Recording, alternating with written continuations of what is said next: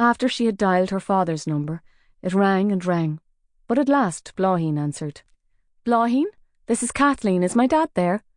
"Oh, hello, Kathleen. How are you? Your dad's not home, I'm afraid. Did he not tell you? He's away off at a funeral at St. Oliver's in Ballincollig." "No, he didn't mention it. Whose funeral?" "His old friend Brian Cooney. One of the last friends he had left, wasn't he? He always used to say that if it wasn't for Brian, he would have nobody to call when any of his old acquaintances passed away. But now Brian's gone too." "That's sad. I can't believe he didn't tell me when I was round there yesterday." "Brian wasn't that old, was he? Only in his mid-70s, I'd have guessed. Had he been ill?" 74 he was, but no, he wasn't ill. He took his own life, poor crater. Swallowed about 100 ibuprofen, your dad was telling me. Mother of God, that's desperate. He'd lost all of his money, that's what it was. Gone bankrupt. One day he had a comfortable pension and he was going off on cruises and all that. The next he didn't have 2 yo-yos to rub together. Katie didn't say anything to Blaheen about her father losing so much money, because she wasn't sure if he had told her about it. Instead she said, "Would you tell him I rang, please, Blaheen, when he gets back? And tell him I can probably call around to see him again this evening." "I will, of course." Once she had put down the phone, Katie stood up and went across to the window. The clouds were tearing apart like grey dish rags, and a watery sun was beginning to shine. The news about Brian Cooney was not only tragic, it was disturbing too. She wondered if Brian and her father had both lost their money in the same investment, and if any other pensioners had been bankrupted by the same scheme. There had been scores of online scams lately, all offering older people the chance to increase their savings, but the victims were often too proud or too embarrassed to report that they had been swindled. Next, her thoughts turned again to Connor. He hadn't made any attempt to contact her since he had disappeared last night, and although she had been tempted to send him a text, she had decided in the end to wait for him to get in touch first. She knew that she ought to tell Dennis McCostagoyne that Connor had confessed to setting fire to Guzai McManus's mobile home, but she was also aware that as soon as the words were out of her mouth, her whole life could collapse all around her, not only her relationship with Connor, but her career. Perhaps Connor had been right, and she should lie and deny all knowledge of what he had done. She sat down at her desk again, and as she did so, Detective Scanlon knocked at her door. She came in, holding up the tin whistle in the green paper bag. "It matches," she said. "I took it down to Bill Finner, and it's identical to the whistle that was stuck in Garda O'Regan's neck." She told Katie about her visit to the music market and what William O'Higgin had said about the guard, and the 5 tin whistles that had been stolen. He thought it was pure strange that only 5 were taken, when the thief could have hobbled all 7 of them. Katie took the tin whistle out of the bag and turned it over and over. Maybe 5 was all he wanted. If the whistle that was stuck in Garda O'Regan's neck was one of them, then maybe he wasn't intending to sell them at all. How many officers are scheduled to be giving evidence at the Disclosures Tribunal? "I don't know for sure, but I could ring Mr. Justice McGuigan's office and find out for you." "You're not suggesting what I think you're suggesting." "I hope not, Padraigeen. God, I hope not. Would you ring His Honour now as a matter of urgency and get a list of all the whistleblowers' names and addresses? Can you also check what each of them is expected to be testifying about? I know for sure that one of them is going to be giving evidence about racism." "I heard that one witness has a whole heap of inside information about financial irregularities at the Garda College too," said Detective Scanlon. "Money being spent on luxury trips abroad and lavish dinners and even prostitutes. Some heads are going to roll, no doubt about it." Katie said, "Padraigeen?" "Oh, I wasn't talking about Garda O'Regan, not his head. I was meaning that there's some quite high-up officers are going to be facing the sack when all this comes out." "Yes, I know. But let's pray it doesn't happen literally." Half an hour later, Detective Sergeant Begley came up to tell Katie that Detectives Buckley and O'Brien were still waiting outside Gwyneth Toomey's flat on Spriggs Road. Gwyneth had been down to Tesco in Paul Street and had returned home at 9:55, but so far there was no sign of Farry. "All right, thanks, Sean," said Katie. "Just tell them to be patient. From what Kaina told me, this Farry is likely to have a monster hangover, so who knows what time he's going to be rolling out of bed." "At least if those scumbags are buying food for him, young Michael must still be alive and reasonably well," said Detective Begley. "Let's hope so, but we'll have to be double wide the way we play this. They'll only have to pick up a hint that we're tailing this Farry fellow, and it could be disastrous." "I've alerted the RSU. As soon as we have some indication of where Michael's being held, they can send along an armed unit to back us up." "OK, grand. Keep me up to the minute, won't you?" Katie followed Detective Sergeant Begley out of her office and went along the corridor to see Chief Superintendent McCostagoin. She found him sitting morosely at his desk, talking to Assistant Commissioner Frank Magorian. Frank Magorian looked as if he were dressed for the golf course. He was wearing a yellow cable-knit sweater and low blue checkered trousers. He also smelled strongly of Issey Miyake aftershave. "Ah, Kathleen," said Dennis McCostagoin. "I was just about to call you. Frank has been asking me what progress we've been making with Garda O'Regan."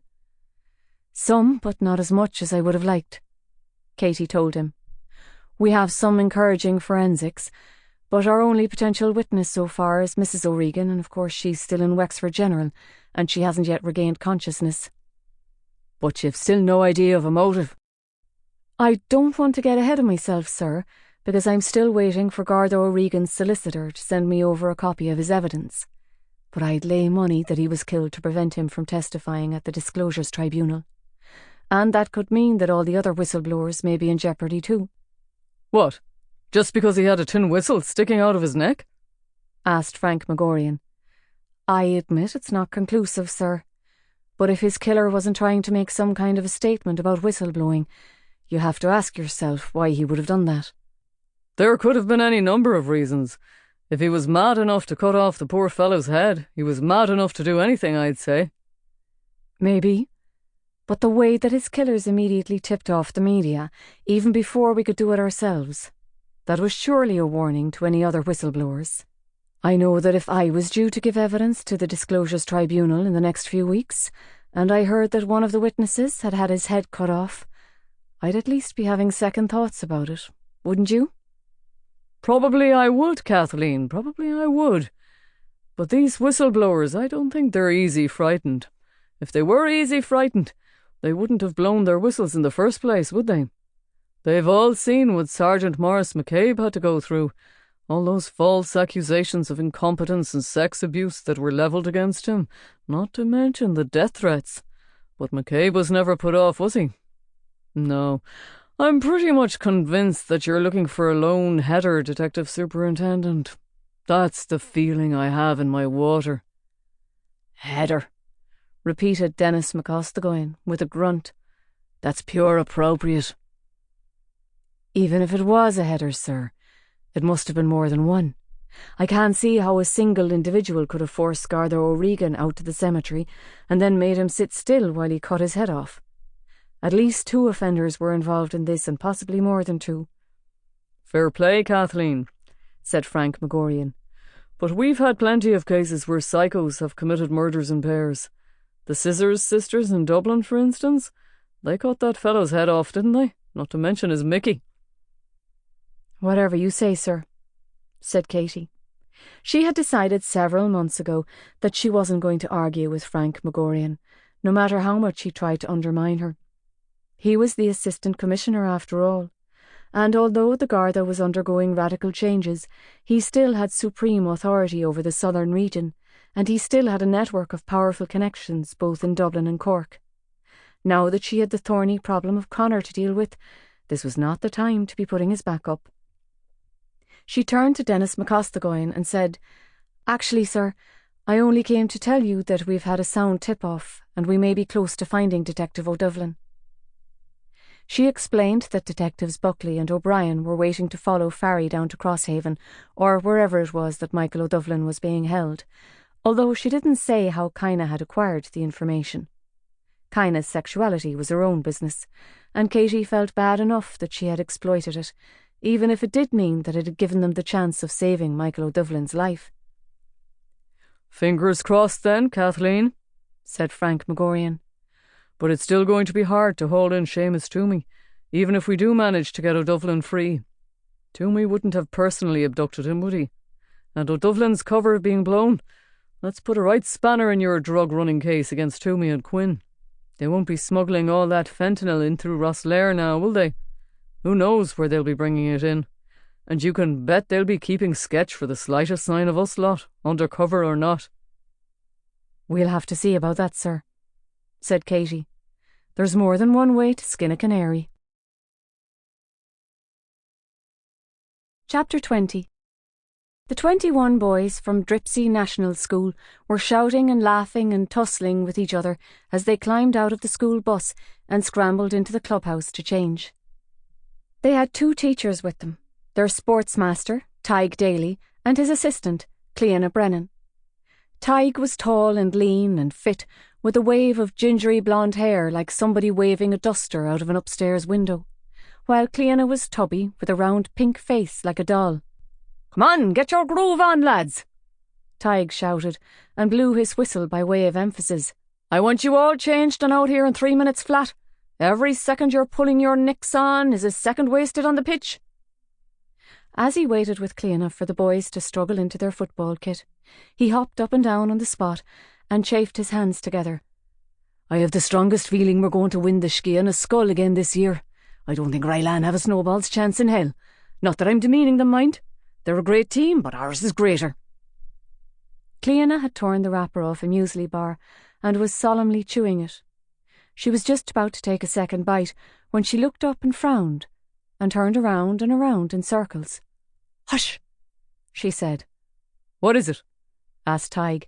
He was still hopping up and down, and now he was punching the air like a boxing kangaroo. "Will you please be still and whisht a while, Tig?" she told him. "I'm sure I can hear someone bawling." "They'll all of them be bawling if they don't come out of that changing room by the time I count down to nothing." But now Cleanna stood absolutely still and held up her hand, and Tig stopped hopping, and after a moment's silence they both heard a faint, eerie howling coming from somewhere close by. Tig looked around O'Brien's field. It was deserted, soggy and flat. To the east there was only a tall row of floodlights and the misty green woods of Inishcarra beyond. To the south the pitch was bordered by the low stone walls of St. Sennan's Abbey, but its ruined tower and its graveyard were mostly screened from sight behind cypress trees. "It sounds like a dog to me. Or a fox, more likely. Maybe it's snagged itself in a fence or it's broken its leg or something." They listened for another few seconds. There was another long silence, but then the howling started up again, thin and plaintive at first, but gradually rising higher and louder and even more distressed. Cleanna said, "I'm sure I heard it say, 'Help me.'" "Oh, come on, Cleanna. The foxes round here are cute, all right, but I never heard none of them talk." "No, I'm sure it said, 'Help me,'" Cleanna insisted. She began to jog towards the Abbey, just as the boys from the football team came clattering out of the clubhouse, all wearing their maroon and white Dripsey NS shirts. "Cleanna!" Tig called her. "Cleanna, we're ready for the kick-off." Cleanna ignored him, swinging open the metal 5-bar gate and disappearing behind the cypress trees into the graveyard. Tig swore under his breath, picked up the football and threw it towards the team's goalkeeper, so hard that it almost knocked the boy over. "There, have a bit of a kickabout, will you? To warm yourselves up, I won't be long." He stalked after Cleanna, his fists clenched and his nostrils flaring. He had always been short-tempered, and it made him furious if things didn't go the way he had planned them. It made him a good sportsmaster, but unbearable to live with, which was why his wife had walked out on him 2 years ago, taking their children with her. "Cleanna!" he shouted. "We can't be bothering ourselves with dogs or foxes or whatever. We have a football game to supervise, for God's sake." He had crunched only halfway along the shingled path before Cleanna suddenly appeared from behind one of the limestone memorials. She came stumbling towards him, jabbing frantically at her phone. "I can't get a signal," she panted. "I have to get a signal." Cleana, what in the name of Jesus is going on? Call for an ambulance, Tig, and call the guards too. There's a young fella desperately hurt back there, and another fella dead with no head in him. What? Said Tig in total disbelief. What do you mean dead with no head on him? But then there was another howl, and it was so agonised and so unearthly that he could only stare at Cleana in horror. Now that he was nearer, he could tell that it was a human being, and not an animal. Tig! See if you can get a signal! Tig took his phone out of his tracksuit pocket and dialed 112. The emergency operator answered almost instantly. Emergency, which service? Here, you talk to them, said Tig, and handed the phone to Cleana. He left her to tell the operator what she had discovered, while he carried on walking stiff-legged between the gravestones to see for himself who was howling in such pain. He found Aidan, lying on his back between two memorials, gripping their granite curbstones, as if he were trying to lift himself out of a bath. His face was ghastly, more like a white Halloween mask than a young boy's face, and his hair was sticking up. His jacket was sodden with rainwater, and his jeans were sodden with blood. Both of his feet had been cut off and were lying on their sides on the shingle, one at the ankle and the other below the knee. Tig could see his bare white tibia protruding from the shredded left leg of his jeans, and a tangle of gristle where his right ankle should have been. It was a miracle that he was still alive and hadn't bled to death or died of shock. Tig kneeled down beside him and cradled his head in his hand. Aidan stopped howling and opened his eyes and stared at him. "Please, no more," he blurted out. "Please, I won't try to run away again. I swear it." "I am not going to hurt you, boy," said Tig. "I've called for an ambulance for you. What's your name?" Aidan Lacey. Is my dad all right?" Aidan tried to sit up, but then he howled again in agony, and his head fell back into Tig's open hand. "Who did this to you?" Tig asked him. I don't know who they were. 3 fellas all with masks on. Is my dad all right? They haven't hurt my dad, have they?" Cleana appeared around the memorial, still holding Tig's phone to her ear. "They're on their way now," she told Tig. "The ambulance and the guards, both of them. How is he?" Aidan had closed his eyes, although he kept twitching and muttering, as if he were asleep and trying to talk to somebody in a nightmare. Tig pressed 2 fingertips to his neck to feel his pulse. 140. It's a little high, but at least his heart's still beating. He was asking after his father. "Over there," said Cleana, pointing over her shoulder without turning around. "I don't want to look at him again. I'll never unsee him as it is." Tig leaned sideways so that he could see past Cleana to the gravestones behind her. 2 rows away stood a lichen-encrusted cross, tilted slightly at an angle. A man in a yellow waterproof jacket was tied to the cross with his arms outspread. There were runnels of blood all the way down the front of his jacket, and his collar had been pulled down to expose his neck. His neck, though, was nothing more than a bloody stump, and he had no head. Tig could see something stick-like and shiny sticking out of his windpipe, but he was too far away to see exactly what it was. "Holy Mary," he said, and he looked down at Aidan, whose eyes were still closed, although he could see that they were moving frantically from side to side underneath his eyelids. "That must be his dad. Who the hell could have done a thing like this to them?" "Yes, I'm still here," said Cleana on the phone. "The boy's horrid shook, but we've taken his pulse and he's still with us." "Cleana, go back to the field, would you? And tell the boys that the practice is off, and could they change back out of their nicks? Tell them to stay in the clubhouse and play games on their phones until we're ready to take them back to school. Just say that there's been a bit of an accident." Cleana went off, leaving Tig alone in the graveyard with Aidan and the headless man. 3 hooded crows came fluttering down and settled on a memorial nearby. They were obviously attracted by the sight of human carrion, but too cautious to start pecking away at the dead man's neck while Tig was so close. Tig didn't want to look at the dead man again, but he couldn't help himself from glancing over from time to time. He wished that he hadn't wolfed down his breakfast so quickly, because he could feel the half-chewed sausages rebelling inside his stomach, and his mouth was suddenly flooded with bile. Aidan opened his eyes again and stared up at the sky, and let out an ear-piercing scream. The 3 hooded crows rose, startled from their perch, but didn't fly far. They circled around the cypress trees and then settled again a little further away, but still within sight of the headless man with the shiny stick-like object protruding from his neck. Soon they were joined by 7 or 8 others, and they clustered around the graveyard, croaking. 15 minutes later, though, a Garda patrol car drew up outside the abbey, followed by an ambulance and then a second patrol car, all with their blue lights flashing. Doors slammed and feet came running along the shingle path. Sulking, the hooded crows rose from their gravestones and flew off westwards over the river, their wings beating like black paper fans. Chapter 21. "I tell you, boy, I'm starving," said Detective O'Brien. "If this scummer doesn't show up soon, I'm going to start eating my feckin' notebook page by page." It was 11:30 now, and Detectives Buckley and O'Brien had been waiting in their unmarked blue Toyota outside Gwyneth Toomey's block of flats for 3.5 hours, since the first damp light of dawn.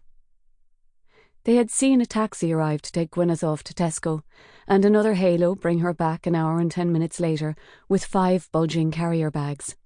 Since then, nobody else had arrived at the flats, and only 3 people had left, and they had clearly been residents on their way to work. Detective O'Brien was 29 years old and whippet thin, with sandy hair and almost invisible eyelashes. Detective Buckley was 36, with a thick neck and black hair that was already turning grey. Despite the difference in their age and experience, they were comfortable in each other's company, like an older brother and a younger brother, which was why Katie often teamed them together. "There's that Sun Valley stores down the arse end of Fair Hill," said Detective O'Brien. "Do you reckon I'd have time to run down there for a hang sandwich, like, and a packet of potatoes?" "Oh, you would, yeah," said Detective Buckley, meaning no. "And what would happen if your man showed up in the meantime we lost him because you'd gone off for a nosebag? She might look like some Bior, but have you ever seen D.S. Maguire when she's bullying? I mean, like, keep your hand on your mebs, by, because she'll bite them off for you and spit them out the window." Detective O'Brien sniffed and looked out of the window. "I'm still feckin' wall falling. I could eat a scabby baby through a tennis racket." Only 3 minutes later, though, a silver Mercedes saloon turned into Spriggs Road from St. Mary's Avenue. It parked at an obstructive angle outside Gwyneth's block of flats, and a meaty-shouldered man with a shaved head climbed out.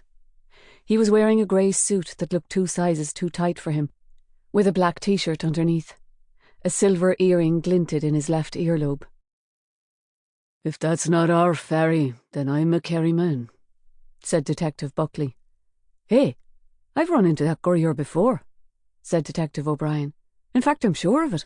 It was years ago when I was in uniform. He used to be a bouncer down at the nightclub on Carey's Lane.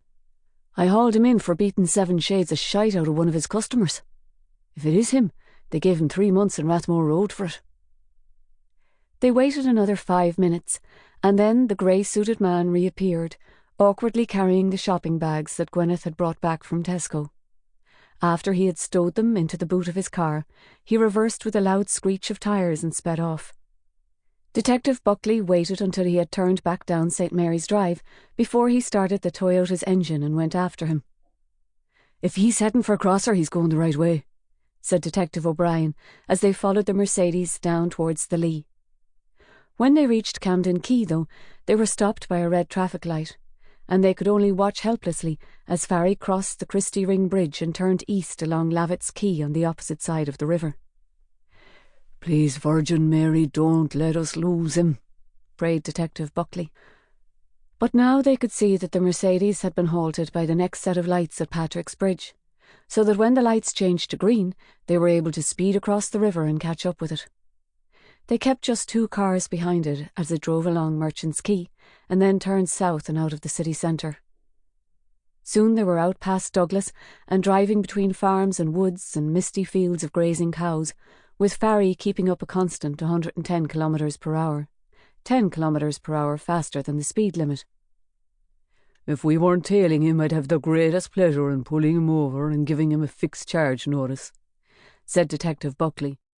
I mean, Jesus, did you see the way he overtook that feckin' Arctic? He's going to be killing himself and then I won't have to pull him over. They sped for nearly 20 minutes down the N28 until they had almost reached Carrigaline. Maybe he'll stop for a scoop and a bite to eat somewhere, said Detective O'Brien hopefully. Don't bet on it, said Detective Buckley, and he was right. Instead of driving into the centre of town, the Mercedes turned left along the bypass that ran along the south side of the Onaboy River and directly into the village of Crosshaven. The sun came out as they passed Drake's Pool and glittered between the yachts that were bobbing at anchor. Toomey and Quinn must be pure minted if they can afford a place here, said Detective O'Brien, craning his neck so that he could see the preposterous houses that overlooked the estuary. You and me are in the wrong job, Steve. Maybe we ought to jack in this detective lark and take up drug smuggling. That'd be a fair handy number now, wouldn't it, with our inside knowledge? You and me, we could easy sneak €500,000 worth of opioids in through Ringness Skiddy without the revenue even getting a sniff of them. Forget it, said Detective Buckley.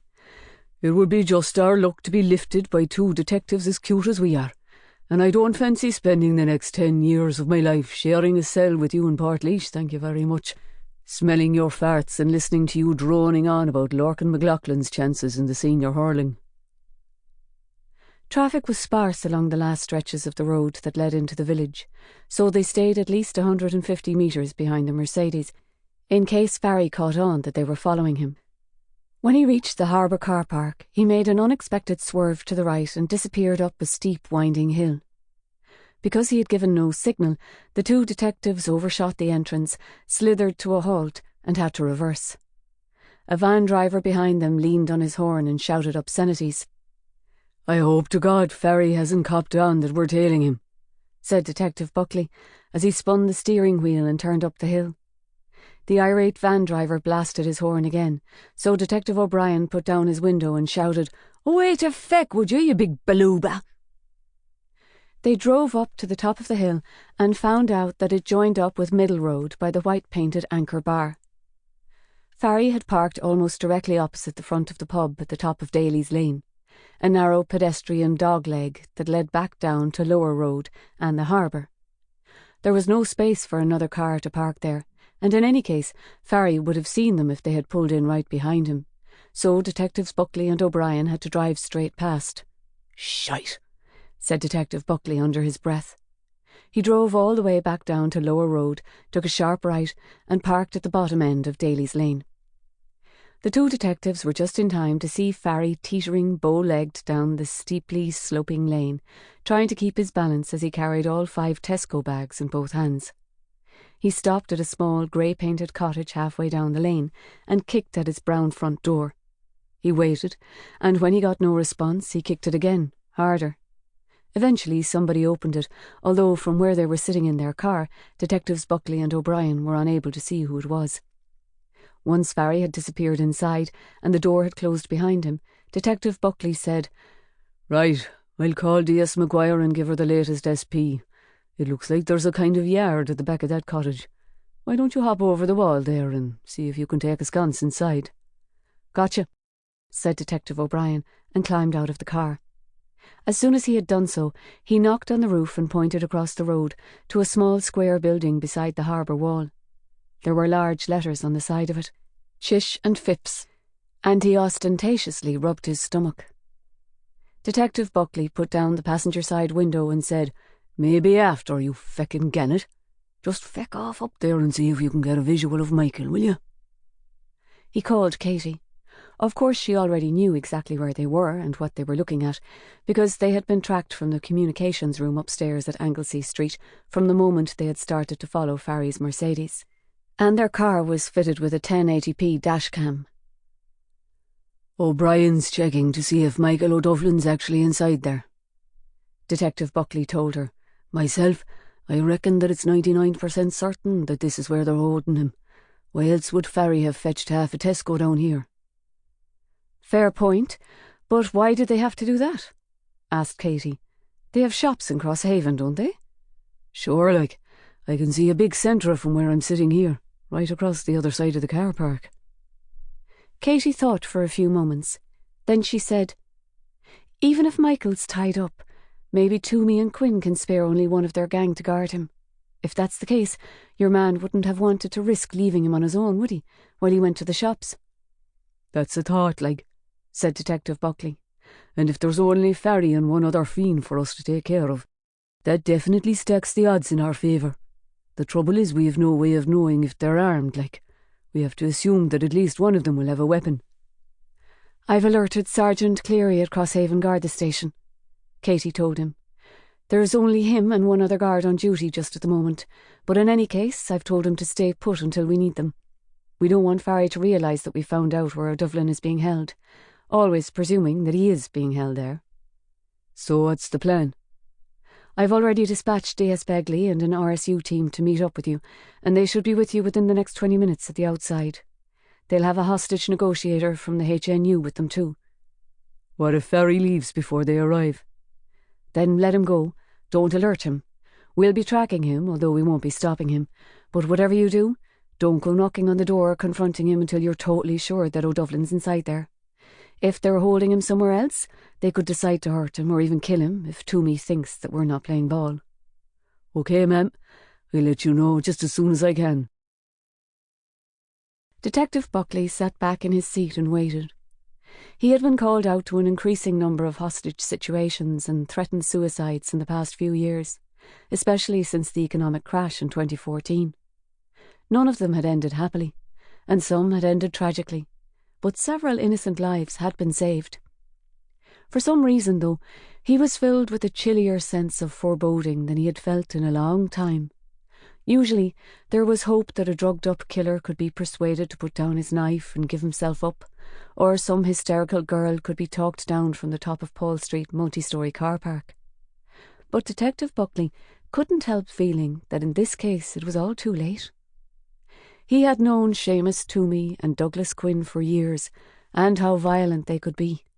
If Detective O'Doughling wasn't dead already, then there was a serious risk he very soon would be, and that there would be other deaths too, before it grew dark.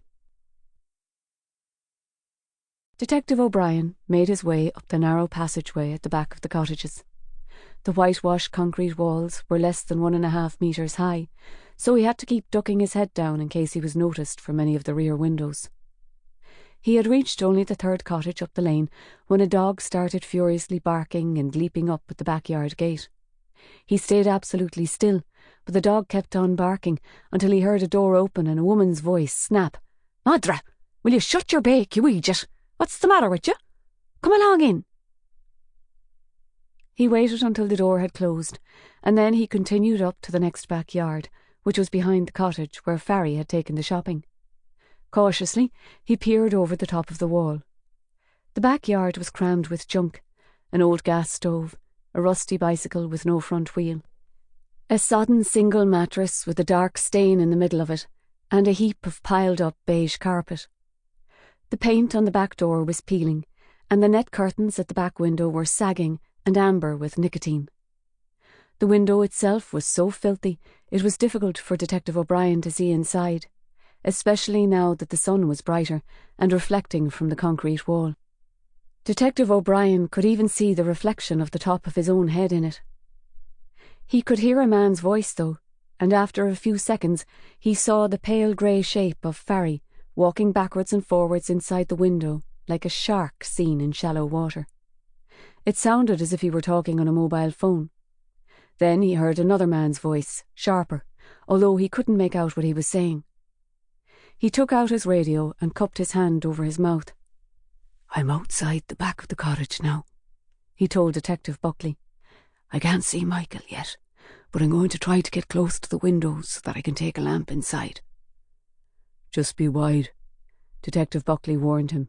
You know what these bastards are like. I have you. Detective O'Brien lifted the latch on the back gate, but when he pushed against it, he found that it was bolted.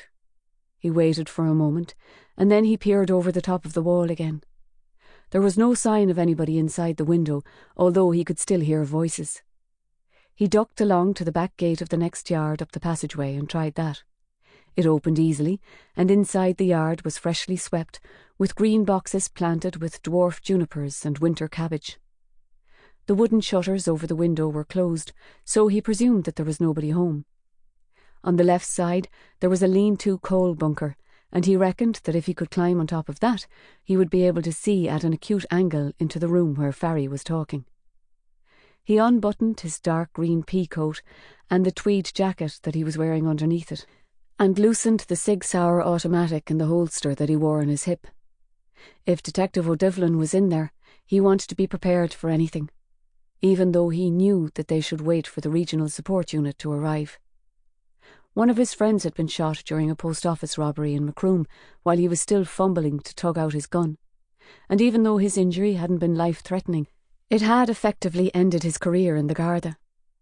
He let himself into the backyard and quietly closed the gate behind him.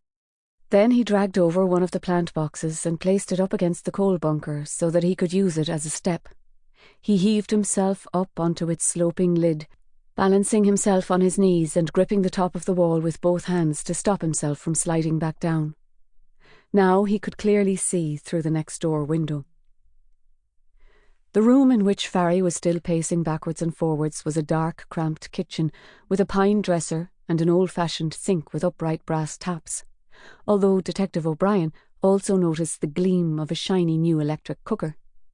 The kitchen door was wide open, so that he could see right through to the living room at the front of the cottage, but he could only make out the back of a red upholstered armchair with a man's black hair sticking up. It could have been Detective O'Divlin, or the man who was guarding him, or neither. There was nothing more that Detective O'Brien could do. If he couldn't confirm that Detective O'Divlin was being held here, the RSU wouldn't be able to negotiate with Farry to release him unharmed. They would have to smash their way in with a battering ram and stun grenades.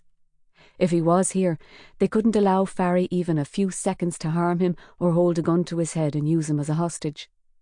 But even if he wasn't, they would still have to stop him from picking up his phone and warning Seamus Toomey that the Garda hadn't kept their side of the bargain, which could mean that, wherever he was, Detective O'Divlin was in real danger of being instantly shot.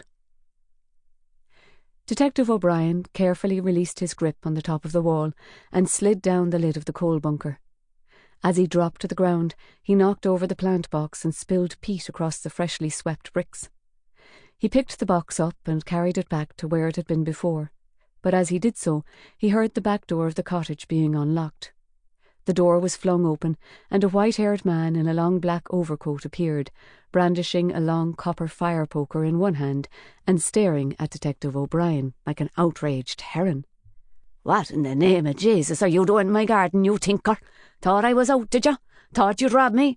Well, I was out, but now I'm back and I'm calling the guards. You just wait there, you no good knacker. Stall it, will you? Said Detective O'Brien. I'm not here to rob you. I'm a guard myself. Look, I can show my ID. Oh, that's the oldest feckin' trick in the book, that is. The old man spat at him. You can get them IDs on the interweb these days, everybody knows that. You think because I have a few white hairs that I'm some kind of gum? You just wait there. Listen, I'm sorry I knocked over your plants there, but you'll just have to take my word for it that I wasn't here to rob you, and now I have to go, so goodbye. As Detective O'Brien opened the back gate, the old man came hobbling out and struck the gate hard with his fire poker. You stay right there. I'm calling the guards. I might have caught you before you robbed me, but it'll be one of my neighbours you'll be robbing next, as sure as eggs is eggs.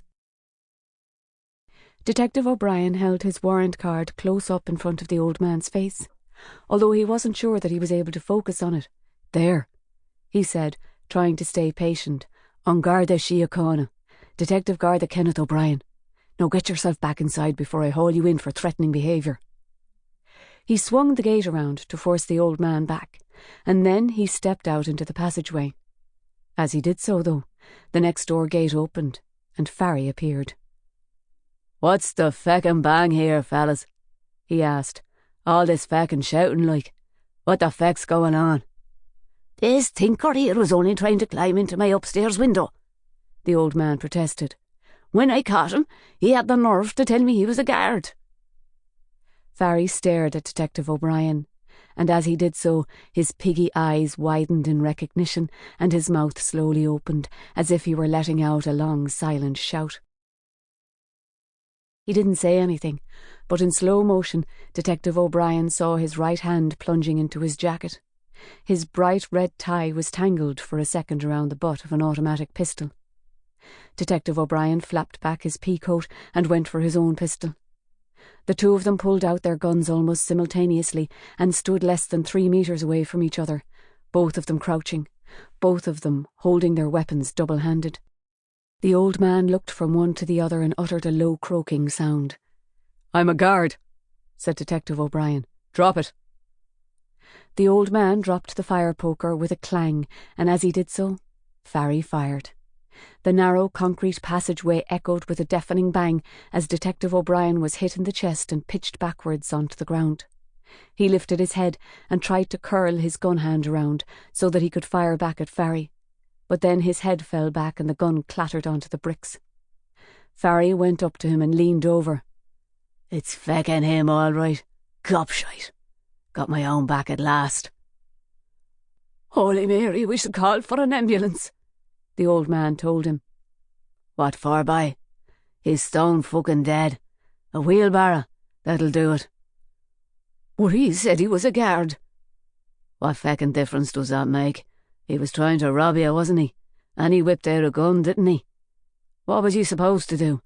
Let him shoot you first, and then rob you? That was self-defence, like, no question about it. Primey fashy." Another man appeared from the junk-filled backyard.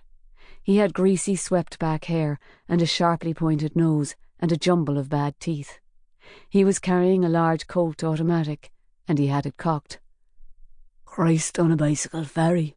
What have you been and done now?" "Self-defence," said Farry. He was beginning to pant now, as if he were suffering the beginnings of an asthma attack. "He pulled his gun on me, Vincent. Didn't give me no feckin' warning at all. What else was I supposed to do? Hey, you'll back me up, won't you, old fella?" "Oh, sure, like. I'll back you up, all right," said the old man, although he kept glancing nervously down at Detective O'Brien lying on the ground. Rivulets of dark red blood were creeping along the pattern of the bricks. "So what in the name of God are we going to do with him now?" asked Vincent. "We can't just feckin' leave him here. The cats will be after him." "I should ring the emergency," said the old man, picking up his fire poker. No, you don't want to be after doing that," said Farry. "We have friends who can handle this without any of the bother. Vincent, give Seamus a bell, would you, boy?" "Why me? You feckin' shot him, Farry, not me." They were still standing in the passageway, wondering what to do, when they heard a shout. "Freeze! Armed Garda! Drop those weapons and put up your hands." They turned around and saw Detective Buckley stalking up the passageway towards them with his pistol raised. "Oh, Christ," said Farry with a breathless wheeze. "Come on, Vincent. Sketch." "Hey," said the old man. But Farry and Vincent bundled back into their back gate, slammed it shut, bolted it, and then locked the back door too. Detective Buckley reached the gate and hammered on it with his fist. Then he looked down at Detective O'Brien. "Self-defence," said the old man. Detective O'Brien's pale green eyes were open, and he was staring blindly at the sky. "What?" said Detective Buckley. He was too shocked to understand what the old man meant. But then he looked over the backyard wall into the kitchen window, and he could see Farry and Vincent open the front door of the cottage. He could see another man too, and they seemed to be pushing or dragging him out. "Call 112, he told the old man. "Tell them what's happened and where. There's a Garda being shot. Do it now." With that, He pelted back down the passageway to Lower Road so fast that he nearly stumbled over. He climbed into his car, started up the engine and U-turned in the middle of the road, his tyres slithering on the tarmac. His guess was that Farry would be returning to his car opposite the Anchor Bar and speeding off down Middle Road, which joined Lower Road down by the harbour wall. He felt numb, and everything around him was a jumble of disjointed images. The russet-painted houses and the stone wall flashing past him, the yachts in the harbour, a man and his dog skipping to cross the road in front of him. All he could hear was the blood thumping in his ears. Farry's Mercedes came hurtling out of Middle Road, just past the Ore Bar pub. It collided with the side of Detective Buckley's car with a smash that sent the Toyota rolling sideways over the retaining wall in the middle of the road and into the path of an oncoming van.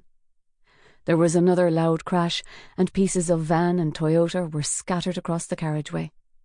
Detective Buckley's car ended up on the pavement, on its roof. Farry didn't stop. Although his Mercedes had lost a hubcap and its offside headlight was hanging down like a gouged-out eyeball, he put his foot down and headed off towards Carrigaline and Cork. On Lower Road, by the harbour, the only sound was the keening of seagulls. 3 yachtsmen hurried over to Detective Buckley's car and tried to prise open the driver's door. Several customers from the Ore Bar climbed over the wall to help them, and one of them brought a tire iron. Detective Buckley was upside down, hunched against the Toyota's roof. His head was resting at an acute angle against his right shoulder, and even somebody with no medical training could see that his neck was broken. Chapter 22. Katie was trying to decide if she wanted a chicken and stuffing sandwich when Chief Superintendent McCostagoyne called her.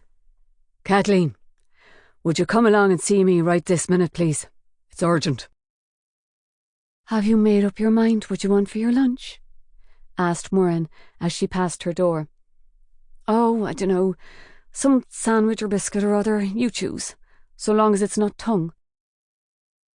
When she reached Dennis McCostagoyne's office, she found, unusually, that the door was closed. She knocked, and when she went in, she saw that Superintendent Pearce was there too, and Inspector O'Rourke, and Sergeant Nolan. She could tell by their expressions that something serious had happened. Dennis McCostagoyne stood up from behind his desk and said, "We've had a call from a schoolmaster in Dripsey. He was taking his boys for a practice match at the Dripsey JAA grounds by St. Senan's Abbey. He and his assistant heard somebody crying out, so it seems, and when they went to investigate they found a young fella in the graveyard there, badly injured. Both of his feet were severed." "My God, how? Was it an accident?" "Very far from being an accident, Kathleen. The young fellow's name is Aidan Lacey, and he's the son of Sergeant John Lacey. I'm sorry to say they found Sergeant Lacey too, tied upright to a gravestone.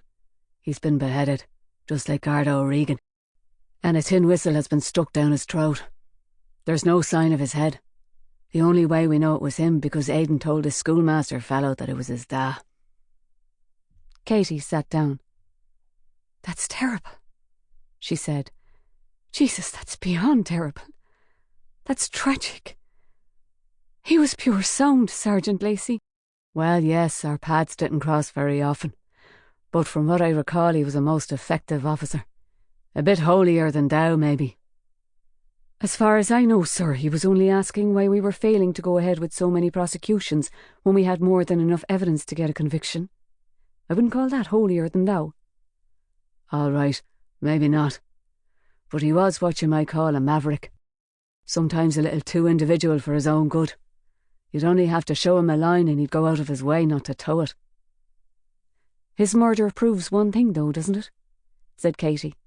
Frank Magorian was totally off beam with his theory about a lone header being responsible for killing Garda O'Regan. There can't be any question at all now. Somebody was out to prevent both O'Regan and Lacey from saying their piece at the Disclosures Tribunal, and to make a show of them too, I'd say, to warn off any others who were supposed to be giving evidence. "Has Justice McGuigan sent you the full list of whistleblowers yet?" asked Superintendent Pearce. "I'm expecting it any minute. It might even have arrived already." "Well, This may sound like shutting the stable door, but as soon as you know who they are, I'll be making immediate arrangements to have them all protected." "Protected how?" Katie asked him. "Depending on their own preference. We can either install them in a safe house somewhere until they've given their evidence, or else we can give them a 24-hour armed guard from the RSU. "That's all very well, but we have to consider who might have murdered Garda O'Regan, and now Sergeant Lacey, and what their motive was.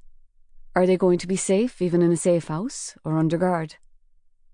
"What are you suggesting?" asked Dennis McCostagoyne. "I'm not suggesting anything. I'm simply asking the same question that I always ask when a crime's committed. Who stands most to benefit? In the case of these two whistleblowers, it could be a Garda who's been bending the rules and might be found guilty by the tribunal." "You're seriously saying that O'Regan and Lacey could have been murdered by a serving Garda officer?" "Or officers, yes, plural. It's a possibility we have to consider. In fact, with those tin whistles pushed down their throats, it's more than just a possibility. Who else would think of doing that but somebody who was resentful about whistleblowers and didn't want their evidence to come out?" "Well, you never know," said Inspector O'Rourke. "It could have been done deliberately to put us off the scent, to make us suspect that it was Gardaí who killed them. There's more than one criminal gang in Cork that is happy with the status quo." "I hope you're not saying that we should be happy with the status quo too." "There has to be some level of live and let live when it comes to policing, ma'am. You know that as well as I do. We don't have the budget or the manpower to follow up every single minor transgression." "There's a difference between live and let live and outright bribery, Francis." "It depends what degree of bribery you're talking about. If a guard has a burger in the cockbull and asks them if they take a warrant card, does that really constitute corruption? It's more like friendly community relations, if you ask me. Come on, ma'am. All of us have been approached at one time or another and offered a favour to turn a blind eye. I was approached myself by the authentic IRA, you'll remember, when Bobby Quilty was running it. And I believe that even Frank Maguire has had €100 notes waved under his nose from time to time." Katie was too impatient to argue about potential perpetrators any longer. "Sergeant Lacey, have the Technical Bureau been notified?" "They have, yes," said Superintendent Pearce. "Bill Finner's putting a specialist team together right now." "Well, I'm going to Dripsey to see this for myself," Katie told him. "The media don't know about it yet, do they?" "No, we're keeping a lid on it, just like we tried to do with Garda O'Regan. Although that will probably do us a fat lot of good. Matthew McKelvey down in the press office says there's no indication that the media have been tipped off about it yet, but it wouldn't surprise me if they will be very soon. I think I'll come with you," said Dennis McCostagoyne. "Really?" asked Katie. "To pay my respects, so to speak. I knew Sergeant Lacey's father, and it's been a while since I saw a real live dead body. Perhaps I need to remind myself of the reality of this job. It's not all paperwork and policy meetings and Masonic dinners." When they arrived at the ruins of St. Senan's Abbey, they found that the graveyard was cordoned off and crowded with uniformed Gardaí from Ballincollig, as well as forensic technicians and photographers. A coroner's ambulance was parked across the entrance to the GAA pitch. Although the sun was shining, the surface of the lane and the bushes all around it were still wet with this morning's rainwater, so that they sparkled, and a thin mist was rising between the gravestones, so that it looked like a scene out of a ghost story. Katie had driven here with Detective Inspector Mulligan and Detective O'Donovan, while Chief Superintendent McCostagoyne had followed them in another car with Inspector O'Rourke. Before she had left, Muireann had brought Katie a turkey sandwich and a packet of Kyo's crisps, but Katie had asked her to keep them for later. She had once said to Connor that witnessing death was the most effective diet ever. She had been thinking about Connor as Detective O'Donovan drove them out to Inishcara on the Cork Ring Road. She had still had no word from him, and he could be anywhere. He might even have left the country. The death of Guzai McManus and his female companion in the fire at Ballynock had appeared on the TV news and in the papers, but Inspector Carroll had been quoted as saying, "We've no leads so far as to who might have started the blaze, and so we're appealing to anybody who might have any information at all to come forwards." She knew that included her, and she knew that with every second she hesitated to report Connor's confession, she was giving him a better chance to escape justice. She loved him. She thought she loved him anyway, but her feelings were so mixed now. He was guilty of a major crime, no matter how passionately he had hated Guzai McManus for the cruelty that he had inflicted on so many hundreds of dogs, and despite the fact that he hadn't deliberately set out to kill him. But was it love that was holding her back from reporting him, or cowardice? Was she frightened that her involvement with him would damage her career or even wreck it altogether?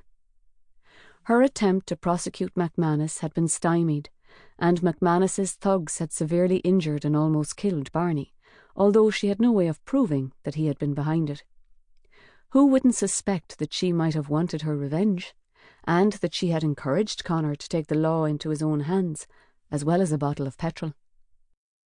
She was still thinking about Connor when they all climbed out of their cars and walked into the graveyard. He was like a nagging headache that refused to go away. But as she crunched along the shingle path and saw the sunlight shining through the empty windows of the Abbey Tower, she knew that she had to turn her mind now to other things, and she also knew that she was close to making a decision. Bill Finner had arrived only a few minutes before them, and he was standing between the memorials where Aidan Lacey had been found, talking to one of his technical experts, who was taking blood samples from the stonework, and to a freckly-faced sergeant from Ballincollig. "How's it going, ma'am?" he greeted her. "This is Sergeant McPollen. He was one of the first on the scene. I'm afraid we have another execution on our hands."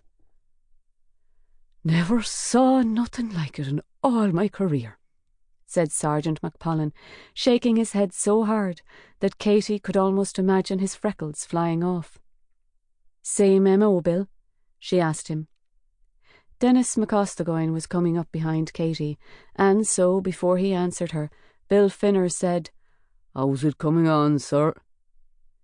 "I wanted to see this for myself," said Dennis McCostagoyne. "When you injure one Garda, you injure all of us. This kind of thing, it shakes us right down to our very foundations."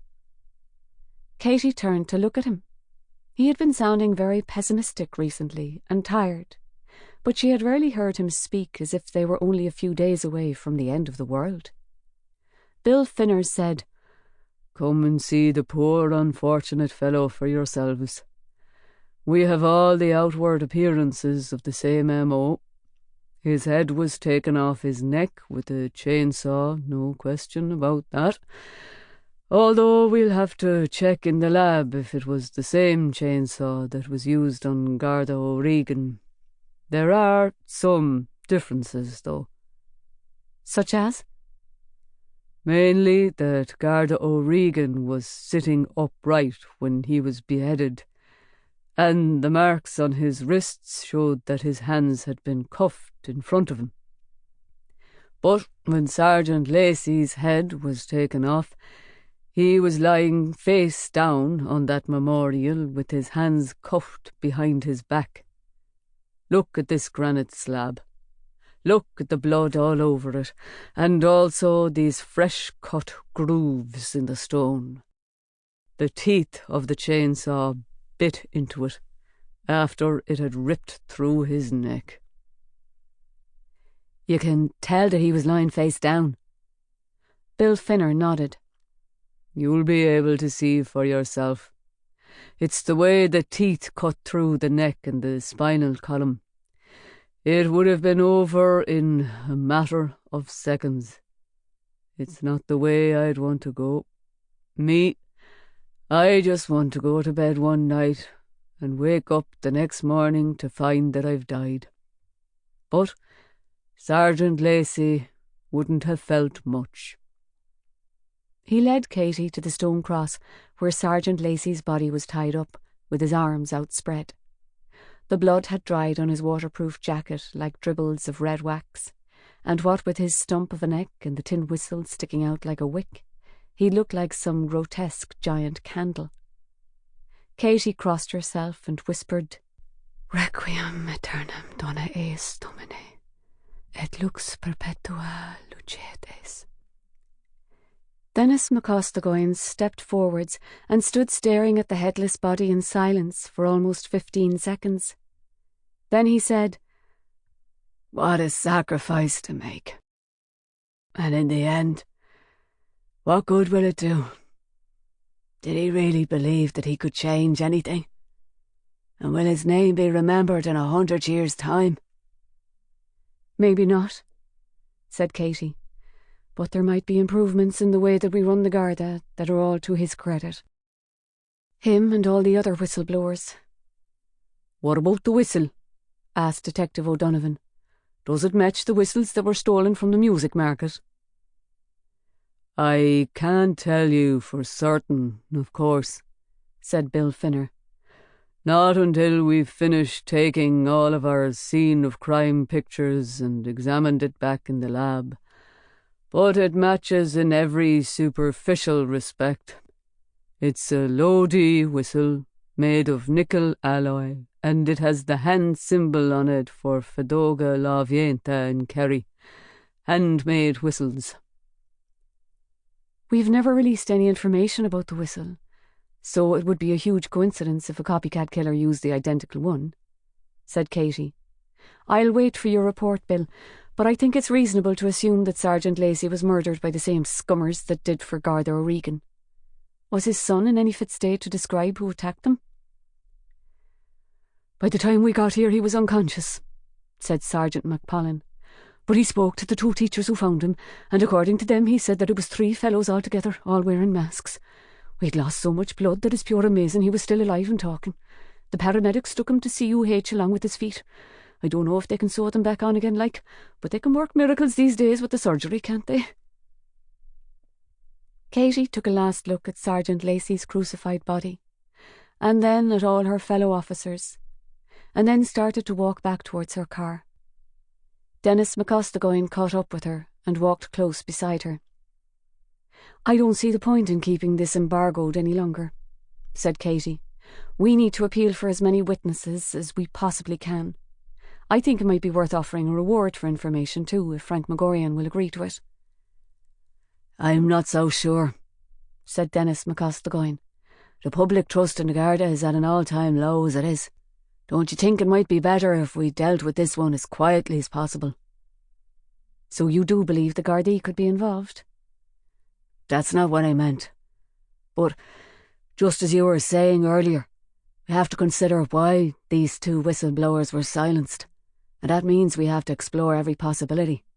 Unfortunately, that includes the possibility that there may be certain Garda officers who are keen not to have certain evidence divulged in front of the tribunal, and who may go to some lengths to make sure that it doesn't come out." "I'm sorry, sir, but that sounds as if you're agreeing with me." Dennis McCostagoyne reached his car and opened the passenger door. He looked around at St. Senan's Abbey and then back at Katie. "We give so much to this job, Kathleen. We give everything. We risk our lives. We risk our reputations.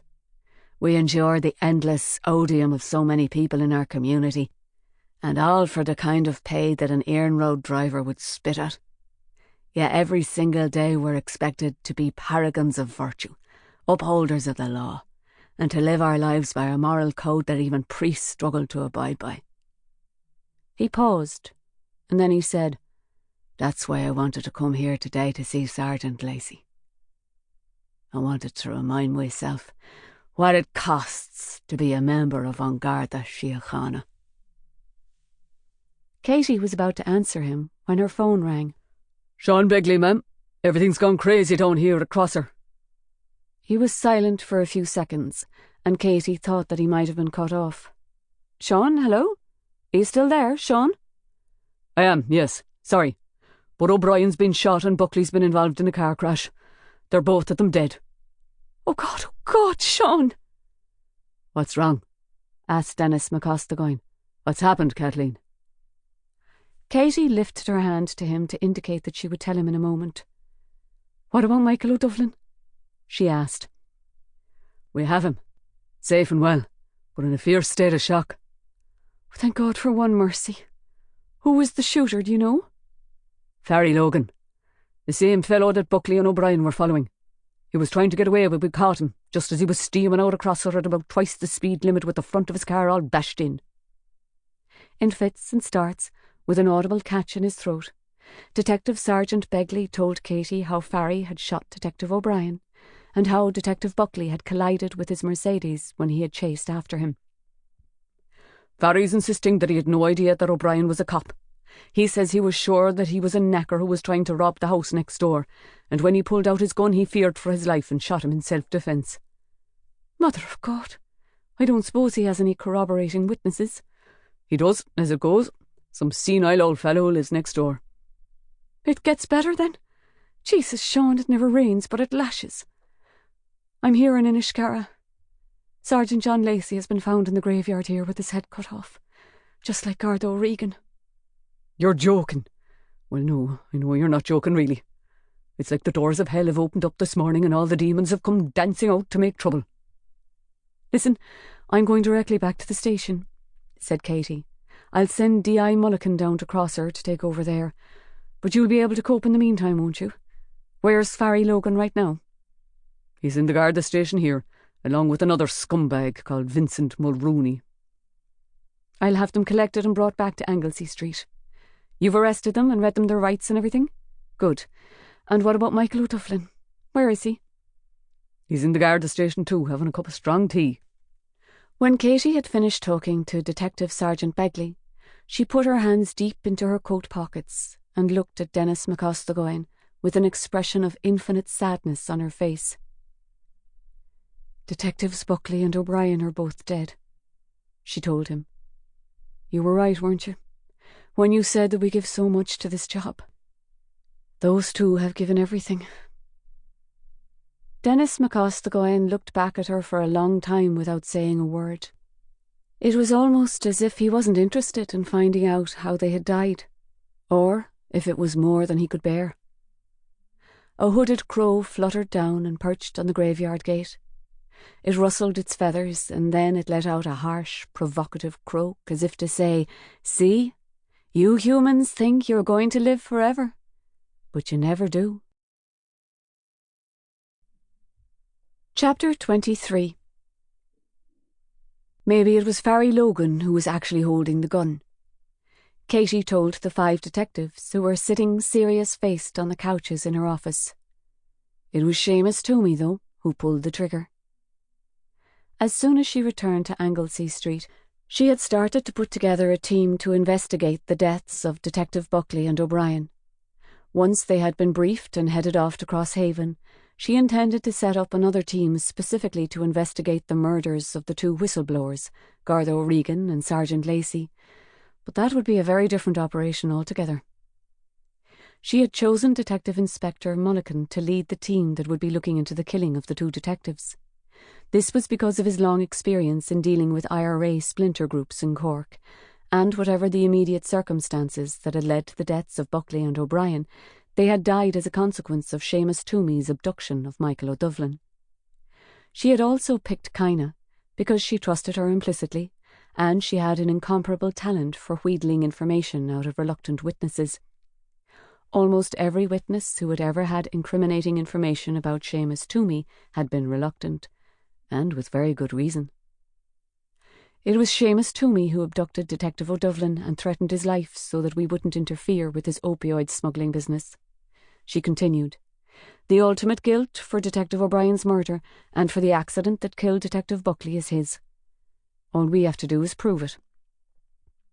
She held up her hand and ticked off on her fingers the charges she wanted them to prove against Seamus Toomey. "I want him convicted as an accessory to murder, for hostage-taking as defined under the Terrorist Offences Act of 2005, for false imprisonment, for the threat to kill or cause serious harm, and for drug running under the Misuse of Drugs Act. Now we have Detective O'Dufflin safely back with us. Toomey no longer has that leverage against us. It's just an appalling tragedy that his freedom was won at such a cost." "It's not only Toomey we need to be going after," said Kaina. "Douglas Quinn and Toomey's sister Gwyneth are equally involved in Fullen a Heron. In fact, I'd say that Gwyneth has a heap more influence over their activities than you'd think. Heap, in her case, being a most appropriate word. Ugh, it makes me fair shudder to think of her. Let's take this step by step, though, said Katie. These are wily and influential and violent people, even if they might give the impression that they're nothing more than a gang of Fairhill gurriers.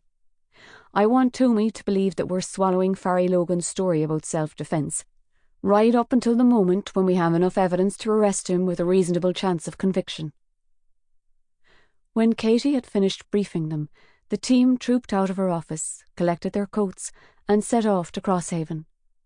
Bill Finner's deputy, Fergus Kenny, had already left with 3 technical experts to photograph Detective O'Brien's body and Detective Buckley's overturned Toyota.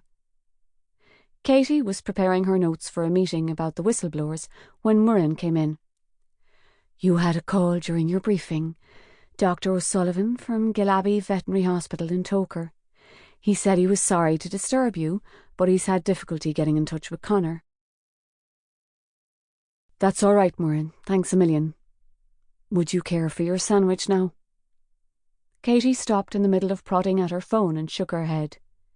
"You should, you know, ma'am.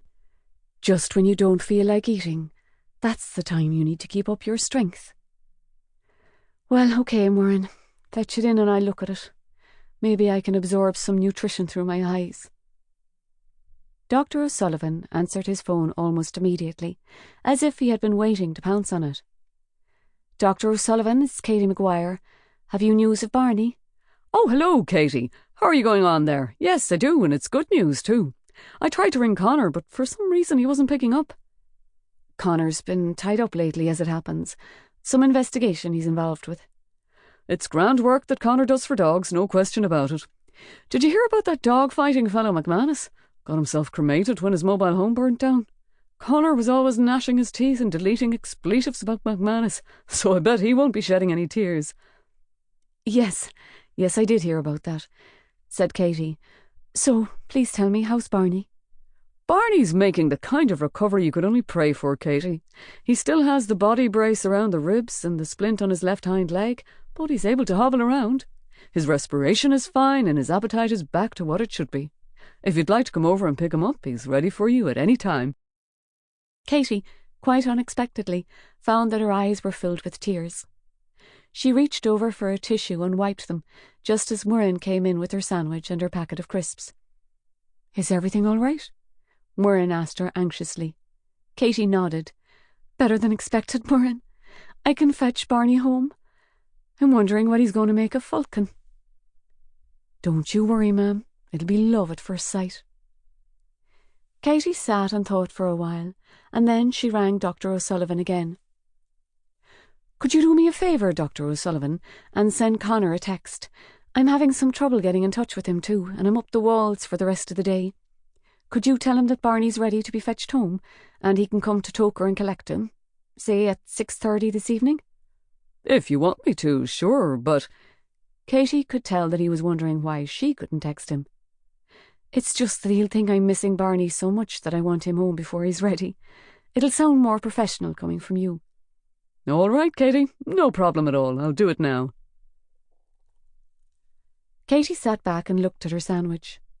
She had made up her mind about Connor when she had seen the sunlight shining through the empty windows of St. Senan's Abbey. But now she had put her decision into train, and she knew that there was no going back on it. Maybe she was being over-optimistic about Connor's feelings for her, and about his concern for Barney's welfare. Maybe he was too far away to reach Toker by 6:30. Maybe, as she had thought before, he wasn't even in the country. She finished preparing her notes on the whistleblowers, and she couldn't help being aware of how quiet the station was. There was none of the usual laughter or the slamming of doors. They had lost more officers in this 1 week than they had in the past 3 years. Superintendent Pearce had sent 2 of his officers out about an hour ago to inform Detective Buckley's wife and Detective O'Brien's parents that they had been killed in the line of duty. She would visit them herself tomorrow morning. Inside her head, she could still hear Detective O'Brien's cacophonous singing. He had always maintained that, because he was ginger, he could sing as well as Ed Sheeran. "It's in the genes," he had always insisted. "When you have tenora pubes, that's the only way you're ever going to get a girl. Serenade her. She tried to smile at the memory of that, but she couldn't. She picked up her plate and dropped her sandwich into the wastepaper bin. At 4 o'clock, she went along to Dennis McCostigoyne's office to set up her investigation to track down the killers of Garda O'Regan and Sergeant Lacey. All of her team were already gathered there, talking in subdued voices. "I'm calling this Operation Butterfly," she announced as she sat down. "It's after that traditional tin whistle tune, the Butterfly. I'm told it's one of the easiest tunes to pick up. So let's hope the murderers of Garda O'Regan and Sergeant Lacey are the same." "Well, we have at least 2 eyewitnesses," said Detective Inspector Robert Fitzpatrick. "The only trouble is that Mrs. O'Regan's in a coma still, and the lad's in no fit state to be interviewed yet." Detective Inspector Fitzpatrick would be heading up the operation, with Detectives Scanlon and O'Mara. Katie had also brought in 2 newer recruits, both of whom had only been posted to Anglesey Street at the end of August. Detectives Bedelia Moorish and Carborough Crean. She had wanted them as part of the team because they were young and bright and had both shown themselves to have a natural talent for undercover work. She had also chosen them because they were so new to Cork and were less likely to have picked up any bad habits from longer-serving detectives or been influenced yet by any of the city's gangsters, either financially or by threats of violence. Detective Moorish came originally from Mayo and Detective O'Creen from Sligo. She hadn't mentioned her reasons for selecting them to Dennis McCostigoyne or Detective Inspector Fitzpatrick, and she felt a twinge of guilt that she was being so suspicious about her fellow officers. All the same, she believed that a healthy dose of suspicion might be the only way to make sure that no more whistleblowers lost their heads. "Bill Fenner says he has a heap of forensic evidence," said Detective Inspector Fitzpatrick. "He has footprints, tyre tracks, and he has a cigarette butt too that might have been dropped by one of the offenders. There's no question that when we hold them in, we'll be able to prove beyond any doubt that they were the guilty parties. Always supposing we do hold them in." Detective Inspector Fitzpatrick was a handsome, athletically built man of 52, with close-cropped grey hair and the face of a rugby player, strong forehead, strong jaw, and a short Roman nose with a bump in the middle. It was only his eyes that put Katie off. They were so pale and colourless that they could have been soaked in bleach all night, and it was almost impossible to tell what he was thinking. He had surprised her once by stopping her in the corridor to admire a Max Mara blazer that she had been wearing, even though his voice had been flat and his eyes had been equally expressionless. She had gone home that night and told her previous lover, John, that she felt as if she had been complimented by a cod. His colourless eyes and his flat voice weren't important, though. What counted was his huge experience in dealing with cases of bribery and fraud. It had taken him over 2 years, but he had eventually found damning evidence that several Cork County councillors had been paid hundreds of thousands of euros to approve housing developments in and around Clonakilty. Detective Moorish was skinny, with straw-coloured hair that was usually plaited into a coronet. Her eyes were misty blue and slightly hooded, and she had a tendency to sit with her mouth open when she was listening to anybody talking to her, which gave her the appearance of being dim. However, she had passed all of her tests at Templemore with outstanding grades, and she had applied to join the National Surveillance Unit, the most secretive arm of An Garda Síochána, with only about 100 officers, all of whom remained undercover both on and off duty. To look at, Detective O'Creen could have been any one of the young men crowded around the bar at Havana Brown's nightclub every evening, with his hair shaved up at the sides and a bland, pudgy, innocent face. Like Detective Moorish, though, he had scored high marks in his training exams, and he was a 4th-grade kickboxer. For beginners, we'll be combing through all of the evidence that Garda O'Regan and Sergeant Lacey were intending to present to the Disclosures Tribunal, said Katie. They'll have named the names of Garda officers who they suspected of favouritism or corruption or incompetence or taking bribes. As far as possible, we'll be checking on the whereabouts of those officers at the time that the murders were committed. We'll be showing deference to nobody in this investigation. It doesn't matter if the officers accused of malfeasance are traffic cops or chief superintendents. We need to assess if the accusations against them were likely to have cost them their careers or possible demotion if they were proved to be true. To that extent, we'll be prejudging the conclusions that His Honour Mr Justice Peter McGuigan will eventually be coming to. Don't get me wrong, I'm not saying necessarily that it was Garda who murdered our 2 whistleblowers. Garda O'Regan was about to give evidence that criminals who were supposed to be locked up in prison were walking about free, while Sergeant Lacey apparently had information that the prosecutions for a rake of car thefts were quietly being dropped before they could be taken to court. So, we'll also have to be looking into the movements and motives of prison officers at Rathmore Road, as well as prosecution solicitors in the DPP. What concerns me more than anything is that Garda O'Regan and Sergeant Lacey were preparing to give evidence about 2 totally different areas of corruption. If they were murdered by criminal gangs, it doesn't seem logical that it was the same criminal gang. The criminals who were let out of prison were drug dealers, the others were car thieves. Yet both victims were murdered in exactly the same way. Both were beheaded, and both had tin whistles stuck into their necks. So, what's the connection? How many more whistleblowers are scheduled to be given evidence? Asked Detective Moorish. And what are they given evidence about?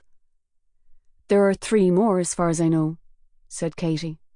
We've asked the Justice's office for their names and the names of their lawyers so that we can find out exactly what testimony they're intending to present to the tribunal. Not only that, and this is urgent, we're also going to give them protection. I've already discussed that with Superintendent Pearce, and I'll be discussing it again with him after this briefing. Dennis McCostagoyne cleared his throat. I don't have to tell you that this investigation has to be kept strictly confidential at every level, he told them. These days with the social media, the Twitter and all that, you're guilty as soon as somebody accuses you. The whole reputation of An Garda Síochána is at stake here, and we don't want to see it sullied. They all looked at each other. They all realised that the evidence they uncovered could be devastating for the force's reputation. Katie had never known a case so critical to so many careers, including her own. Her phone rang. It was Detective Sergeant Begley. How's it going on, ma'am? Sorry if I'm interrupting anything, but I've just managed to have a bit of a chat with Michael O'Dufflin. Oh yes, good. How is he? He's still in shock, to tell you the truth, and I can't get too much sense out of him. I'm suggesting that I send him home for the night to recover, like. He can come into the station in the morning and tell you the full story then. I'm sure he'll make much more sense tomorrow than he does now. All right, Sean, said Katie. That sounds sensible. You don't think he needs to see a doctor, do you? I wouldn't say so. They didn't physically assault him at all. I think they just scared the shite out of him, like, do you know what I mean? Yes, said Katie. I know what you mean, all right. Chapter 24. Katie was getting ready to leave when Superintendent Pearce appeared in her office doorway. He looked deeply tired. What a day, he said, and sat down on one of the couches under the window. It's been one of those days when you wish you could wind back the clock to breakfast time and start it all over again. Katie stood close beside him. She felt like putting her arms around him and giving him a consoling hug. I'll be visiting the Buckleys and the O'Briens myself tomorrow morning. It'll be full state funerals for the both of them. I'm going to miss them so much. I thought you'd like to know that Farry Logan and Vincent Mulrooney have just been brought in from Crosser. We're processing them now. Do we know if they're going to be asking for legal aid? No, they won't at all. That's almost the first thing that Logan said. He said he wasn't going to answer any questions but to ring for his solicitor, Nicholas Burke, from Sweeney and Burke, no less. Nicholas Burke? That's Slimeball? Fair play, he's a brilliant Slimeball, as Slimeballs go. He got Bobby Quilty off that sexual assault charge, didn't he? And I should have never known how he managed to do that. But he's not cheap, is he? I lay money that Seamus Toomey will be picking up the bill. Superintendent Pearce hauled himself up onto his feet again. I'll arrange for a preliminary interview tomorrow afternoon, if that's okay with you. We can do some further questioning when D.I. Mulligan and the technical boys and girls get back with whatever they've found. I'll be coming downstairs in just a minute, said Katie. I want to take a sconce at those two before I leave. I want to have their faces firmly fixed in my mind's eye, do you know what I mean? Because I'm not going to rest until I see them on the front page of the Echo, convicted of murder and sent down for life. She was buttoning up her coat when Muireann told her that she had a call from a forensic accountant named James Gallagher from the Garda National Economic Crime Bureau in Dublin. Me and my colleagues have almost finished going through Jimmy O'Faolain's books, he told her. They've made pure entertaining reading, I have to tell you. Like Eat Your Heart Out, Dan Brown. These are really great works of fiction. We'll have dotted the I's and crossed the T's tomorrow, but I believe we've already pinned down what you're looking for. Perhaps I can come down to Cork the day after tomorrow and I can go through them with you. That sounds perfect, said Katie. Can you give me a clue what you found?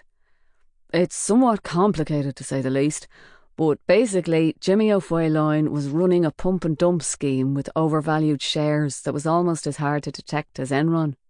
At the same time, he was operating a Ponzi game with carbon futures that didn't actually exist, not in the future, nor at any other time. Was there any single investor or group of investors who lost out more than the others? We believe there was one demographic group who were harder hit, yeah. Although it's not entirely clear from the code names that were used. You'll see for yourself, though, when I bring all our audits down to show you. It's fascinating stuff. By the time Katie came downstairs, Farry Logan and Vincent Mulrooney had been processed and photographed and locked in their cells.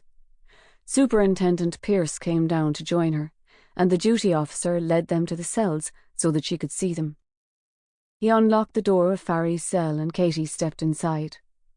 Farry was sitting on the end of his bed with his arms folded. He didn't look up or acknowledge her in any way at all. He's had his phone call, said the duty officer. He's also asked for a Ventolin inhaler because he suffers from the asthma. The doctor's seen him and says it's okay, and they're after sending one over from Phelan's pharmacy right now.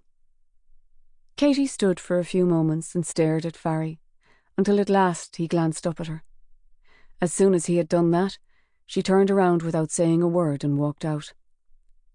Vincent Mulrooney was lying on his bed when they opened his cell, but he immediately rolled off it and stood up, snorting in one nostril and clenching his fists.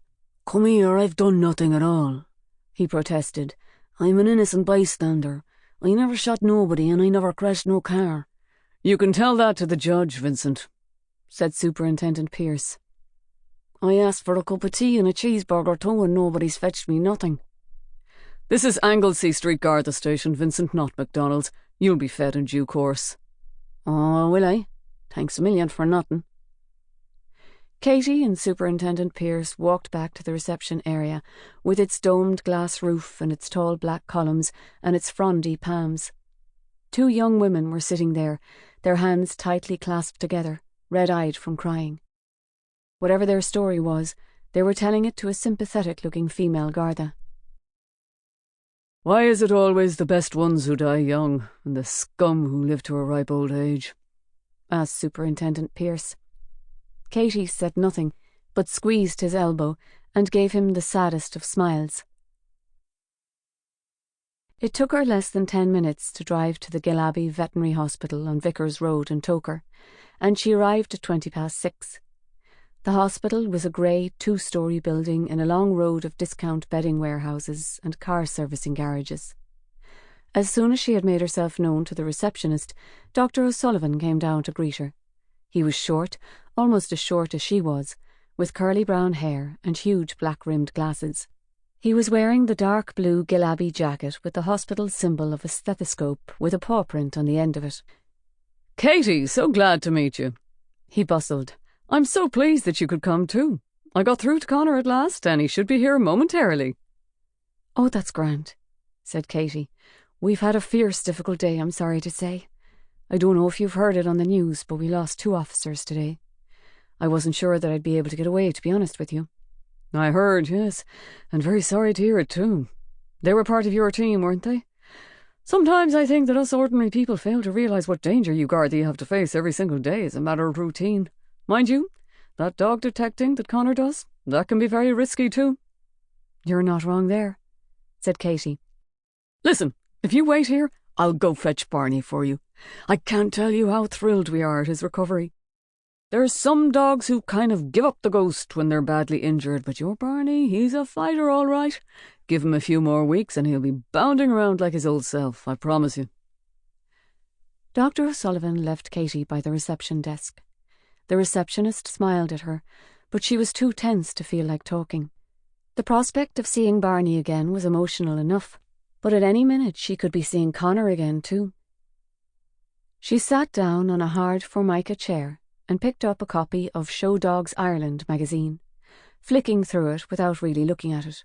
She wished now that she had eaten something, not because she was hungry, but because she was starting to feel sick. The door from the surgical wing and the front door of the hospital opened simultaneously. Dr. O'Sullivan came in, with Barney limping beside him, and Connor came in too, wearing his long brown overcoat with the collar turned up. As soon as he saw Katie, Barney let out a sharp bark of delight and came hobbling towards her, his left hind leg still in a splint and his chest thickly bandaged. He thrust his nose into her lap, licking and nuzzling at her hands, while she stroked his head and tugged at his ears. His eyes were bright and his dark red coat was glossy, and he was furiously wagging his tail. "Look at you, you brave fellow," she said. "They hurt you so bad, those monsters, didn't they? But look at you now." Connor came up to her and stood beside her for a few moments in silence, his hands deep in his coat pockets. "I didn't expect you to be here," he said at last. She didn't look up at him but carried on fondling Barney's ears. "I thought I'd collect him and bring him home to you in Cove," Connor continued. "I thought if I did that, maybe you might forgive me for disappearing." "Where did you go?" Katie asked him, still without looking up. "I didn't go to Sligo, as it happens. I have a friend in Mallow who runs a hotel. I didn't tell him what I'd done. I just said that I felt like a few days' break from pet detecting." "What are you going to do now?" "I was hoping that we could talk. But I heard on the news about those 2 detectives being killed at Crosshaven. I met one of them, didn't I, Buckley, at the station? Really sound fella. My condolences. If you don't feel like talking this evening, I'll understand perfectly." The receptionist came out from behind her desk, holding up an envelope. "I'm sorry to interrupt you, sir, madam. There's the matter of the bill." Connor reached out and took it. "No bother at all, I'll settle it." "You don't have to, Connor," said Katie, looking up at him for the first time. "He's my dog, and he was hurt because of me." "Let's just call it an act of atonement, or a penance, or an early Christmas present." Katie gave Barney's ears one more tug, and then she stood up. "All right then," she said. "Why don't you follow me home, and we can talk?" She had been worried about how Barney would react to Fulkin. He had always been possessive about Katie, and when Connor had first come to live with her, it had taken Barney weeks before he had stopped following her around the house, pushing his way in between their legs in the kitchen and sitting between them on the sofa. Even when she had shut him in the kitchen at night, she had heard him standing close behind the door, inhaling deeply, as if he wanted to sniff what she and Connor were doing in bed. She needn't have been concerned. When she opened the front door and brought Barney into the hallway, Fulkin greeted him as if he were an old friend of hers, and Barney appeared to be reassured that Katie had been looked after by another Irish setter. They snuffled at each other, of course, and Fulkin seemed to be particularly interested in the smell of Barney's body bandages. But then Katie shooed them into the living room, and they both went over to the fireplace and stood there side by side, looking up at her with their tongues hanging out. Connor came in and said, "Will you look at those 2? They could be boyfriend and girlfriend." For a split second Katie thought that he was going to add, "like me and you," but he didn't. "I'll give them a drink and something to eat," said Katie. "Take off your coat, why don't you? Would you care for a drink yourself? Perhaps you wouldn't mind lighting the fire?" "Thanks. I'll have a Sats if you have some in the fridge." Once she had seen to the dogs, opened a bottle of Satzenbrau, and poured herself a Smirnoff. Katie prized off her shoes and sat with her feet tucked up on the sofa. Connor was kneeling in front of the fire, blowing on the kindling to make it flare up. It's been the worst day ever, she said. At least it's ended with a little brightness, with Barney coming home. I'm sorry, said Connor. I haven't made it any better for you, have I? You heard about Buckley and O'Brien being killed. But another officer was murdered, Sergeant John Lacey. He was one of the whistleblowers who was due to give evidence to Justice McGuigan. He was found in a graveyard in Inishcarra with his head cut off and a tin whistle pushed down his throat. His young son was with him when he was killed, and the murderers cut the poor lad's feet off to stop him from running away. Connor turned and stared at her. Serious? Dear God in heaven. We haven't released any details about Sergeant Lacey yet. It could have so many ramifications I hardly dare to think about them. Listen, Katie, if this is such a bad night for you, I'll leave. I can always meet you tomorrow sometime. Katie shook her head. No, stay. We really need to talk. I've been thinking about you ever since you left, even when I was down in Inishcarra. The kindling was crackling now, and Connor came over and sat on the sofa next to her. He lifted his hand as if he were about to lay it on hers, but then he dropped it again. In his mahogany brown eyes she could see nothing but hurt. Let me say this first, he told her. I love you, Katie Maguire. I love you more than I've ever loved any woman, ever. Katie said nothing, but waited for him to continue. Her chest felt so constricted that she could hardly breathe, and she was keeping her lips tightly pursed so she wouldn't start crying. She had shed enough tears for one day. What I did was pure cracked, I know that. Even if McManus hadn't been at home, it would have been cracked. But Katie, I was ripping that you weren't going to take him to court for organising that dogfight and all the other dogfights that he's ever set up. Are we saying that dogs can't feel pain, and that dogs don't have emotions, and that dogs don't have souls? And McManus was responsible for torturing and killing hundreds of them, hundreds. Katie reached over and held his hand and squeezed it. Con, I love you too, she began, although she had to clear her throat before she carried on. We have to sort this out, though, or else it's going to be a disaster for both of us. You've admitted to me what you did, and I can't unhear it. Because you started that fire, you killed 2 people, even if that wasn't your intention. I'm a Garda officer, and when I became a Garda officer, I made a solemn declaration before God to uphold the law impartially. Impartially includes the people I love, as well as the people I hate. I understand that, Katie. I have you completely.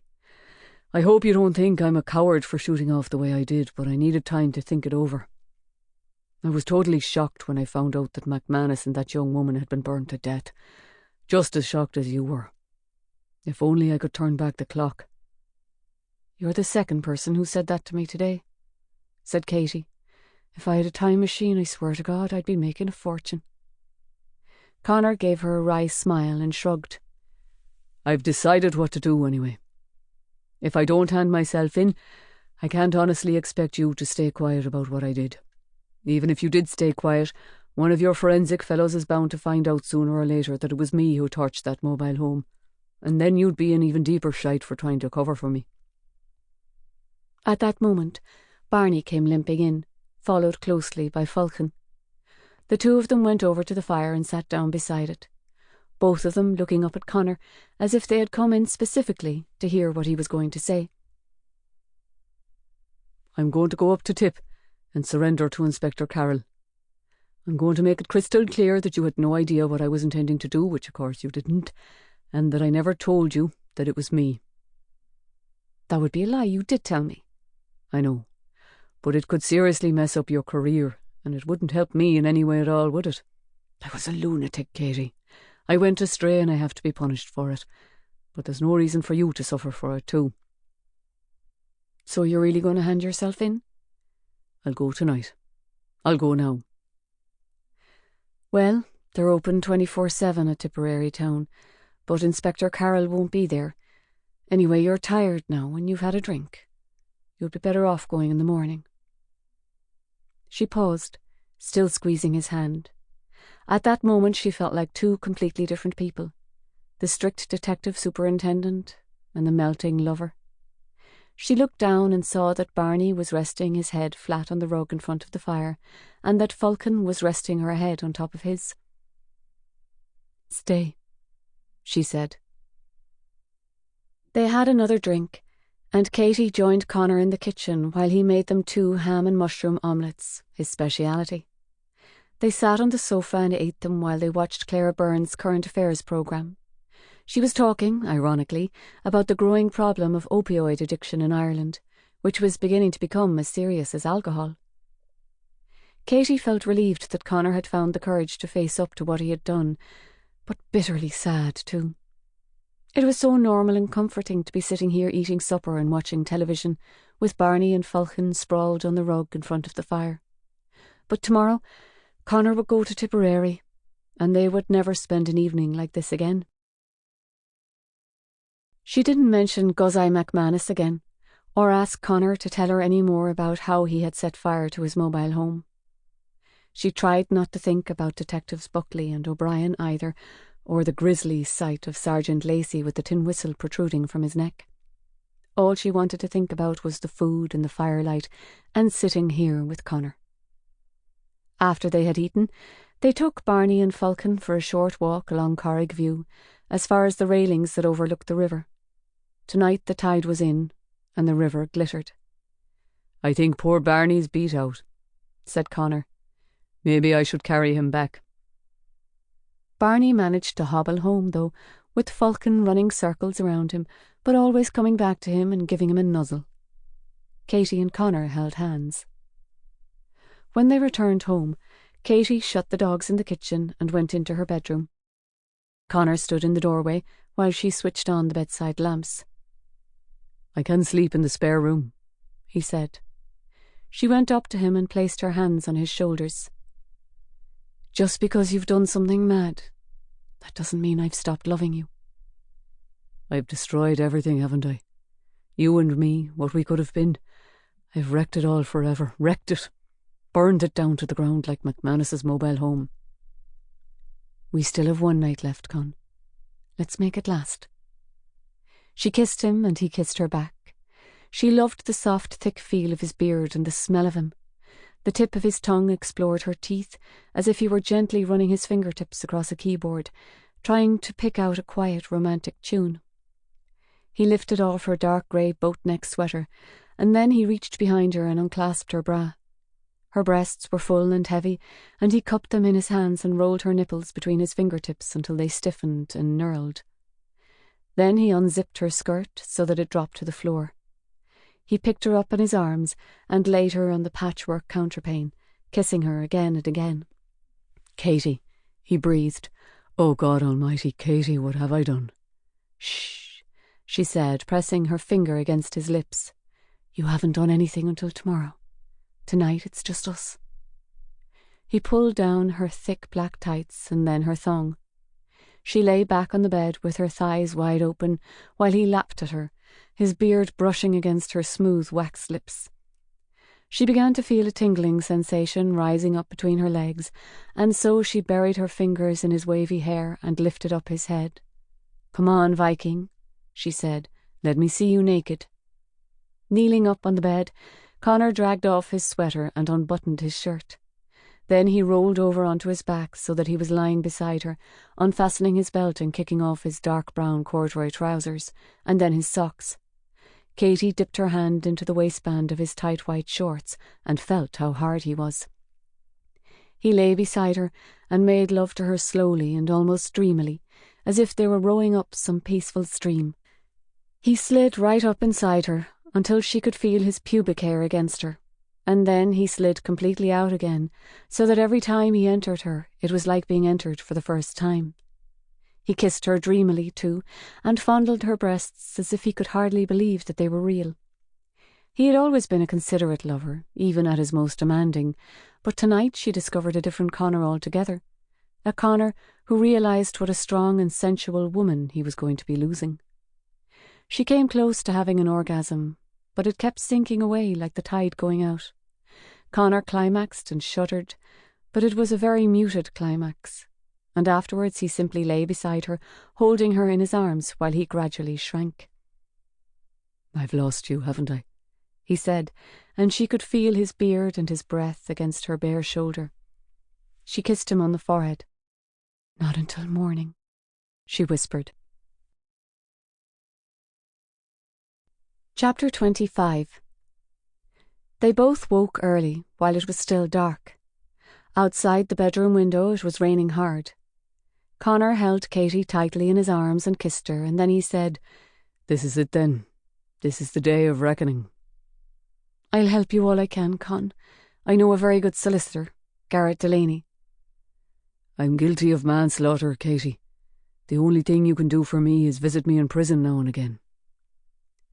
They had mugs of coffee together in the kitchen, and Katie ate half a slice of toast and marmalade, although Connor had no appetite at all. At 7:30 there was a ring at the doorbell, and it was Katie's neighbour, Jenny Tierney, in a hooded raincoat, looking like the good witch Biddy Early from the fairy stories.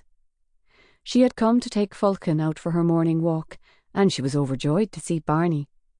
"You can't take him too far, I'm afraid," said Katie, "and he'll have to wear his waterproof to keep his bandages dry. But he's in good spirits, and he and Fulkin have been getting along like a house on fire." She suddenly realised what she had said and turned to Connor and mouthed, "Sorry." After Jenny had taken the dogs out into the rain, Katie and Connor stood in the hallway and held each other for almost a minute without saying anything. Then Connor kissed Katie on her forehead and said, "Slán McGraw. Goodbye, my love." She had only just hung up her raincoat when Detective Scanlon came into her office. "Good morning, ma'am. Holy St. Joseph, it's spilling out, isn't it? You can hardly put your nose out the door. But I've just received the names now from Justice McGuigan's office, along with what they'll be giving evidence about. His secretary apologised for the delay, but she said they had to clear it with the whistleblowers' lawyers." Katie sat down at her desk, and Detective Scanlon handed her a sheet of notepaper with 3 names on it, as well as their addresses and their phone numbers. Sergeant Dolan Macaulay, scheduled to present evidence about penalty points removed from licences in exchange for bribes.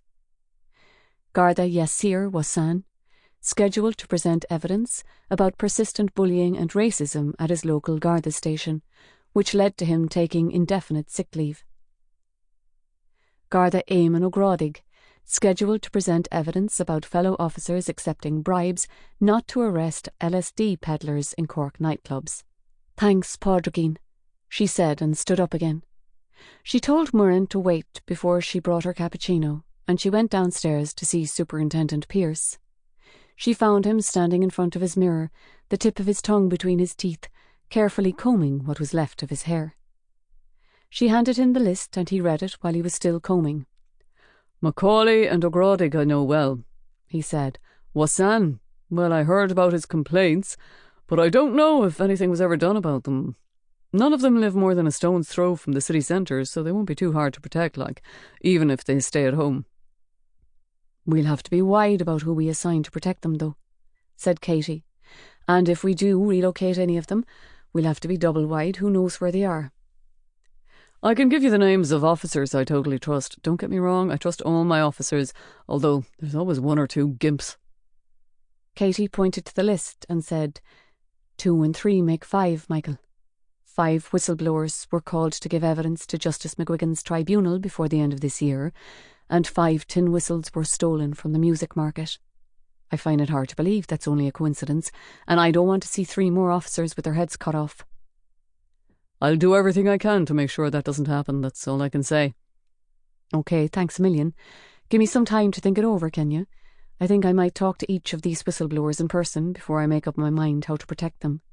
"You're sure? I can rustle up a team in half an hour. O'Gradig's supposed to be giving his evidence first thing tomorrow morning, so I think we'll need to make a bust."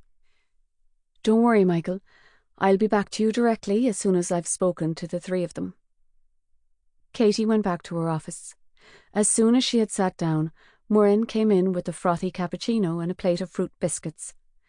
"Detective O'Dovlin's just arrived, ma'am. He's downstairs in the squad room whenever you want to talk to him." Katie looked at the clock on her desk.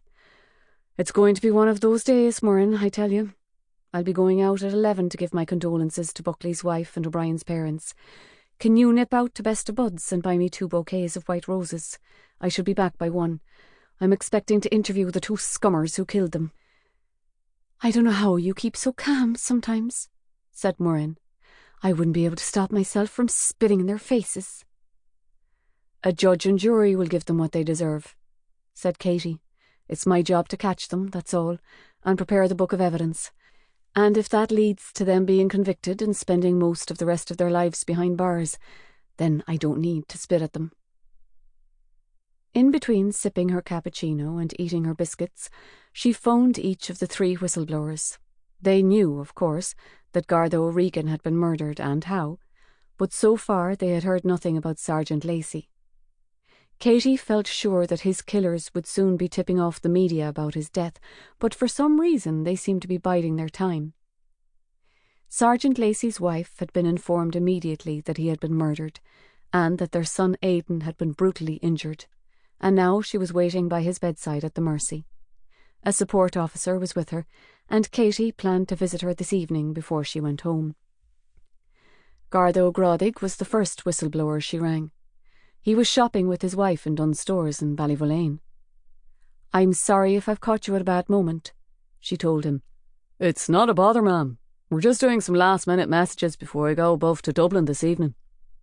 As simply and as baldly as she could, she told him that Sergeant Lacey had been beheaded in the same way as Garda O'Regan, and that a tin whistle had been inserted into his severed neck. When she had finished, Garda O'Grady said nothing, and she could hear the in-store music and the sound of shoppers talking in the background. "Garda O'Grady," she said. "Eamon, are you still there?" "I'm still here, ma'am. Shocked, that's all. I think I'd best go outside and talk to you and leave the Mott to finish the messages." Once he was out in the car park, Katie said, "Myself, I'm in no doubt at all that whoever killed O'Regan and Lacey, they're out to silence all 5 of you, one way or another. So far we have no idea who the offenders are, or why they should want to stop you from giving your evidence, considering that you all have such different stories to tell. But you need to be double wide, Eamon, and both you and your family are going to need protection." "But, ma'am, if any or all of the killers are Gardaí or related to Gardaí, how can you guarantee that they're not going to easy find out where we are and come looking for us? By the Lord of the Lamb, Jesus." "Let me suggest something to you," said Katie, and told him what she had in mind. He listened, and then he said, "OK, that makes good sense. At least I'll know that none of them have any axes to grind." Katie rang Sergeant Dolan Macaulay and repeated exactly what she had said to Garda O'Grady. He listened in sombre silence, and then he said, "I'll go along with that 110%, ma'am. I've had a rake of death threats already. This morning some charmer sent me a tweet telling me that he was going to cut off my mebs and stuff them down my throat so that I wouldn't be able to testify. You'll have to excuse me for telling you that, but it's typical of all the trolling I've been getting." It took a long time for Garda Wassan to answer the phone, and when he did, he sounded extremely cautious. "I don't know what to say to you, DS Maguire," he told her. "I have been frightened for my safety ever since I first complained about racism. I could have lodged many more complaints, because I have been a victim of bullying and harassment and racist insults from the first day I joined the force." "You're on sick leave now, though, aren't you?" "The last incident was the breaking of me, ma'am. I brought a takeaway supper into the station, and while I was signing in, another officer knocked it off the desk onto the floor and stamped on it, and said that he didn't want the station polluted with the smell of curry. That wasn't the worst incident. They used to call me Baki Rat and say I was a terrorist, but I always tried to take that as a joke. After that officer stamped on my supper, though, I fell to pieces, and I just couldn't take any more." "Yes, sir, I totally understand," said Katie. "I get my fair share of bullying just for being a woman and a senior Garda officer. Do you have any family? Wife and children?" "Only my sister, and she lives in England, in Birmingham. She is married, so she has a different name, so I think she will be safe." "Well, here's what I'm going to suggest." When she had told him what she intended to arrange, Garda Wassan simply said, Yes, I will agree to that. I was afraid for my life already, before you told me about Garda O'Regan and Sergeant Lacey. Now I am sure that they will try to kill me. Please, D.S. Maguire, accept my gratitude. You are the first person in a long time who has spoken to me as if I am a human being whose life is worth more than nothing at all. Superintendent Pierce was sceptical when Katie told him that she was going to hire a private security firm to protect the 3 whistleblowers and their families. How do you know that you can trust them? He demanded. And do you honestly think they're up to it? They're all right, those fellows, for hauling in shoplifters and patrolling factories at night and answering burglar alarms that have gone off by mistake. But what are they going to do if they're faced with a gang of homicidal headers with guns and a chainsaw? They'll skirt, won't they? You won't see them for dust. Don't you worry about it, said Katie. I know a company whose guards are all highly experienced. They're more than capable of dealing with any threat like that. Well, who are they? Do I know them? It's possible, but you'll forgive me if I don't tell you who they are. They're fully licensed by the PSA, I can assure you of that. Superintendent Pierce stared at her in disbelief. He opened and closed his mouth twice before he said, You're not going to tell me who they are? There's no need for you to know, Michael. And the fewer people who know who their security guards are and where they've taken them, the safer our whistleblowers are going to be. Kathleen, I'm totally pugilised. Michael, it's not that I don't trust you, of course I do. But this is the first time we've ever had to protect our own people from ourselves. We don't know that for sure. No, of course not, but it's a possibility. And if it's a possibility, then we have to take all the necessary precautions. Superintendent Pierce blew out his cheeks. Oh well, fair play to you, I suppose. But supposing something happens to you, God forbid, and none of the rest of us know who these security characters are or where to find them or where they've hidden these whistleblowers for that matter. I mean, supposing you get run over by a bus and the whistleblowers don't show up for the hearing. Then what? You're not much of a pessimist, are you? Katie smiled. If it makes you feel better, I'll tell Dennis McCostagoyne, but nobody else. And I'll look both ways before I cross Pana. She found Kaina in the canteen, having a breakfast of fruit salad and lemon tea. What's the story with Buckley and O'Brien? She asked her, sitting down opposite her.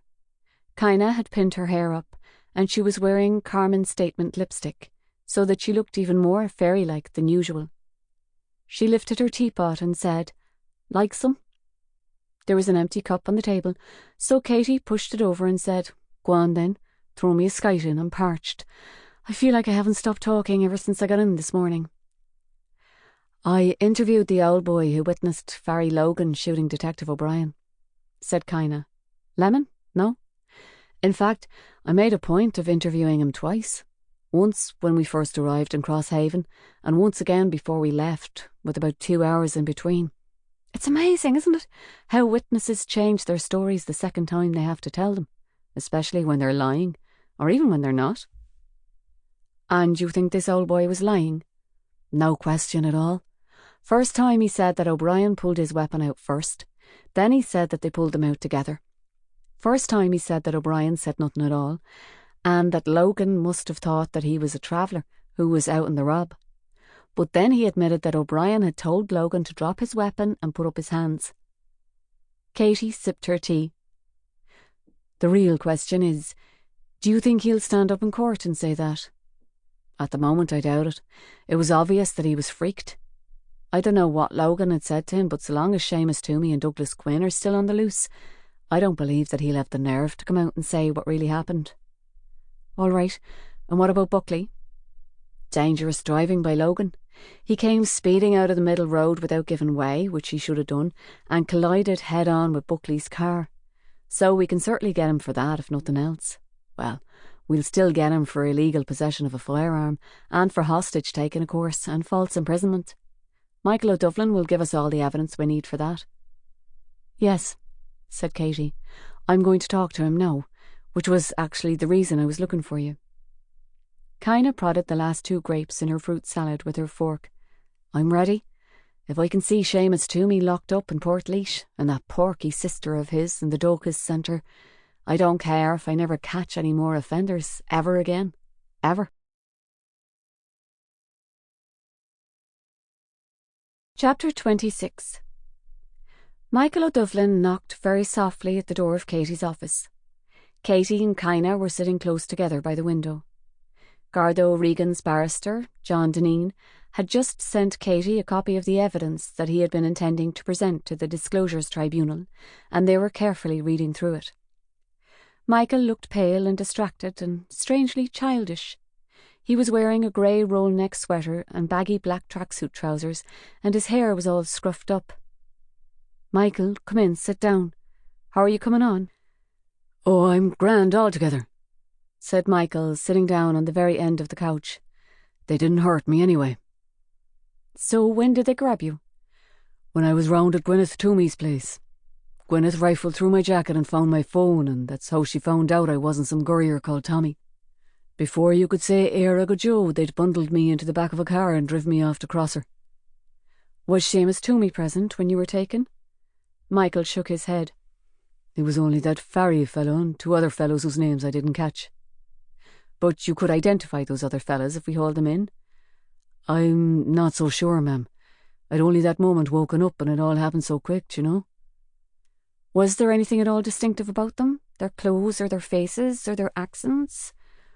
"Not really. Sweaters and jeans, shaved heads. One had a silver earring. They didn't say much, but they all sounded Cork." "Did they tell you that Toomey had sent them?" "No, they never mentioned Toomey at all." Katie looked across at Kaina. Droplets of rain were running down the window in fits and starts, and Michael was sitting with his hands clasped together between his knees, staring down at the carpet. If she hadn't known better, Katie would have thought that he was drugged. "You had sex with Gwyneth?" said Kaina. "I did, yeah." "Don't tell me you did it for choicer. She's a mountain, to put it politely." Michael shrugged one shoulder. "Why did you have sex with her? Was it because your cover would have been blown if you hadn't?" "She invited me back to her place, that's all. One thing kind of led to another, like." "Don't tell me you fancied her." "Like I said, one thing kind of led to another." "Did Toomey threaten to give you a hard time if you didn't?" "No." "What happened when they took you down to Crosshaven? Were you physically restrained?" "No." "Were you handcuffed in the back of Farry's car when D.S. Begley stopped it, but not in the cottage?" "No."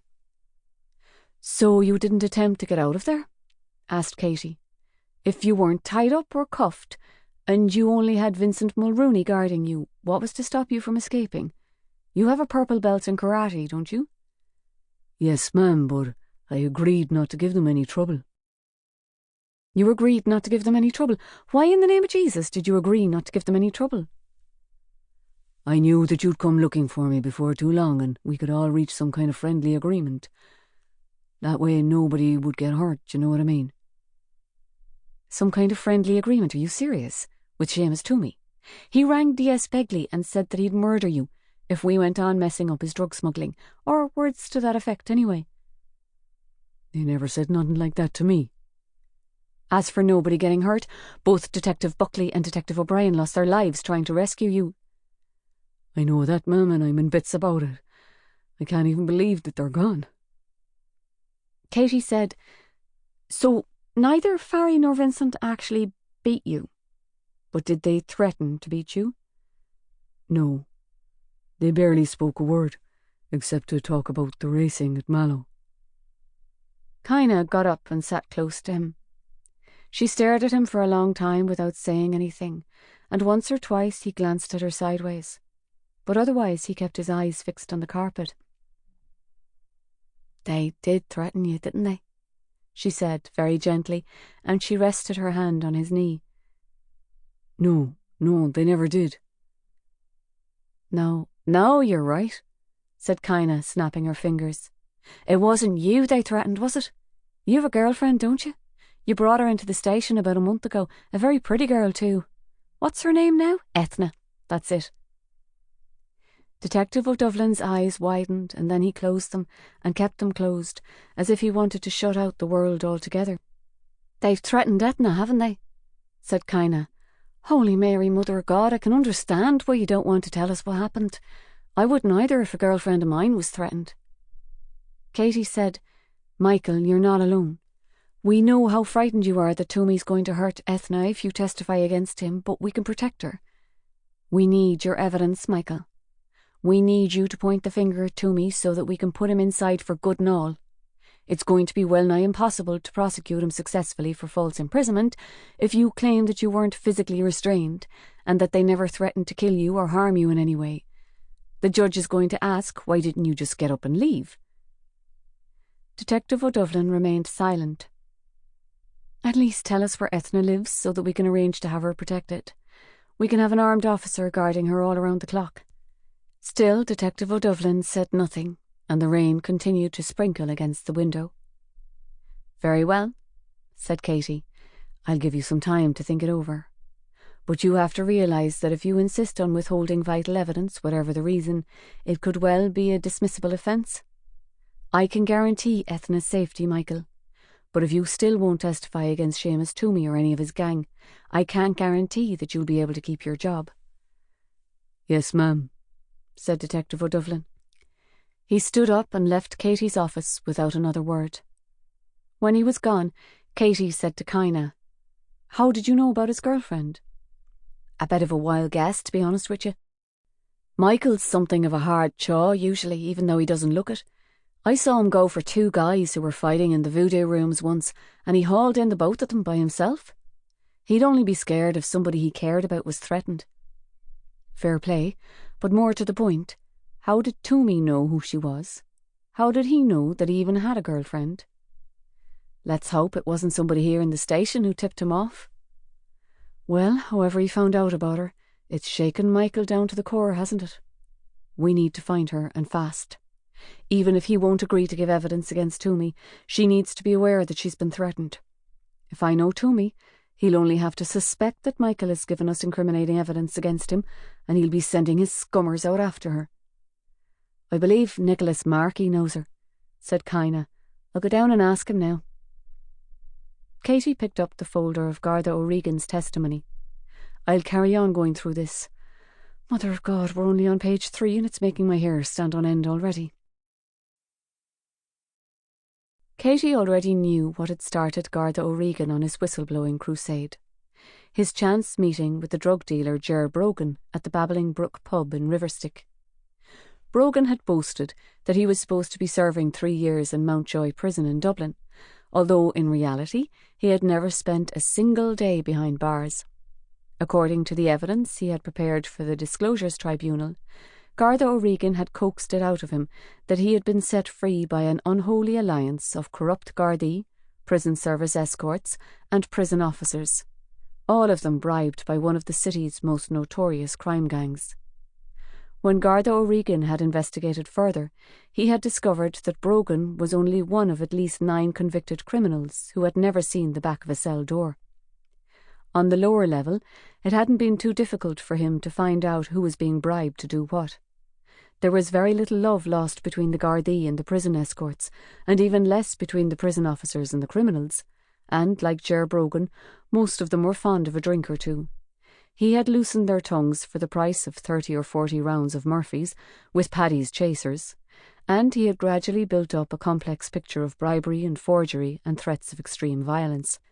As soon as the offenders had been convicted at the district court, the prison service escorts who were supposed to be taking them to prison would contact certain senior officers at Rathmore Road. The prison officers would draw up papers for their immediate transfer to another prison, such as Mountjoy or Clover Hill or Castlereagh, ostensibly for behavioural training or for security reasons, or because Cork was temporarily overcrowded. The offenders would then simply be driven home, or down to Kerry to spend a few months in a bed and breakfast in Killarney if their case had attracted too much publicity and they were likely to be recognised in the street or squealed on by a nosy neighbour. Garda O'Regan had found it comparatively easy to discover which prison service escorts and which prison officers were being bribed. Thousands of euros were changing hands, and the officers who were excluded from the scam were bitterly envious. He had been able to discover that it was the Coke League drug gang who were paying some of the bribes, but he had come to a dead end when he had tried to find out where the rest of the money was coming from and who it was being paid to. One of the prison service escorts had told him that after he had driven convicted offenders back home or down to Kerry, his €500 bribe would be handed to him in cash by a man he knew to be a Garda. When he had asked him where the money had come from, the man had said, "The head honcho," but that was all he would tell him. Garda O'Regan had made several educated guesses at who the head honcho might be, and at the end of his evidence he had named a senior director of the Prison Service Escort Corps, as well as 2 Garda superintendents. He had even drawn a question mark next to the name of Assistant Commissioner Frank Magorian, since Frank Magorian owned a 6-bedroom country house overlooking the harbour at Castletownshend, as well as a holiday cottage in Spain, and his lifestyle appeared unduly lavish for a man on his salary. Although she disliked him, Katie thought it was highly unlikely to be Frank Magorian. He was arrogant, yes, but he was inordinately proud of his reputation as a breaker of criminal gangs, and he would have thought that taking dirty money from a drug dealer or a pimp or a people smuggler was beneath him. All the same, she wondered why Garda O'Regan had included him, and she made a note to see if his finances could be discreetly looked into. Maybe she would have a word with James Gallagher, the forensic accountant, when he came down to Cork tomorrow. Moran came in with 2 bouquets of white roses and 2 sympathy cards. Kaina came back right behind her. She picked up one of the bouquets and smelled the roses, and then she looked at Katie with an expression of infinite sorrow. O'Brien? He was so young. He had his whole life in front of him. You've had a word with Marky? Yes. Ethna's a 3rd-year student in creative media studies at the Crawford.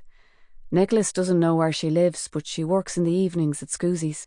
I've sent him round there now to find out her address. Katie handed her the folder with Garda O'Regan's evidence. Read the rest of this. It'll make your blood run cold. Apparently it was the Coakleys who were paying out some of the bribes, but O'Regan wasn't sure who was taking them. It could have been somebody in the PSEC or a Garda officer. Whoever it was, they were paying him tens of thousands of euros. Or her, of course. When are we going to get a copy of Sergeant Lacey's evidence? Maybe that will give us a clearer idea. All we know so far is that he was called the head honcho. If you can keep your head when all about you are losing theirs. Kaina quoted.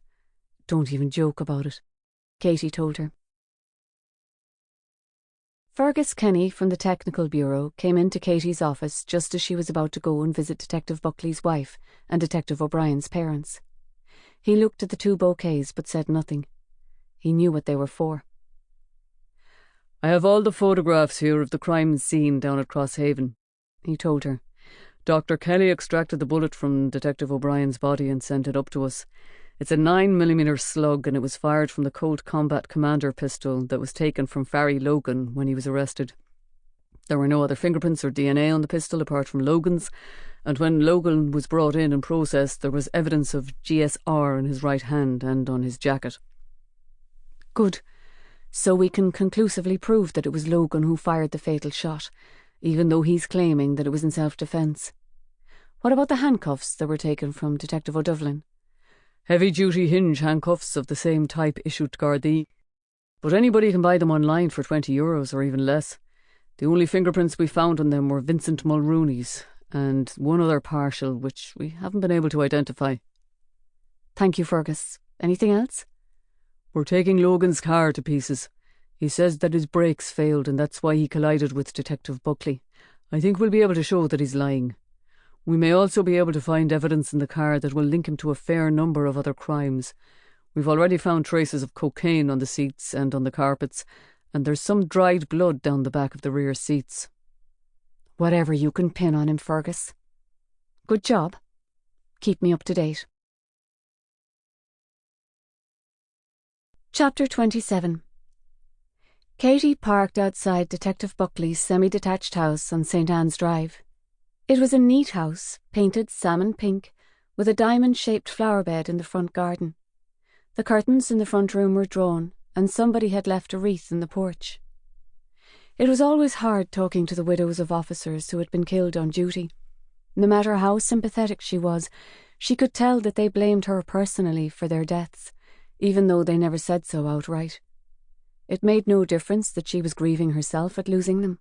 They had died while they were trying to carry out her orders. She sat in her car for a while, until the windscreen was beaded with raindrops. She was just about to get out when her phone played Shul Aroon. Katie, it's Connor. I've just finished talking on the phone to your man, Garrett Delaney. He's coming up to Tip tomorrow to see me. Meanwhile, he's advised me to keep my mouth tight shut except when they feed me. Oh, Con, have they charged you? Not formally. I've been arrested on suspicion of involuntary manslaughter. They won't be charging me until I've given them a statement. I don't know what to say.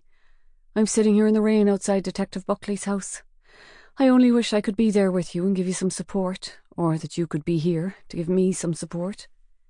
Have you seen his wife yet? No, but I'm about to. I'm dreading it.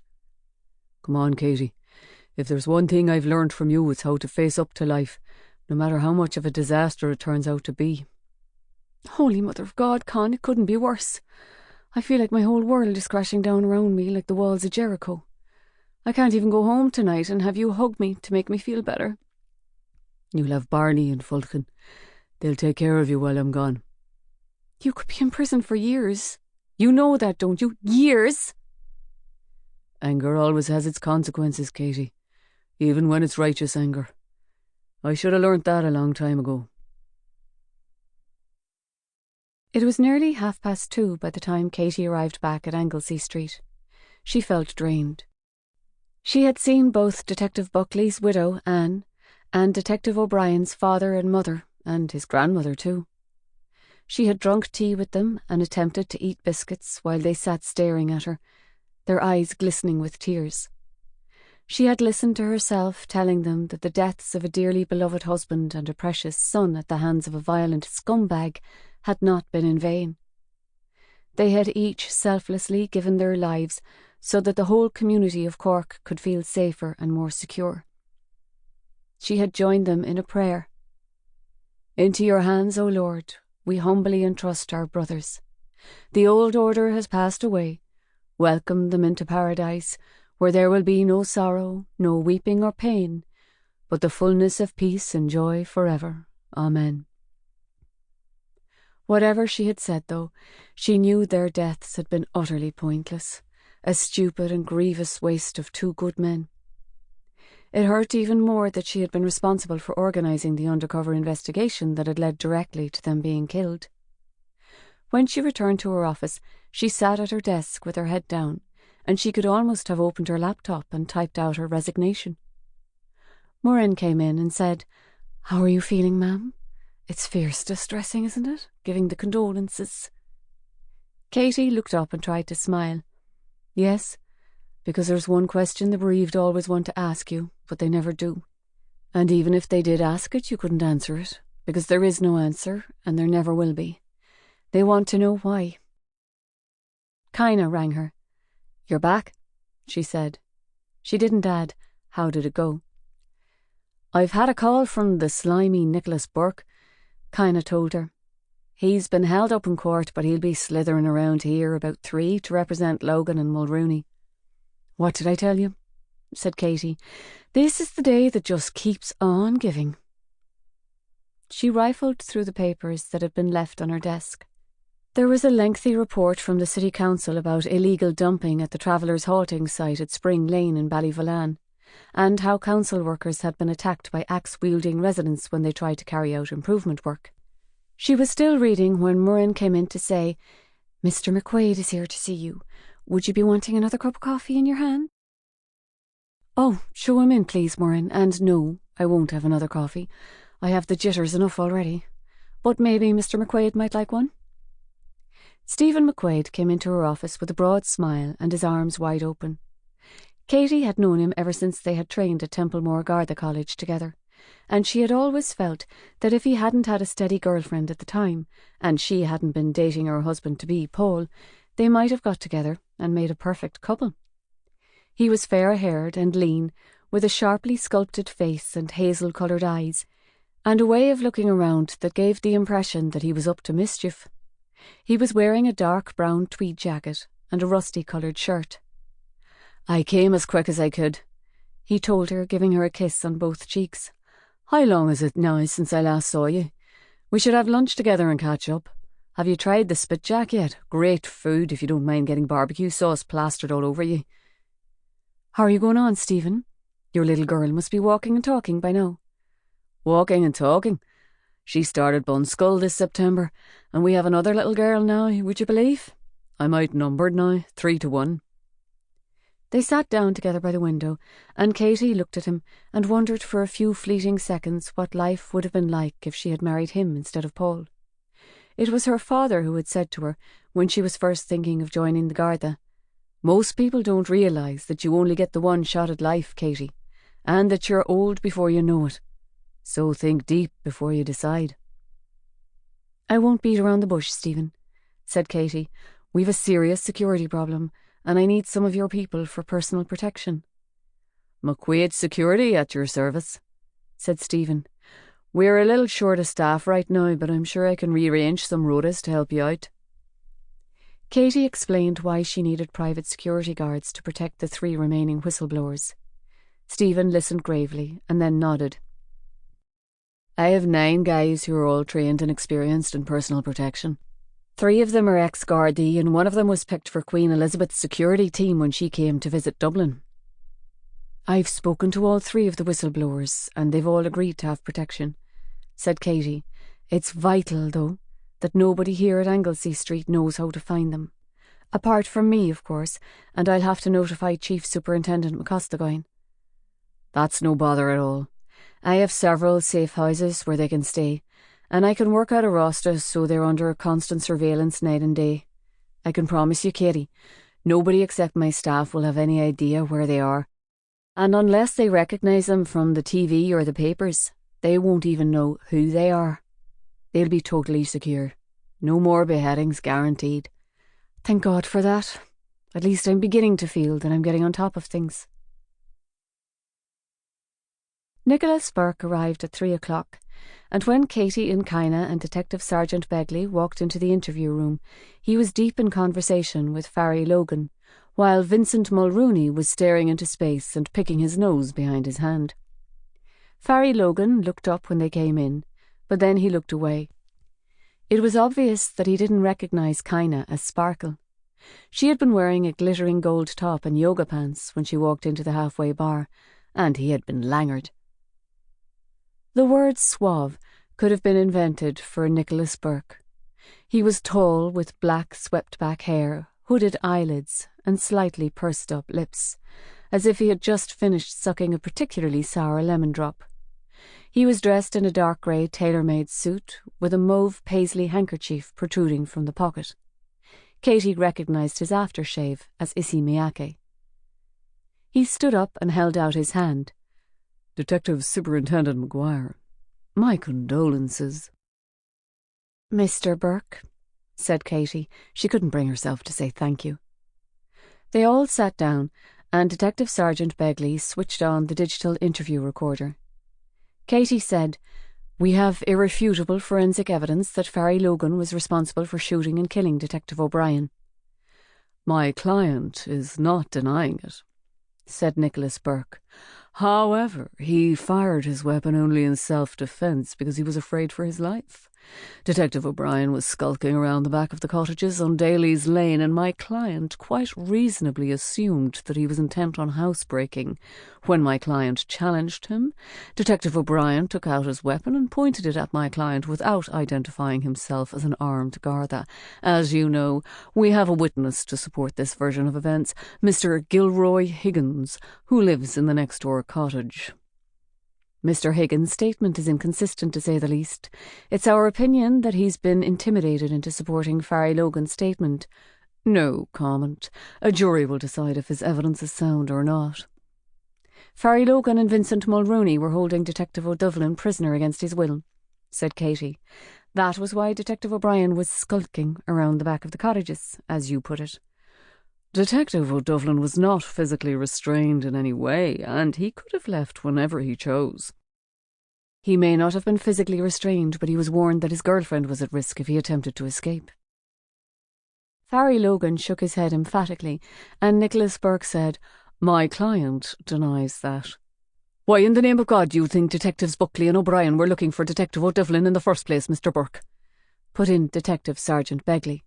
Farry Logan's boss, Seamus Toomey, had rung me and told me that if we didn't keep our noses out of his drug-running business, we might never see Detective O'Dufflin again. Not alive, anyway. We have the recording, so you can't deny it.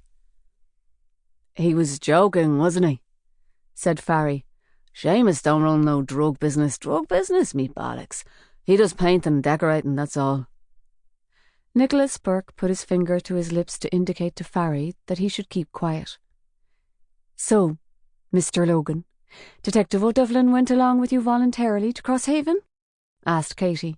He stayed in that cottage despite the fact that he was supposed to have gone home to his parents' house that evening, and was then supposed to be reporting for duty here at Anglesey Street?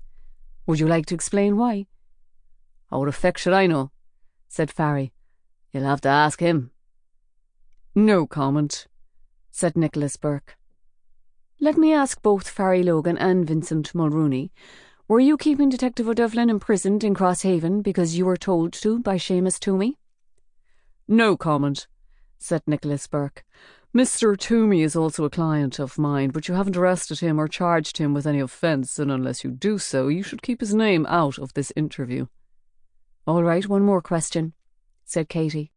We've examined Farry Logan's car and we've established that the brakes were in good working order when he collided with Detective Buckley and caused the accident that killed him.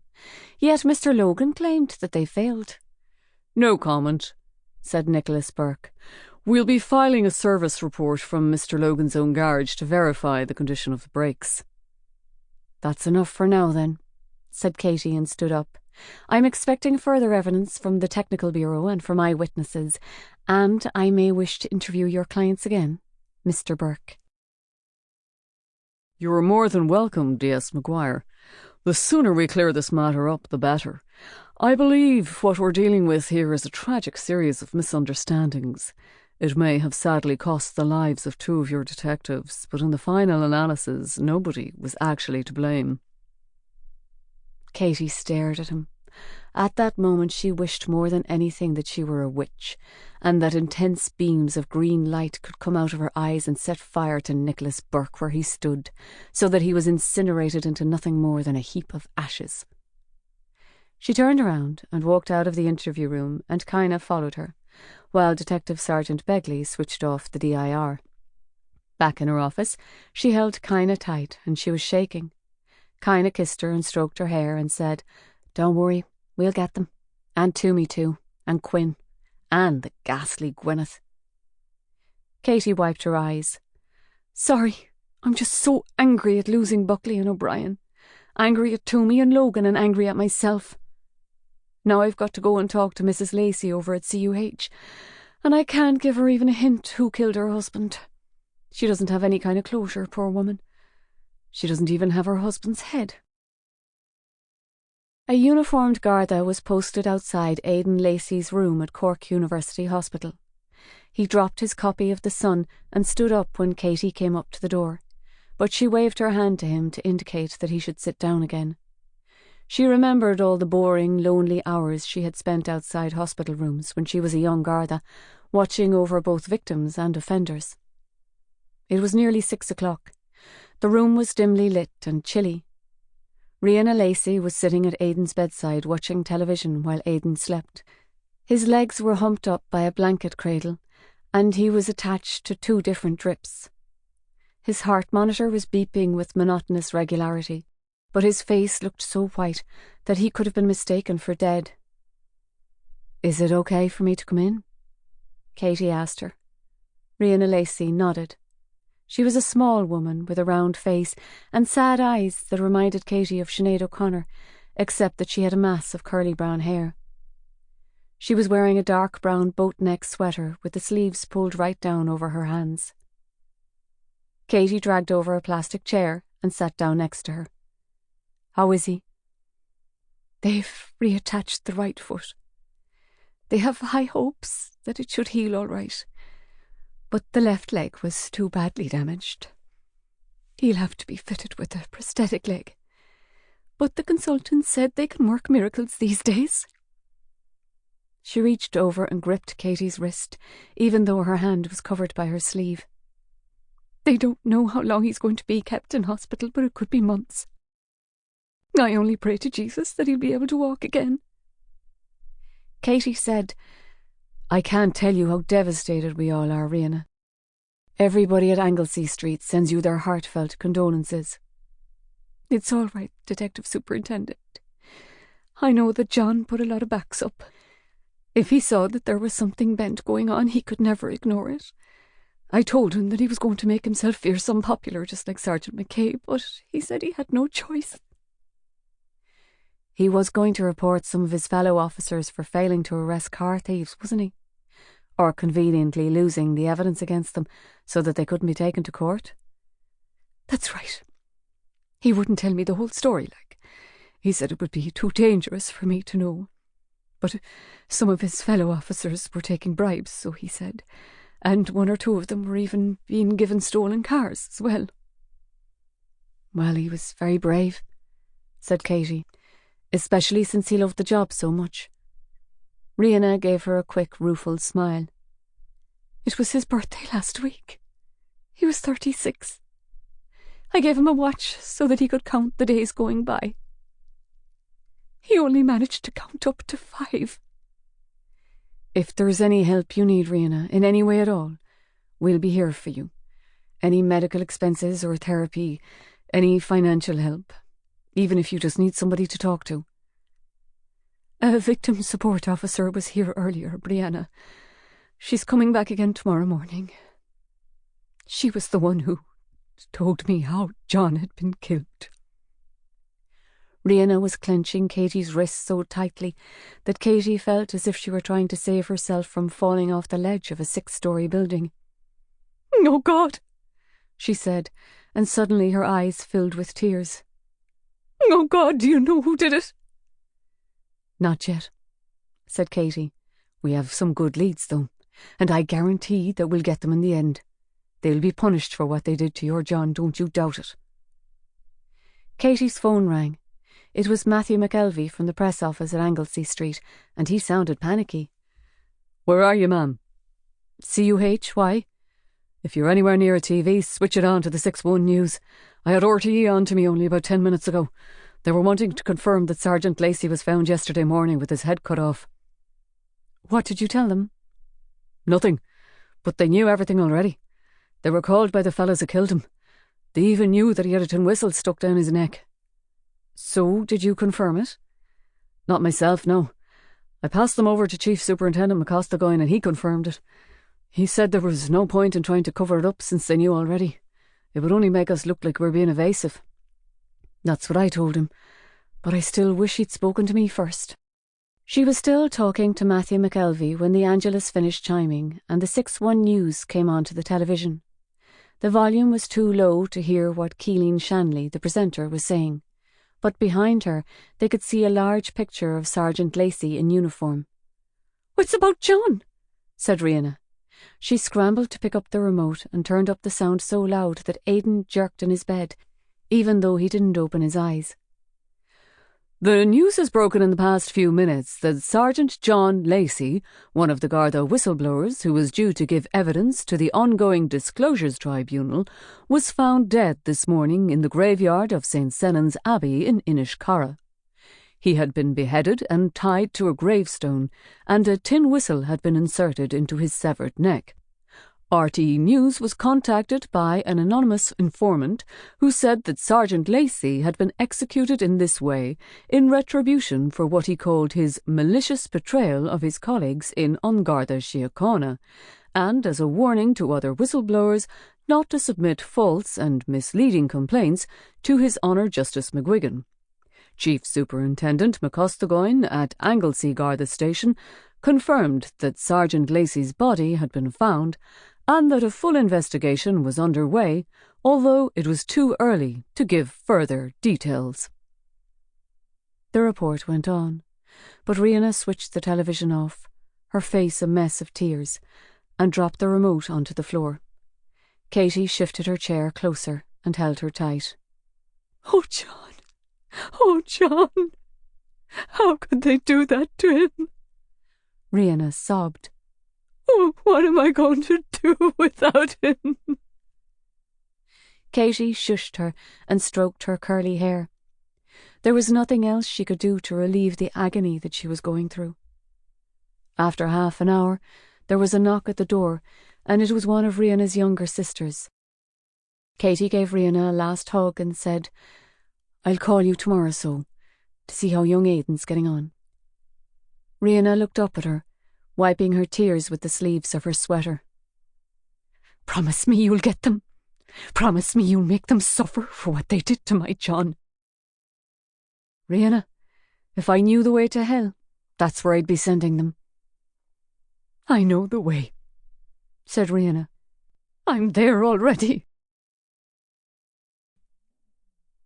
Chapter 28. Garda Yassir Wassan was standing in the narrow kitchen stirring semolina in a saucepan to make suji ka halwa for his breakfast.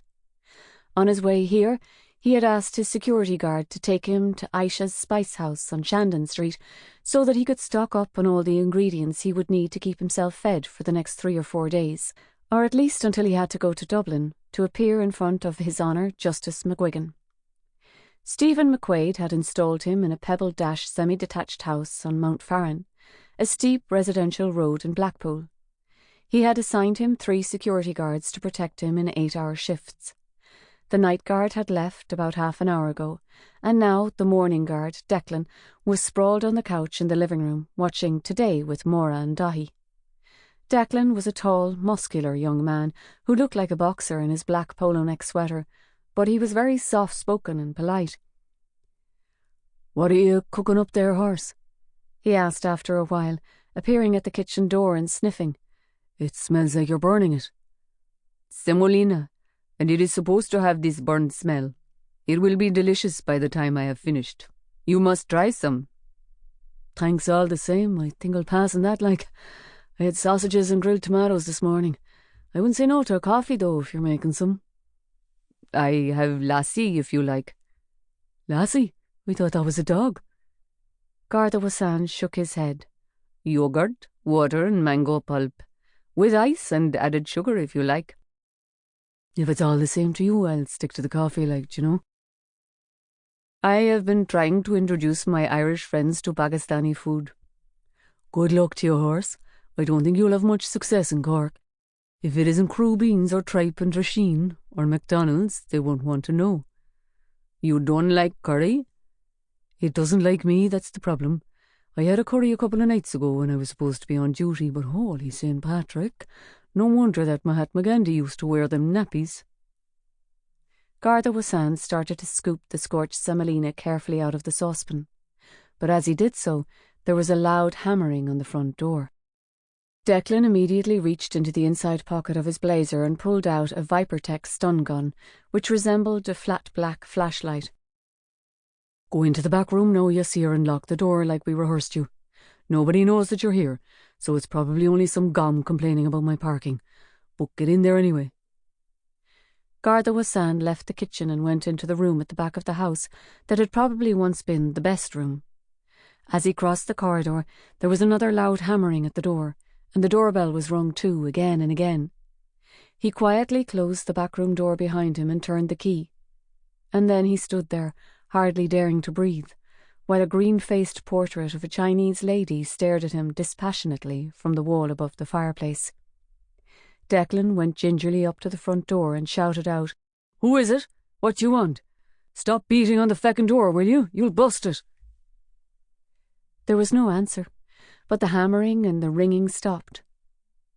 About 20 seconds passed in silence while Declan waited, his stun gun raised, wondering if he ought to open up the front door to see who was there, or if they had given up and gone away. He was reaching for the door handle when there was a deafening bang and a crack and a splintering of wood.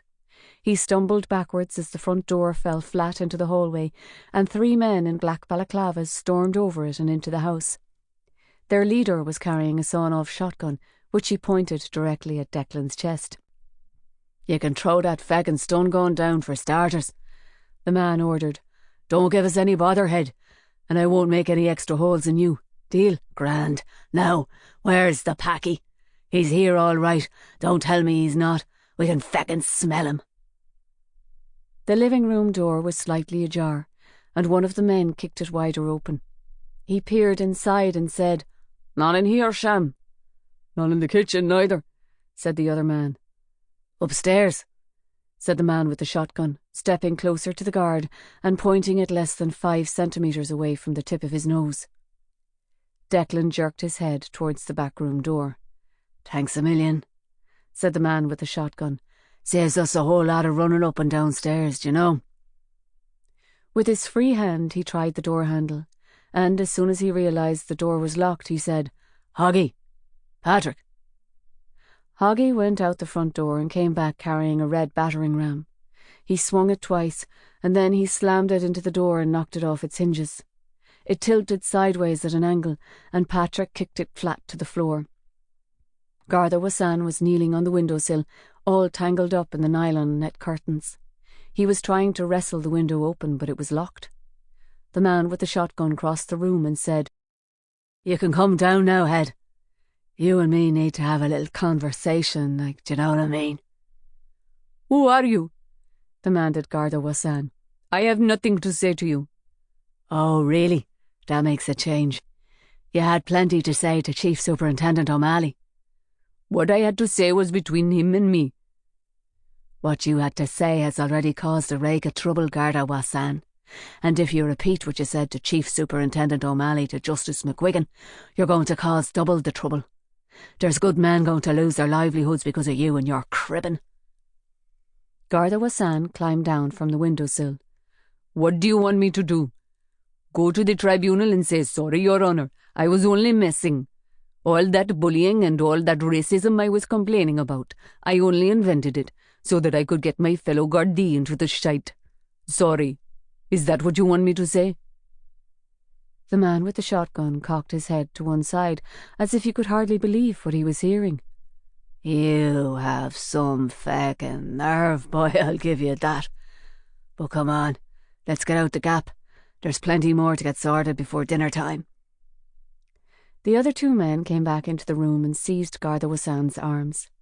They pulled them behind his back, and one of them clipped handcuffs on him. As they pushed him out of the door, Declan stepped forwards and said, "Stall in a second. Where are you taking him?"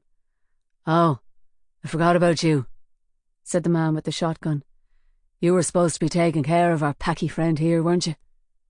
Declan didn't answer that, but stood with his hands hesitantly half raised, like a man who isn't sure if a dangerous animal is going to spring at him. "You made a pig's mickey of that, didn't you, Head?" said the man with the shotgun. "If I was your boss, do you know what I'd say? You're fired." He lifted his shotgun, and with a brain-numbing bang, he let off both barrels at once. He had wedged a shotgun shell sideways between the 2 triggers so that he could pull them simultaneously without skinning his fingers. Half of Declan's head was blown off and splattered against the wall at the end of the hallway, and he spun around on one foot and flung up his arms like a ballet dancer before he tipped over onto the floor. "What a feckin' idiot," said the man with the shotgun. "Now, let's sketch." Hoggy wiggled one fingertip in his ear and said, "Huh? I can't feckin' hear you." "I'm not in the mood, Hoggy. Let's just clear out of here before somebody starts getting nosy and calls the shades."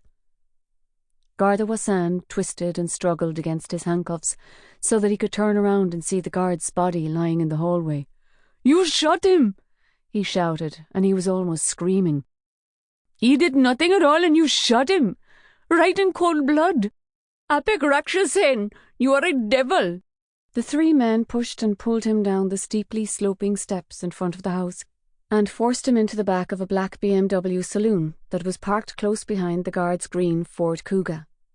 Then they swerved away from the curb and sped down Mount Farron to Assumption Road. "Where are you taking me?" Garda Wassan demanded, still struggling as he sat in the back of the car between Hoggy and Patrick. The man with the shotgun turned around in the passenger seat and said, We're taking you where all the whistleblowers should go, Garda Wassan. Somewhere you can whistle to your heart's content and nobody will hear the treacherous tunes that you're playing. Chapter 29. The finest of fine rains was falling as they turned off Grange Terrace in Ovens and headed north up Grange Road. The fields all around them were deserted, and the only sign of life was the crows perched on the telephone wires.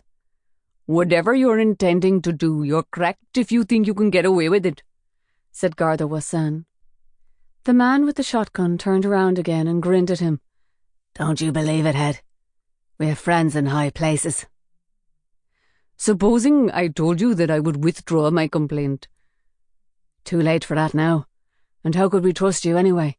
The minute we let you go scurrying off to grass on us, I'll bet you. "Supposing I swore that I would withdraw it?" On what? The Bible? You're a Muslim, aren't you? "I would swear it on my honour." Do you hear that, Hoggy? He says he'd swear it on his honour. You called that honour, sneaking on your mates, just because they can't stand the currified Benji off of you. They drove about a kilometre up a narrow hedge-lined lane until they reached a stone wall with a black iron gate. Beyond the stone wall was a derelict graveyard with grass growing as high as the headstones and an abandoned church with a grey slate roof. They parked, and Patrick pulled Garda Wassan out of the back of the car. The morning was almost silent except for the soft prickling sound of rain in the trees and the cawing of crows. Between them, Patrick and Hoggy marched Garda Wassan to the gate, which they opened with a jarring squeal. Then they half pushed and half dragged him through the overgrown graveyard until they reached the church building. "Welcome to Athnowin Church," said the man with the shotgun. "It's been out of use for a brave few years, but we couldn't think of anywhere more suitable for a ritual like this. What you might call a ritual of absolution." The oak front doors of the church were wide open, and Garda Wassan could see that a metal bar had been prized away from them and a rusty padlock was hanging loose. The man with the shotgun led the way inside, where it was chilly and dark, and the floor was gritty underfoot. Sitting at the foot of the font were two Garda officers, both of whom Garda Wassan recognised at once. Sergeant Dolan Macaulay and Garda Eamon O'Grodig. A fourth man in a black balaclava was sitting on the steps beside them, nonchalantly jiggling an automatic pistol. Both Sergeant Macaulay and Garda O'Grodig were handcuffed behind their backs, and Garda O'Grodig's left eye was bruised purple and so swollen that it was almost closed. Sergeant Macaulay was wearing only a pale green t-shirt and cargo shorts, while Garda O'Grodig was dressed in a blue ribbed sweater and jeans. It was deathly cold inside the church, and both men were shivering. "Here we go then, gentlemen," said the man with the shotgun, and his voice echoed eerily from the aisles. "The three wise monkeys all together. You saw some evil and you heard some evil, but thank the Lord you're never going to have the chance to speak about it." "Go away to fuck," said Garda O'Grodig. "Hey, you don't have to be so dark with me. I never told you to go creeping off and telling tales to Chief Superintendent O'Malley now, did I? Patrick, Sean, tie these three monkeys together, would you? Back to back, like we talked about. Hoggy, you can start up the saw now, Head. I'd like them to have a good long listen to the sound of it before we get down to business." Sean stuffed his pistol into the belt of his jeans, and then he and Patrick forced Garda Wassan to sit on the floor next to Sergeant Macaulay and Garda O'Grodig. They bumped and shuffled, all three men, until they were pressed back to back, and then Patrick produced a green and white nylon rope and trussed it around their chests and their shoulders at least 7 or 8 times before knotting it tight. Hoggy, meanwhile, was tugging at the pull cord of his chainsaw. He had to tug it again and again before it eventually stuttered into life, probably because the church was so cold. He stood beside the font, revving it up and waving it slowly around in circles. None of the three whistleblowers spoke. Sergeant Macaulay's eyes followed the chainsaw as Hoggy waved it around, as if he were trying to make it break down by willpower alone. Garda O'Gradig looked away into the gloom of the transept, while Garda Wassan closed his eyes and prayed. The roaring and surging noise was deafening, and the man with the shotgun tilted it over his shoulder so that he could press his fingers in his ears. "Which one first?" shouted Hoggy, leaning towards him. "Order of seniority," the man with the shotgun shouted back. "What the feck does that mean?" "Sergeant first, White Garda second, Packy last." Hoggy stepped up to Sergeant Macaulay, his knees bent to brace himself. Now Sergeant Macaulay closed his eyes too, and his lips moved as he prayed to God for final forgiveness. The chainsaw's teeth ripped into his Adam's apple, and blood and fragments of flesh were spattered into the air like an angry swarm of red hornets. Hoggy revved the chainsaw even harder as he cut through Sergeant Macaulay's vertebrae, and almost as soon as he had done that, the sergeant's head rolled off his neck and dropped down at his feet. It bounced towards the man with the shotgun and lay there staring up at him, and the man with the shotgun gave it a desultory kick with the toe of his boot. Hoggy moved around to face Garda O'Gradig. The short-cropped hair at the back of his head was already dripping with Sergeant Macaulay's blood, and he stared at Hoggy in total terror. Hoggy lunged the chainsaw towards his face to taunt him, and Garda O'Gradig screamed at him, his mouth stretched wide open, his one good eye bulging. Hoggy lunged again, laughing, and this time Garda O'Gradig soaked his jeans. "See," shouted the man with the shotgun. "They can't keep anything to themselves, these sneaky bastards, not even their piss." Hoggy adjusted his stance now and leaned closer to Garda O'Gradig. He swung the chainsaw to one side and it cut through Garda O'Gradig's skin and neck muscles as smoothly as if it were cutting through a log, except for a brief few seconds when it snarled against his vertebrae. His head tipped backwards and fell behind Garda Wassan and Sergeant Macaulay's decapitated body, and Hoggy had to reach down and lift it out by one ear before tossing it onto the floor. Garda Wassan didn't scream as Hoggy came around to face him. He looked up at him, and then he closed his eyes again, and his expression was one of absolute calm. Nobody else could have known it, and nobody else ever would. But he was thinking of his young sister, Afra, who had died of pneumonia when she was only 5. He could picture her laughing as she ran through the garden, chasing their cat. He felt a devastating jolt and an instant of tearing pain, a pain so agonizing that he couldn't even recognize it as pain. It was only an instant, though, and then his head fell onto the floor next to Garda O'Gradig's. Hoggy switched off the chainsaw and set it down next to the font. "Look at the feckin' state of me, la. I'll be needing a bath after this." "Long overdue, too," said Patrick. Hoggy gave him the finger. Meanwhile, the fourth man came forwards with a black dustbin bag. Wrinkling up his nose in disgust, he picked up the 3 severed heads by their hair and dropped them inside, twisting the top and tying it up. Patrick produced 3 tin whistles from inside his anorak. He tootled each of them in turn, and then pushed them one by one into each of the bloodied necks. "There," he said, standing back. "I reckon we've seen the last of the whistleblowers.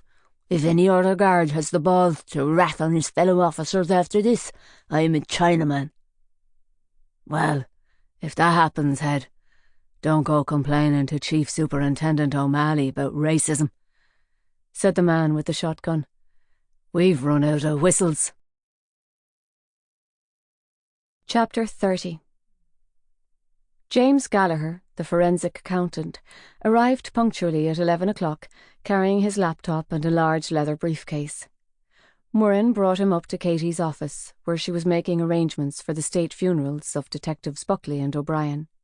She couldn't personally see why Garda O'Regan didn't merit a state funeral too, but it was a sensitive issue, particularly with the Garda Representative Association, whose members would be expected to line the streets.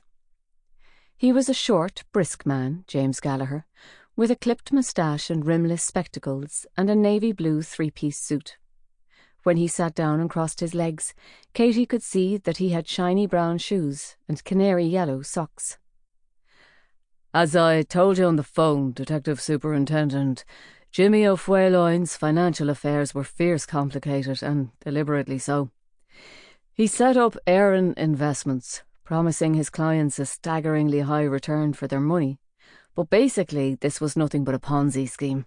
And all he was doing was paying his older clients from the money invested by his newer clients, and keeping a large proportion of that money for himself. Aaron Investments never invested a single cent in anything. What about the shares he was buying? James Gallagher opened his laptop and showed Katie the figures. He was buying up whole blocks of them, mostly from companies who were suffering from something of an economic downturn. Of course, his purchase would inflate their price, and he would give out all kinds of buoyant forecasts about them. But as soon as he had sent his clients their latest financial update and boasted how much profit their investment was making for them, he was dumping the shares and keeping the proceeds. It's not quite as simple as that, but you get the idea. You said there was one group in particular who suffered the worst losses.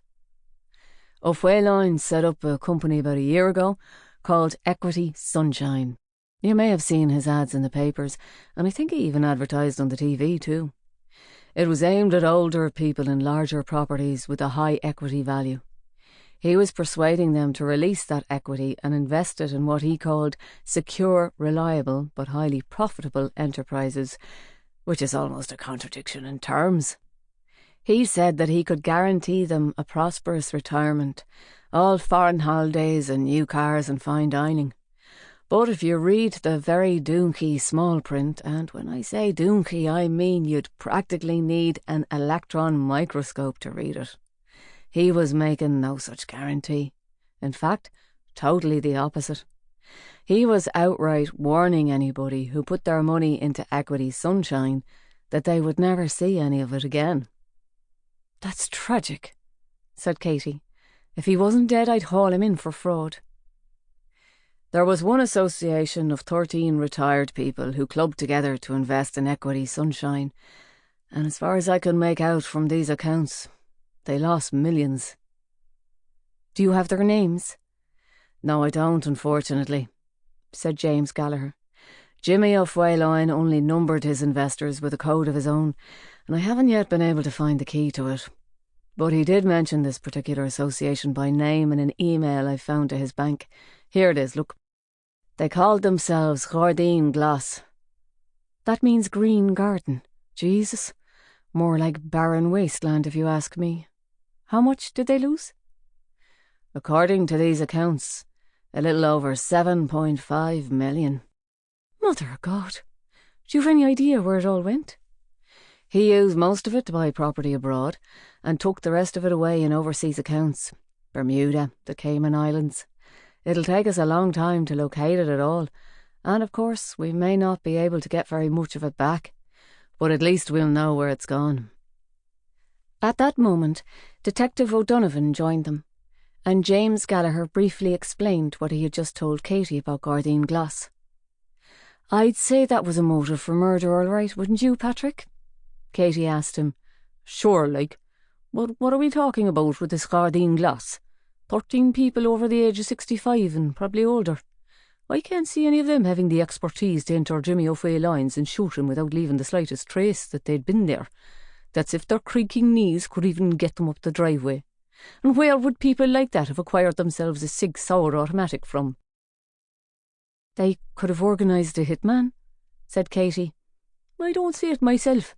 Where would they find one? You don't see fellas hanging around the Active Retirement Association on dance nights, do you? Holding up signs saying, assassin for hire. I reckon it's much more likely to have been some other businessman that he diddled. And that girlfriend of his, that air hostess, it wouldn't surprise me if she was involved in it somehow. All she seemed to be interested in was how much jewellery she could finagle out of him. Oh yes, the lovely Fiona Caffrey, said Katie. Then there was all that jiggery-pokery that Jimmy O'Fueloin was up to with Rockmassick Rovers, wasn't there? Throwing games and all. You know what these GAA types are like, fanatical. Maybe their team manager was secretly raging because he wanted to win for a change. I thought you'd interviewed most of the team already. I have, but I might just as well have interviewed 11 quayside bollards, I can tell you, for all the sense I got out of them. But what about their manager? Finbar Foley. You've probably heard of him. Jimmy O'Faolain poached him from Mallow. He wasn't happy about losing, I could tell you that. Rovers have played 7 games this season, and so far they've lost 6, 4 of them with no score at all. But if Foley did have anything to do with Jimmy O'Faolain being knocked off, he wasn't going to tell me, was he? Here, look at this, James Gallagher put in. It's pure cleverly concealed in these accounts as maintenance costs, but it seems as if Jimmy O'Faolain was transferring €10,000 into Finbar Foley's account after every single game. From that, I think we can safely assume that he was being paid to lose. Do you think Foley would be after killing the goose that laid his golden eggs? Unless, of course, he'd insisted that he wanted to win for a change, if only for the sake of his reputation in the GAA, and Jimmy O'Faolain had threatened to cut off his money and expose him as a cheat. Maybe you should go and talk to Foley again, said Katie. Make him feel uneasy, and that we still have our suspicions about him, but flatter him too. Tell him that now Jimmy O'Faolain's gone, you're looking forwards to Rockmassock getting on top of the league. We need only one tiny clue, Patrick. Anything to tell us who let themselves into Jimmy O'Faolain's house that morning. James Gallagher lifted a thick blue cardboard file out of his briefcase and set it down on Katie's desk. My full written report is in here, Detective Superintendent, with all the facts and figures up to date. I shall be staying here in Cork for a couple more days with friends of mine in Montenotte. So if you find any of it baffling or you have any questions at all, please let me know, and I'll be more than happy to go through it with you. What's your opinion about these accounts, James? I mean, frankly, in the context of Jimmy O'Faolain's murder. James Gallagher patted his hand on top of the file. My absolute conviction is that the murderer or murderers, plural, is identified in these accounts. Not necessarily by name, because so many names are still encoded, but once we've discovered who they are, I'm sure that the figures will give us all we need to make an arrest and prepare a book of evidence. In other words, whoever killed him, their days are numbered, said Detective O'Donovan, and looked pleased with himself. Their days are numbered, he repeated, in case Katie hadn't got it. Katie went back to her funeral arrangements, but not 20 minutes had passed before her phone rang, and it was Stephen McQuaid. He was breathless, as if he had been running around a football field before he decided to phone. I've already called 112, he panted. I still have them on my other phone. You're sending the guards and an ambulance. What's happened, Stephen? Come on, calm down, try to tell me. As Stephen McQuaid tried to catch his breath, Superintendent Pearce gave a perfunctory knock at her door and came into her office, along with Detective Inspector Fitzpatrick. Whatever Stephen McQuaid was panicking about, Katie could see by the look on their faces that they had heard about it too. She lifted her hand to them to show them that she was still listening to him. I can't think how this could have happened, Katie, Stephen told her, between agonised sobs. The guard who was taking care of your Pakistani fellow this morning. Declan Summers is his name. He's been shot dead. Mother of Divine Christ, he's only had half his head blown off. Stephen, try to calm down. I can barely understand what you're saying. Your security guard's been shot. That's right. He must have been killed outright. Oh, Jesus. So, what's happened to Garda Wassan? I don't know. He's gone. I told the emergency operator. What? Where was this? Katie opened her left-hand desk drawer and looked at the 3 safe house addresses that Stephen had given her. Was this at Mount Farron? That's right. Declan was supposed to report in at 12, but he didn't ring, and when I couldn't get an answer on his phone, I went there myself to see if there was a problem. The front door was off its hinges and he was lying dead in the hall. I can't believe that none of the neighbours heard a shot or saw anything that was going on. They must be blind and deaf, those people. Blind and deaf. And there's no sign at all of Garda Wassan. What about the other 2? Sergeant Macaulay and Garda O'Grady? I can't get an answer from their guards either. I'm on my way to Ballyvolane now to check on Sergeant Macaulay, and then I'll be going over to Glanmire. Stephen, where are you now? I'm just about to leave Mount Farn. Stay there. When the guards arrive, make yourself known to them. Tell them who your casualty is and how they can get in touch with his next of kin. I'll be sending officers to Ballyvolane and Glanmire to check on the other two, but don't you be after going there yourself. Whoever shot your man could still be at one of those addresses. I can't think how this could have happened, Katie. I'm so sorry. I thought those safe houses, they were totally secure. Nobody outside of McQuaid Security knows that they belong to us. Nobody. Well, except for you. Just try to settle, will you, Stephen? Take things handy and a couple of my detectives will be coming up to Mount Farn to talk to you in just a short while. Katie put down the phone and stared at Superintendent Pearce and Detective Inspector Fitzpatrick without saying a word. Then she tore off the 3 addresses from her notepad, got up from her desk and walked across to Superintendent Pearce. Here, she said. Sergeant Macaulay's at Merview Lawn and Garda O'Gradig's at Churchill. It was McCade's security who were supposed to be guarding them, but they've lost contact with them. So we need to get a patrol to each of those addresses without any delay. Warn them that there could be armed and dangerous suspects on the premises. Superintendent Pearce gave Katie a sideways look that had several different meanings, including women and you've made a right hames of this, haven't you?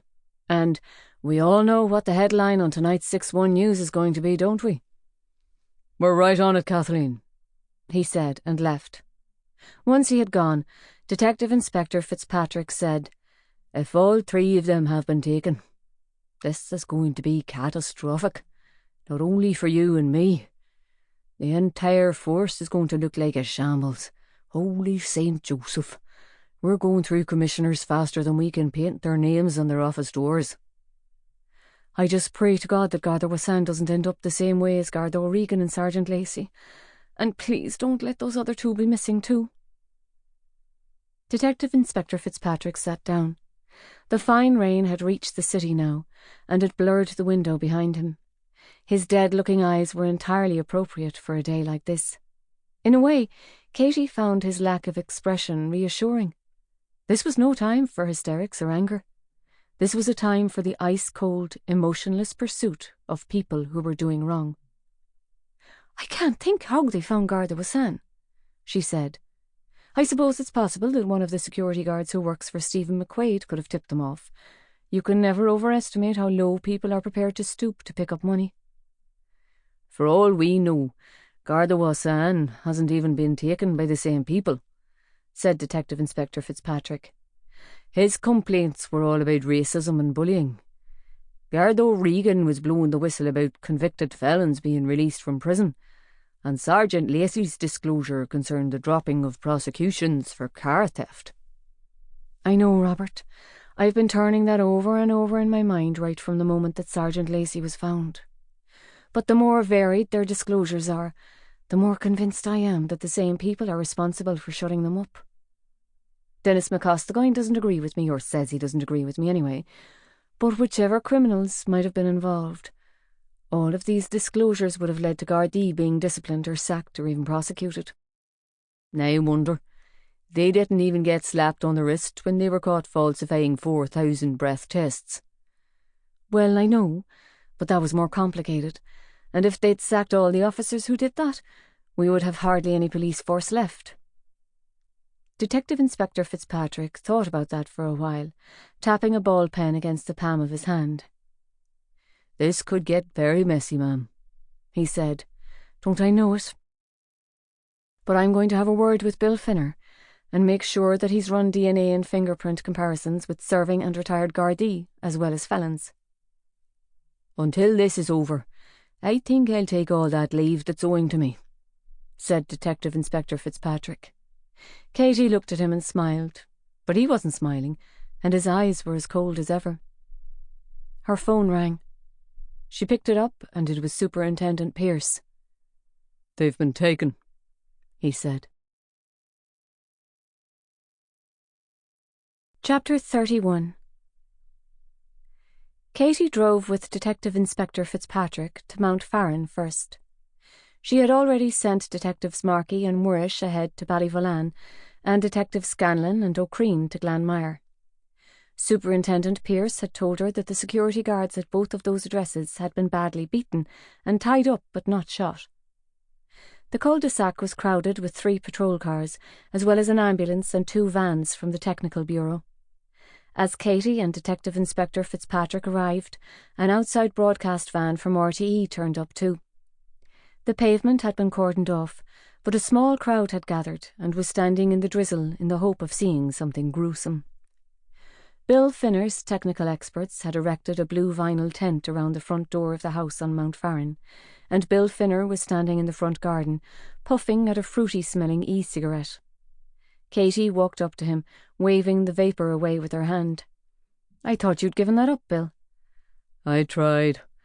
Maybe I will when I retire from this job." "What's the story?"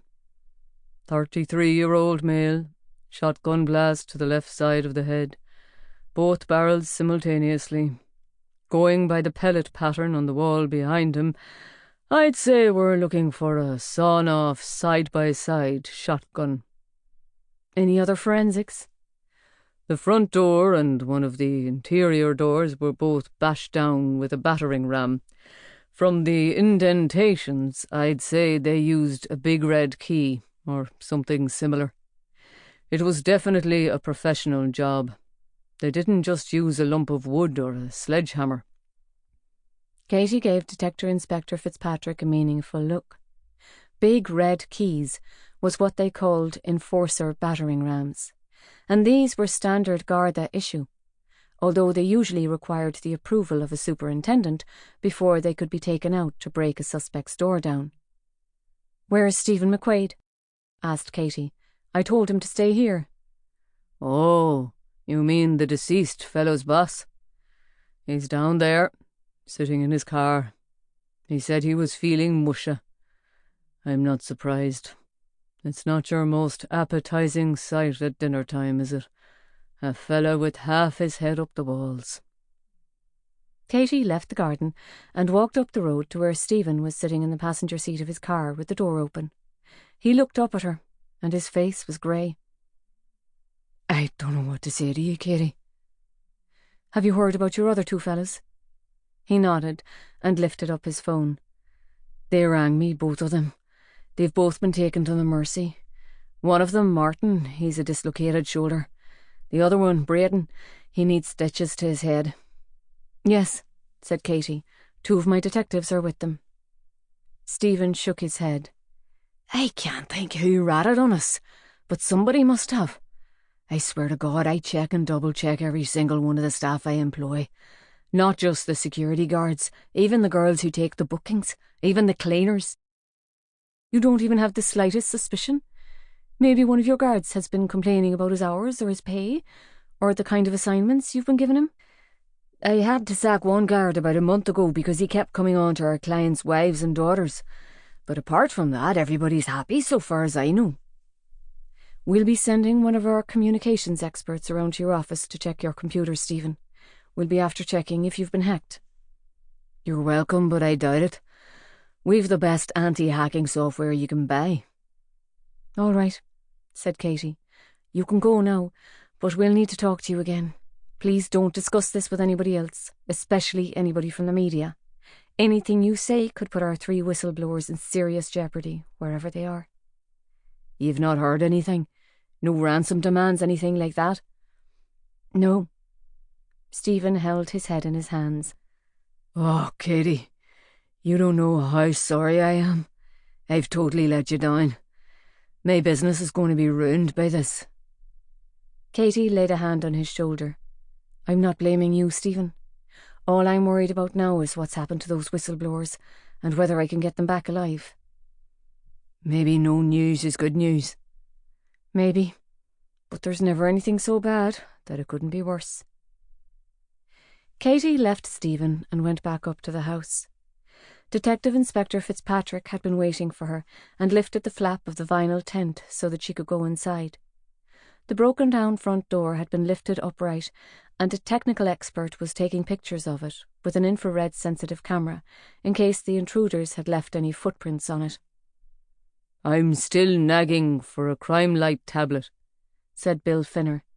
I know they cost an arm and a leg, but it would save us having to take the pictures back to the lab." "I'll mention it next time I'm in a budget meeting," said Katie. "I don't hold out much hope, though. The way things are going, we can't even afford a new kettle for the squad room." Just then, one of the technical experts at the end of the hallway switched on an LED floodlight.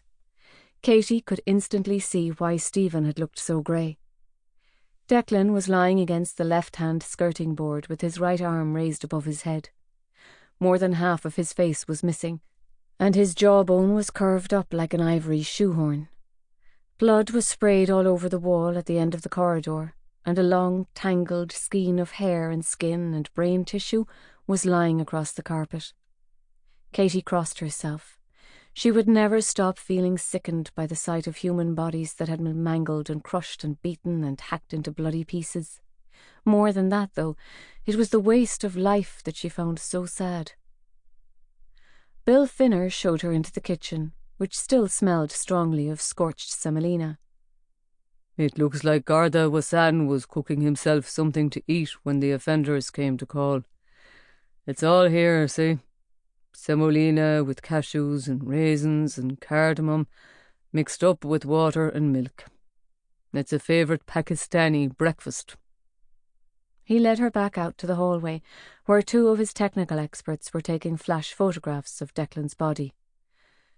"I'm guessing that Garda tried to hide in this back room, because the deadbolt is still in the locked position and the key is here on the inside even though the door was smashed open. That net curtain's been pulled aside and the window handle there, that's still upright, but he wouldn't have been able to open the window because that's locked too." "OK, Bill, thanks for that," said Katie. "I leave you to get on. D.I. Fitzpatrick and I will be heading back to Anglesey Street. You have Fergus up at Ballyvolane, don't you?" "That's right.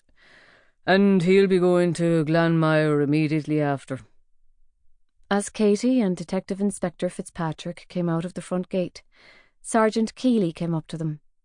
He was a grizzled, experienced officer who always put Katie in mind of an old stud bull in a high-vis jacket. "The lads have been chatting to the locals, ma'am," he told her. "One or two of them heard a bang not long after 9 this morning, but they didn't think nothing of it. They're putting up that new building with a roundabout down there, and there's been a fierce banging coming from that for the past 2 weeks. They thought it was that." "Did anybody see any unfamiliar vehicles or men behaving strangely?" "Nobody saw nothing. The men who weren't already at work were still in their scratchers, and the women who weren't already at work were all in their kitchens cooking the breakfast." Fionnuala Sweeney from RTE News came hurrying across the road with her cameraman and caught up with Katie before she could close her car door. "D.S. Maguire, have you a statement for us?" "A young man has been found deceased from a gunshot wound. So far, that's all I can tell you." "Do you know who he is?" "Yes, we do, but we won't be releasing his name until his next of kin has been informed." "Do you have a suspect?" "At this moment in time, no. So we'd obviously appreciate it if anybody who has any information relating to this incident could call 1-800-666-111. All calls will be completely confidential." "Was the victim resident in the house there?" "I've no further comment now, Fionnuala. I'll be holding a media conference later in the day, most likely." "Was it gang-related, this shooting?" "Like I said, Fionnuala, I've no further comment." "Is there any danger to the public at large? I mean, if there's a suspect loose with a gun, like?" "Not so far as we know. But obviously, if you see somebody openly carrying a gun, you'd be well advised not to approach them or challenge them. Head off in the opposite direction as fast as you can and call 112. Katie closed the door and Detective Inspector Fitzpatrick drove off. "Holy divine Jesus," she said, blowing out her cheeks. "I think I might join you on leave, Robert. Where should we go? Somewhere as far away from Cork as we can find. How about Bally?" "You'd be sitting on a volcano if you went to Bally. Not much different from sitting on the Disclosures Tribunal back here." Back at Anglesey Street, Katie went directly in to see Chief Superintendent McCostagoyne. He had been briefed already by Superintendent Pearce that all 3 whistleblowers had been abducted, and Katie had rarely seen him look so grim. "So much for your friend McQuaid and his watertight security," he said, as Katie took off her raincoat and dropped it over the arm of her chair. Do you have any notion at all who might have leaked those addresses? I can only guess that it must have been one of Stephen's staff. He employs about 60 altogether. But even he doesn't have a clue who it might have been. Only a handful of his people know that the company has safe houses, and even less know where they're located. They only rent them, so they're constantly changing them. My God, Kathleen, this is the end of the world as we know it. I'm not giving up hope yet, sir. We haven't heard anything up until now, and so far as I know, the media haven't been notified. It could be they're waiting for the 6-1 news, like they did yesterday. Maybe they want to make a splash. Did you see the papers this morning about Sergeant Lacey? The Sun accused us of running around like headless chickens, while our whistleblowers' heads were being cut off. I've already had Frank Maguire on the phone, and he's had the acting commissioner on the phone, and he's had the Justice Minister on the phone. And all of them are ripping. It doesn't help that there are so few witnesses, said Katie. None of the residents of Mount Farron saw anything unusual going on. Marky texted me on the way back here to say that nobody in Merview Lawn and Ballyvolane saw or heard anything, possibly because Sergeant Macaulay was taken away before any of them had woken up. And the safe house in Church Hill in Glanmire, that's hidden behind so many trees and bushes apparently that you can't see the house itself, let alone anybody leaving it. Dennis McCostigoyne picked up the cup of tea on his desk, peered into it, saw that it had a milky skin on it and put it down again. Somebody must have seen something, even if they didn't understand the significance of it. You'll be broadcasting appeals for information, won't you? I've already asked Fionnuala Sweeney to put out an appeal on RTE News, but I'm going down to speak to Matthew McKelvey right now, so that we can make it in time for the morning papers. Oh, it looks like he's going to save you the bother, said Dennis McCostigoyne, swivelling around in his chair and pointing to his office door behind her. Matthew McKelvey was peering around the door with his knuckle raised, ready to knock. Dennis McCostigoyne said, Come on in, Matthew. What's the crack? Katie thought Matthew had aged in the short time that he had worked in the press office at Anglesey Street. He had started out so youthful and smart and fresh, always wearing a jacket and tie and with his hair brushed up. Now his tie was hanging loose, and he looked as if he were wearing yesterday's shirt, and his hair was all messed up and badly in need of a cut. She wondered if his daily routine of issuing press releases about robberies and fatal road accidents and suicides had worn him down. But you could never be sure. He had been married for only 6 months, and maybe he was having trouble at home. Dan Keane called me from the Examiner, he said. He wanted to know if you were going to make a statement about the 3 whistleblowers. Katie gave an involuntary shiver. What about them? He wanted to know if you had found their bodies yet. He thinks that they're dead. What makes him think that? He's had a call saying that all 3 of them have been punished for sneaking on their fellow officers. He wouldn't tell me who the call was from. Did this caller say how they'd been punished? Matthew nodded. He put his hand over his mouth as if he were feeling sick. They've been beheaded, haven't they? Said Katie. Matthew nodded again. They've been beheaded, and they've all had tin whistles stuck down their necks, just like Garda O'Regan and Sergeant Lacey. Yes, said Matthew, according to what Dan Keane was told anyway. Dennis McCostigoyne said, Holy Jesus, Kathleen. And we were supposed to be protecting them. We couldn't have done worse if we'd cut their heads off ourselves. This caller, said Katie, did he give Dan Keane any indication at all where the bodies might be? He said something about headless chickens. Headless chickens? That was what the Sun called us this morning, wasn't it? I don't know. I didn't really understand what he was talking about.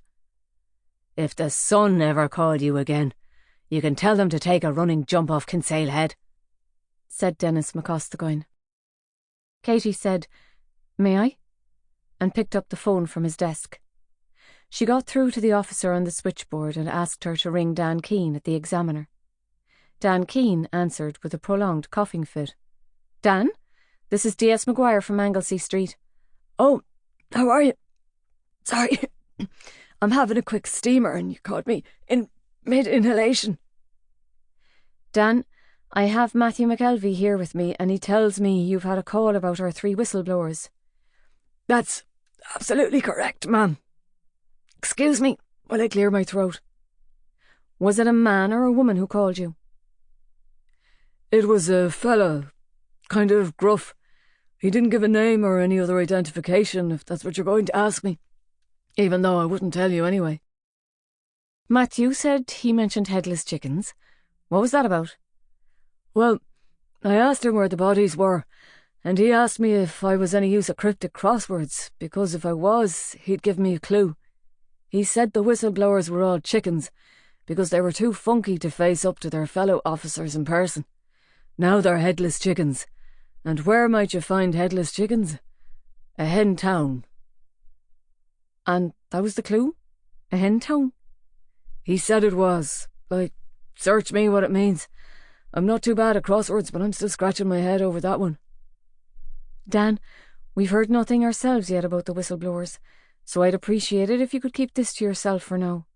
I'll be holding a media conference just as soon as I have something positive to tell you. So, what was all that about?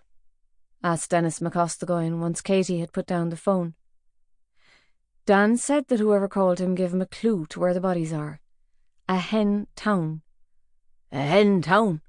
What kind of a game are they playing, these people? That means nothing at all. A hen town. Katie wrote a hen town down on Dennis McCostigoin's notepad. It can't be that cryptic, she said. They want us to find those bodies. They want us to see them with their heads cut off and the whistles sticking out of their necks. But they're razzing us. They want us to look like total incompetence. Not just look like total incompetence, but feel like it too. They want us to feel like we're floundering. Matthew McKelvey's phone warbled. He answered it, and when he had, he covered it with his hand and looked at Katie and Dennis McCostigoin in desperation. It's Fionnuala Sweeney. She wants to know if it's true that the whistleblowers have all been beheaded and had tin whistles stuck into their necks. Tell her no comment, said Katie. She says they'll be reporting it anyway. Tell her we can't stop her, but we'll be giving out a full statement later. She says she can't hold it any later than 6. Katie looked down at what she had written on Dennis McCostigoin's notepad. Maybe it's a cemetery, she said. Garda O'Regan and Sergeant Lacey were both beheaded in cemeteries. Maybe he meant Queenstown Cemetery. Some local folk in Cove still call it that. That's the only cemetery in Cork I can think of that has town in its name. That doesn't sound like much of a crossword clue, said Matthew. Katie kept staring at a hen town, and the answer suddenly came to her. She had actually seen a sign for it when she had been driving back from St. Senan's Abbey. It's an anagram, she said. A what? An anagram. Not even a very difficult one either. It's Athnowin. There's an old abandoned church there, and it has a graveyard. Dennis McCostigoin raised his brambly eyebrows. I always knew there was a reason we decided to promote women to the senior ranks. They have brains. Myself, I couldn't have worked that out in a million years. I could still be wrong, said Katie. It may not be an anagram at all, or maybe it's an anagram of somewhere else altogether, but Athnowin is not too far from St. Senan's and it's totally secluded, so you could murder half of Cork in there and nobody would know what you were up to. What's the plan then, Kathleen? Said Dennis McCostigoin. Athnowin's not too far. I'll go out there myself and have a sconce. I'll take DS Ninoulan with me in a couple of uniforms. If I'm wrong, we won't have wasted more than half an hour. Yes, but if they're not there, the whistleblowers, what then? We'll be told, sir, sooner or later. I don't have any doubt about that. They want to make us look like bumbling Egypts, those killers. But they want to frighten the holy Jesus out of us too. Although Athnowin was less than 15 minutes away, due west from Cork City on the N22, it was already growing dark by the time Katie arrived at the end of Grange Road in her blue Ford Focus. A Garda patrol car was following her with 2 young male uniformed officers, and they parked close behind. Jesus, this is a spooky place, said Kaina as she climbed out of the car and pulled up the hood of her baggy purple raincoat. I'm half praying that I'm useless at crosswords, said Katie. One of the 2 Gardaí pushed open the black iron gate, and the 4 of them high-stepped their way through the tall wet grass in the graveyard. The pity of this, said Kaina, stopping in front of a small granite headstone, which read, Aoife Murphy, now an angel among angels, aged 12 years, September 17th, 1876. They reached the church entrance. The doors were closed, but the metal bar that had once secured them was bent at an angle, and the padlock was gaping open. Together, the Gardaí pushed the doors wide open with a harsh scraping sound, and then they took out their flashlights so that they could probe inside. It was not only dark inside, but so cold that it looked as if all 4 of them were smoking.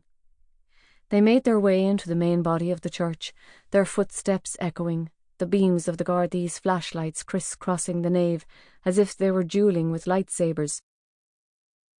"How long has this place been abandoned?"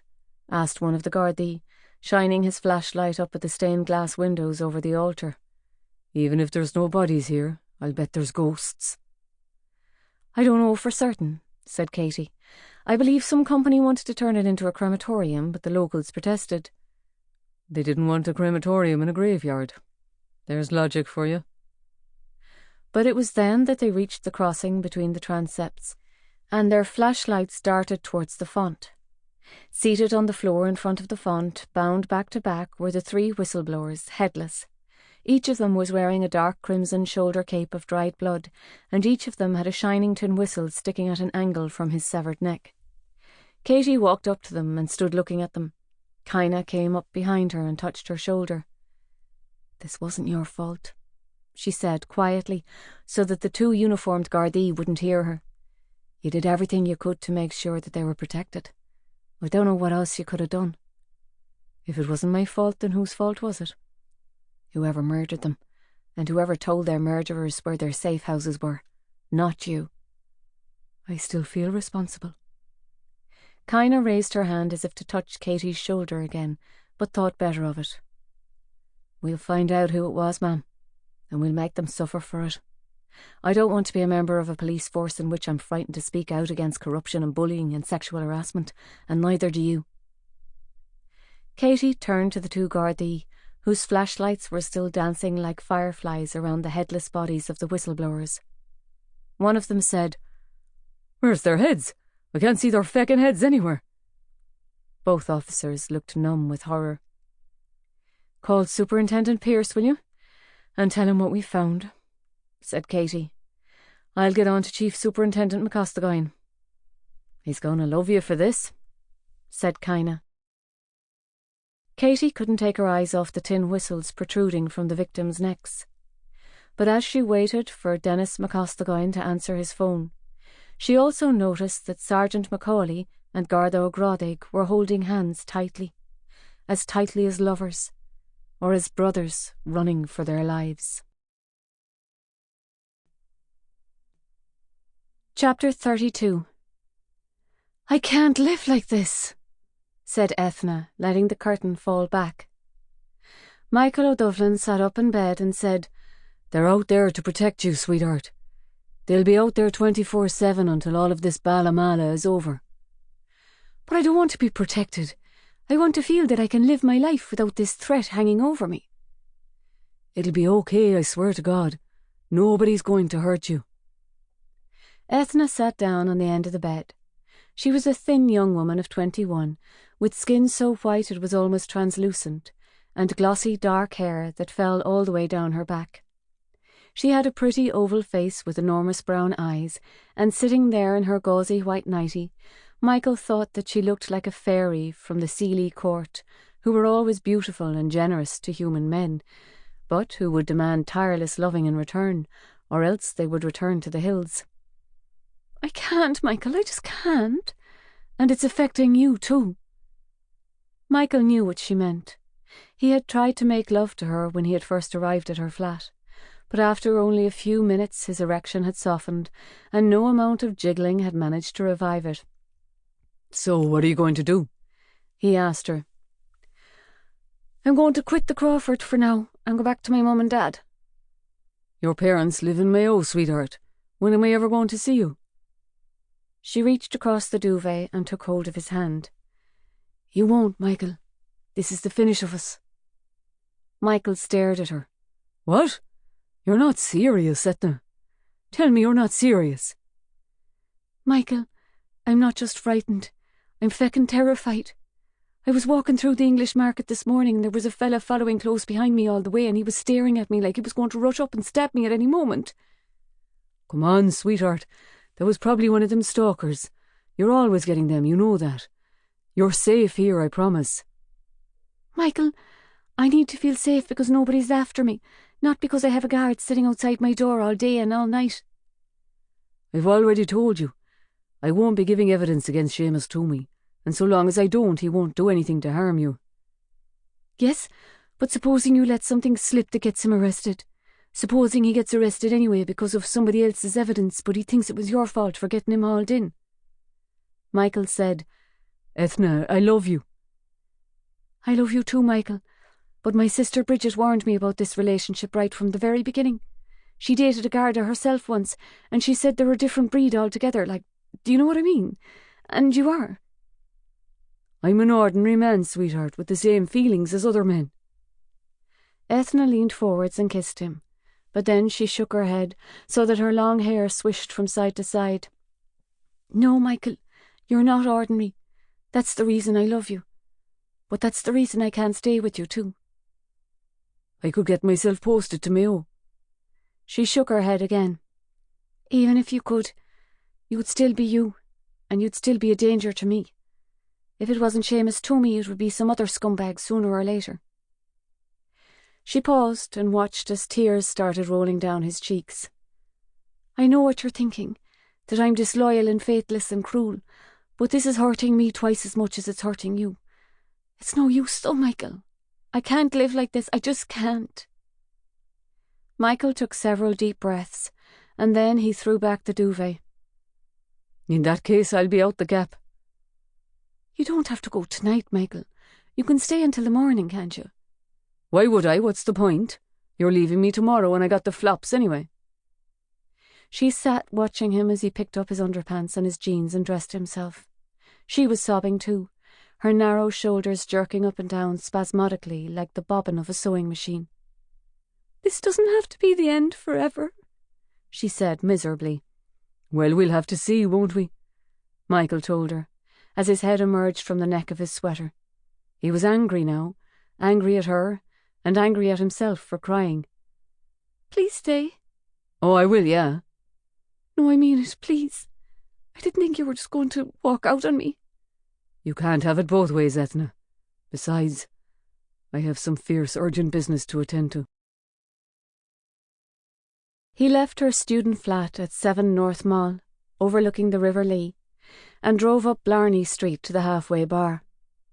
4 or 5 regulars were standing outside smoking when he climbed out of his car, and they stared at him as he crossed the pavement as if he were stark naked. He pushed his way into the bar. It was crowded, and the music and the laughter were as loud as ever. Seamus Toomey and Douglas Quinn and Gwyneth were sitting at their usual table with 2 bulky bruisers, one shaven-headed and the other with a close-cropped carrot top, but both with thick tattooed necks.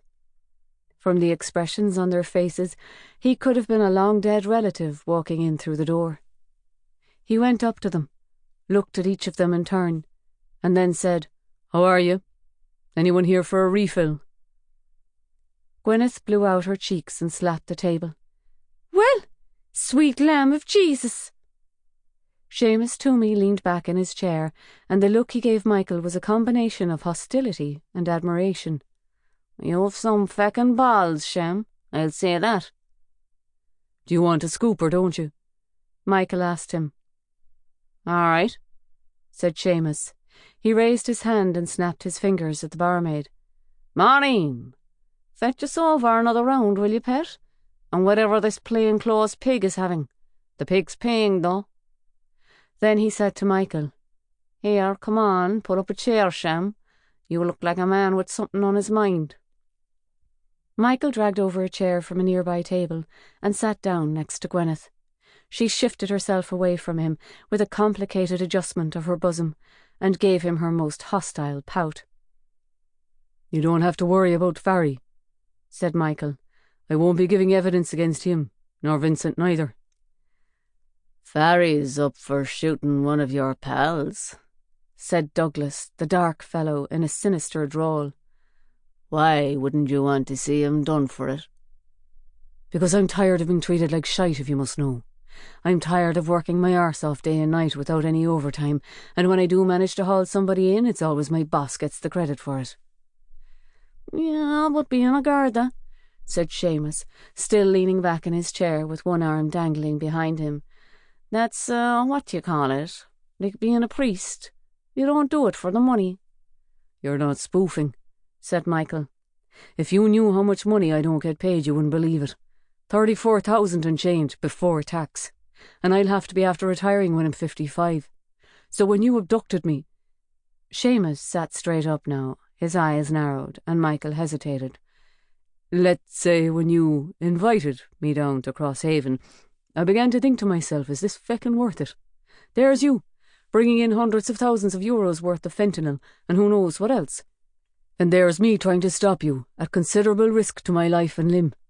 And in the end, I'm never going to succeed in stopping all of the drugs that come into the country, so why not be practical about it, and come to some sensible arrangement like. Maureen brought their drinks and set them down on the table, and Michael took out his wallet and paid her. Keep the cabbage, he told her.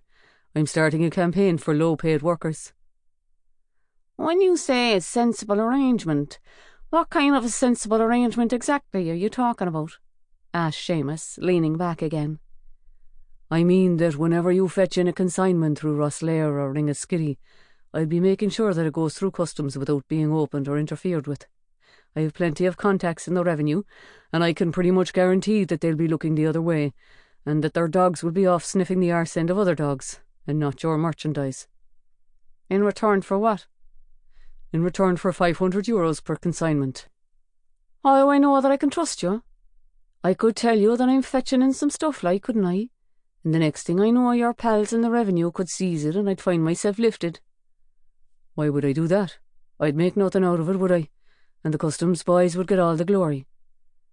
Not only that, but we'd come looking for you, put in Gwyneth. We don't take kindly to guards who give us bother. Michael turned to look at her. From the way she was looking back at him with her puffy little eyes, he realised that his earlier impressions about her had been correct. She was the most influential member of this gang, not her brother, and not Douglas Quinn. She might seem to be nothing more than a fat, greedy slut, but he could tell that they respected her. In fact, they even seemed to be afraid of her, and that whatever she wanted, she got. After all, she had wanted him, and Seamus had made sure that she got him. You will know that you can trust me because I won't be giving evidence against Farry and Vincent. From what I heard at the station, they'll have a hard time anyway proving that Farry shot Detective O'Brien in anything but self-defence, because he has an independent witness to support his version of events. As for the crash that killed Detective Buckley, well, that could well be seen as an accident. I reckon the worst they'll be able to pin on Farry is illegal possession of a firearm and careless driving. He might not even get jail time. Sure, like, Nicky Burke seems to think that he'll get off light, said Seamus, provided, of course, that you don't change your mind and start blabbing. Right now, you'll just have to take my word for it, said Michael, but you'll see when Farry and Vincent go to court. Until then, we still have our insurance policy, put in Gwyneth. Your lovely girlfriend, Ethna. So long as you keep your bake shut, Tommy, or Michael, whatever your name is, she'll stay lovely. It's pure scary what sulfamuric acid can do to a pretty girl's face. Michael didn't respond to that, but lifted up his glass of Murphy's and said, Do we have an arrangement then? Seamus lifted his glass too, and so did Douglas. I'm still highly suspicious of you, Sham, said Seamus, but then I've done a fair few deals with Garda before now, and most of them worked out to our mutual advantage, except for the ones that didn't. It was then that Gwyneth raised her glass of apple puccini. And the deals that didn't work out, she said, if you knew how they ended. She gave Michael a sticky red grin and drew her podgy finger across her double chin in a throat-slitting gesture. He grinned back and winked at her. If only she knew what I'm thinking. I'd rather have my throat cut than go to bed with you again. Katie stayed in the church at Athnoan until well past midnight. Grange Road had been sealed off and was lined with patrol cars and vans from the Technical Bureau and 2 ambulances. She had watched as technical experts had taken samples of blood and DNA, as well as scores of infrared photographs and the scuffed-up impressions of footprints that had been left in the gritty dust around the font. At 6 o'clock, she had gone outside to give a statement to the media, and again at 10. She had told them only that the 3 whistleblowers had been found decapitated like the previous 2, because the media knew that already. She didn't explain how they had been abducted, and she made no connection with the shooting of the security guard Declan Summers at Mount Farron. She had told Detective Murish to contact Justice McGuigan's office in Dublin. 3 more whistleblowers were due to give evidence to the Disclosures Tribunal, but not for the next 8 weeks at least. As far as possible, their names and the nature of their disclosures were being kept confidential, although it was common knowledge that one of them involved the misuse of funds at the Garda College in Templemore. Detective Inspector Fitzpatrick had arrived at the church just after 7, and now he came over to Katie and said, "Why don't you call it a night, ma'am? I can take over from here. We won't be moving the bodies for an hour or 2 at least." "Thanks, Robert. I could use a couple of hours' sleep. Let's have a full briefing at 9 tomorrow." Detective Inspector Fitzpatrick looked over at the 3 headless bodies. Their bonds had been untied, and they had been separated now. They were lying on trolleys, with technical experts bending over them with cameras and infrared lights. "Let's pray to God that these are the last," he said. "Telling their families that's going to be desperate. It's bad enough that their heads have been cut off and they've had 10 whistles stuck down their necks. But the families know that already from the news. Their heads are missing. That's the worst part. And we're not at all hopeful that we're ever going to find them. How can their families have closure, burying their loved ones without their heads?" "I dunno," said Katie. "I have a feeling that we'll find them, sooner or later. Don't ask me why. I don't usually have faith in premonitions." She went over to Kaina, who was talking to one of the technicians, a small woman in a pale blue Tyvek suit that made her look like a Teletubby. "I'm going now, Kaina," she said. "Can I give you a lift?" "That'd be grand," said Kaina. "I'm totally knackered." They walked out through the graveyard and climbed into Katie's car. "Are you okay?" Kaina asked her. "I know we've just come out of a cemetery, but you look like a ghost." "I'm beat out, that's all, body and soul. I'll be fine in the morning when I've had some rest. Why don't you come home with me? I have Barney back and Fulkin. They're wonderful company, but their conversation is kind of limited." "You're sure you're about that?" "Con's still banged up in tip. I don't know for how long, and if he's going to be granted bail." Kaina took hold of Katie's hand. Then she turned around to make sure that nobody was watching, and leaned across the car and kissed her. "Everything's going to work out, Katie. You wait and see. Come on now, let's go." Chapter 33. Barney and Fulkin were delighted to see both Katie and Kaina when they came in through the front door. Fulkin kept circling around and around, nuzzling at their legs, while Barney hobbled up and down the hallway, snuffling and letting out little yips of pleasure. "He's walking much better already," said Katie, ruffling Barney's ears. "They should be able to take off the splint in a week or so." "I do believe these 2 pooches are an item," said Kaina. She didn't add, "like us," although Katie half expected her to. Katie took off her jacket and dropped it onto the sofa. "I'm going to take a shower and go to bed. I can make you a hot chocolate if you want one." "No, a glass of water would be grand. I'm thirsty, that's all. And I want to get the dust of that church out of my throat." Katie made sure that Barney and Fulkin's water bowls were filled, and then she went into the bedroom. Kaina followed her. "Jesus, I hope I don't have nightmares tonight," said Katie. "Me too. And I'll tell you this for nothing. I don't think I'll ever be able to listen to a tin whistle tune ever again without thinking of those 3 poor souls sitting there with no heads on." They both undressed, and Kaina hung her blouse and sweater over the back of the bedroom chair.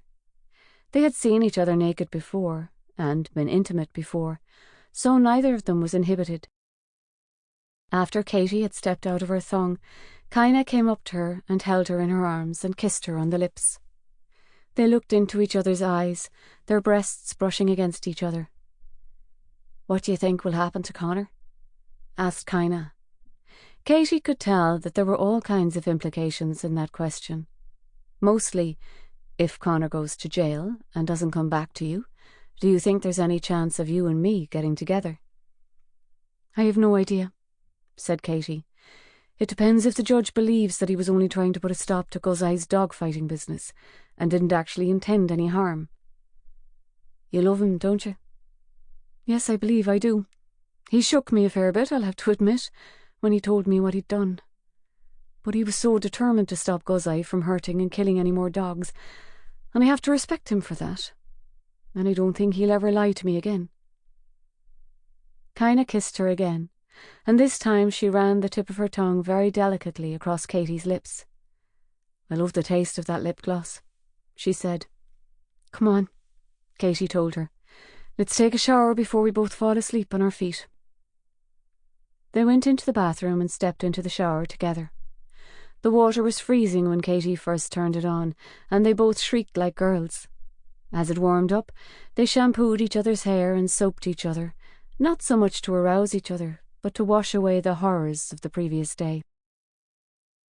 They kissed and held each other close under the running water, their tongues tangling, and Katie felt a deep sense of comfort and relief. Here was somebody who loved her and understood her, and yet expected nothing from her but affection.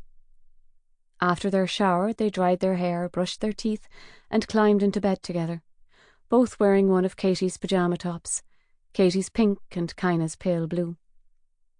"Right," said Katie, as she switched off the bedside lamp. "We'll have to be up at 7, so that gives us 5 hours sleep." Kaina put her arm around her and held her close. "I just hope I can stop thinking about those whistleblowers. Try to count shellachy bookies." "Shellachy bookies?"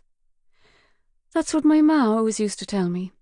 She said they go so much slower than sheep, so that you'll only have to count up to 3, and you'll have dropped off. We used to sing, shellachy bookie, stick out your horns, or else we'll kill your babies. Charming little girls, weren't we? I was wondering if it hurts much to have your head cut off," said Katie. "Maybe it hardly hurts at all, especially with the chainsaw. It must be all over in seconds." Myself, I was thinking more about what you said earlier, about who could have killed them and why. Like you said, each of those 3 whistleblowers was complaining about something different, so why should the same people want to kill all of them?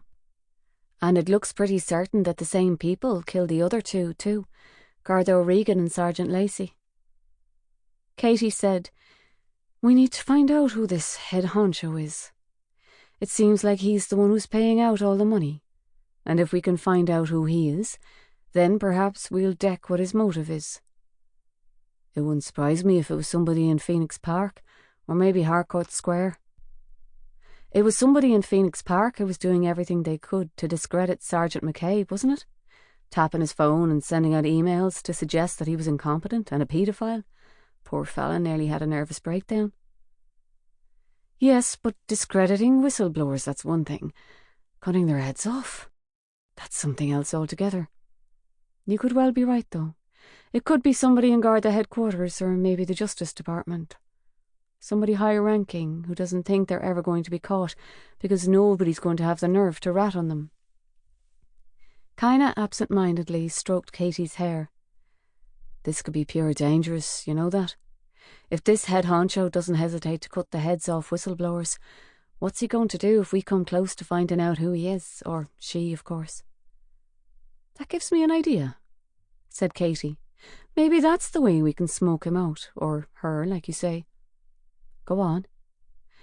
"Supposing I go to Chief Superintendent O'Malley myself, with a disclosure about a racket at Anglesey Street." "What racket at Anglesey Street?" "Well, what racket that we don't know about already?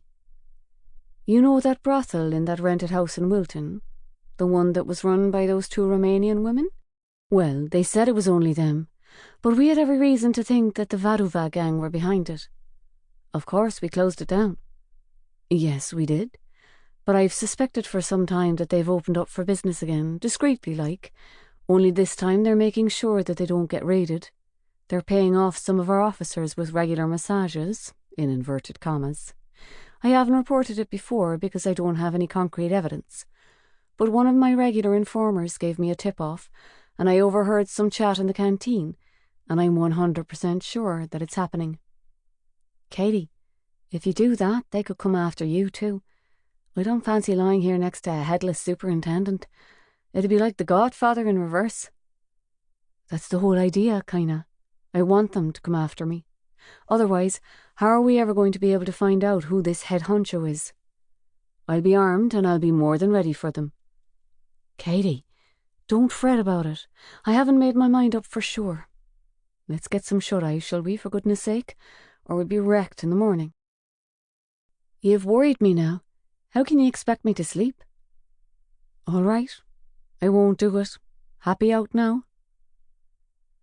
As they drove into the city the next morning, though, Katie said, I'm going to do it. I can't think of any other way. I knew you would, said Kaina. They were in work mode now, so she didn't add, you stubborn cow. You'd better not get yourself beheaded, though, or I swear to God I'll never speak to you again. I'll have to do some checking up first, just to make sure those Romanian women haven't moved away or gone back to Romania. I don't want to end up looking like a total idiot.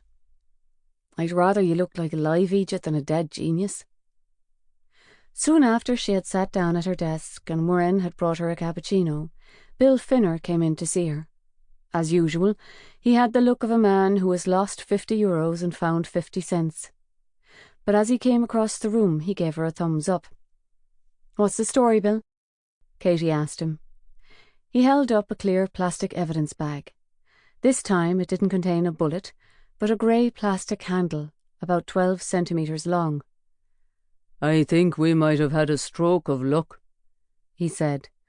We picked this up from behind the font. It's a chainsaw starting handle, and it looks like it probably got tugged off when your man was getting his chainsaw going. It does happen now and again, and you'll remember that we could tell from the wounds inflicted on the victim's neck that the chainsaw was pretty wore out. So what does that tell us? A fair bit, as a matter of fact. Your man would have been wearing gloves when he was pulling the handle, but we found 1 or 2 smudgy partials on it. That won't be of much help until we make an arrest, said Katie. Even then, it doesn't conclusively prove that whoever left the partials was the head cutter himself. No, agreed. But what's more important is the handle itself. We compared it against all the chainsaws on offer in the catalogues from local hardware outlets, and it came from a Husqvarna 450. There's only 2 places where you can buy one of them. One's in Limerick, and the other's that garden centre in Frankfield out on the Ballycurran Road. We've rung them already this morning, and they keep records of everybody who buys a chainsaw off of them because of the guarantee. They've sold only 5 Husqvarna 450s in the past 2 years, and they're going to be emailing over the details of who bought them as soon as the girl who does their accounts gets in. Fair play, Bill. That's a start anyway. Anything else? The tin whistles match the whistles that were stolen from the music market, and what's more, all 3 of them have traces of saliva on them, and fingerprints. So if and when you do haul somebody in, they won't be able to deny that they were involved. It strikes me as queer that they should have been so careless, said Katie, especially if even just one of them was a guard. Even your thickest criminal knows about DNA these days. If you ask me, they're careless because they don't give a shite. They don't think they're going to be caught, like. And even if they are, they don't think they're going to go down for it. All right, Bill, thanks. I'm holding a briefing at 9 so you can fill in the rest of the team. Bill Finner picked up the handle and looked at it as if he were exasperated that it couldn't tell him more. I don't know why, but I have a fierce bad feeling about this case. I almost think that it would be better for us all if we buried our dead with honours and forgot about it altogether. Don't be such a pessimist, Katie told him. It's all very well you telling me that, but like my old grandpa used to say, I'd rather believe the worst was going to happen than end up having a nasty surprise. About 20 minutes later, Detective Inspector Fitzpatrick and Detectives Moorish and O'Creen came in to see her. They had interviewed the 2 security guards who had been protecting Sergeant Macaulay and Garda O'Grodick. Both guards had been badly beaten, one with a baseball bat and one with a hammer. The guard who had been looking after Sergeant Macaulay had been allowed home after treatment, but Garda O'Grodick's guard was still in the Mercy with a skull fracture. They both gave us the same description, said Detective Inspector Fitzpatrick. 3 solidly built fellows, all dressed in black jeans and black jackets, and all wearing black balaclavas. One of them was carrying a sawn-off shotgun, and he was definitely the leader because he did all the talking. All they can say about him is that he had a rough kind of a voice and a Waterford accent. So the same 3 abducted both Sergeant Macaulay and Garda O'Grodick? It sure looks like it. There was at least 45 minutes in between the 2 of them being taken, so I think we can assume that Sergeant Macaulay was driven to the church on Athnone and left there all tied up before they went back to fetch Garda O'Grodick and Garda Wassan. We don't know exactly when Garda Wassan was taken, but if he was making himself some breakfast, it was probably after the other 2. They were taken at approximately 6:25 and 7:10. And nobody else saw these 3 men or the car they arrived in? Nobody, although there was one old one who lives across the road from the safe house in Ballyvolan, and we suspect that she might have seen them, but was afraid to tell us in case of reprisal. I'm sending Moorish back to talk to her again.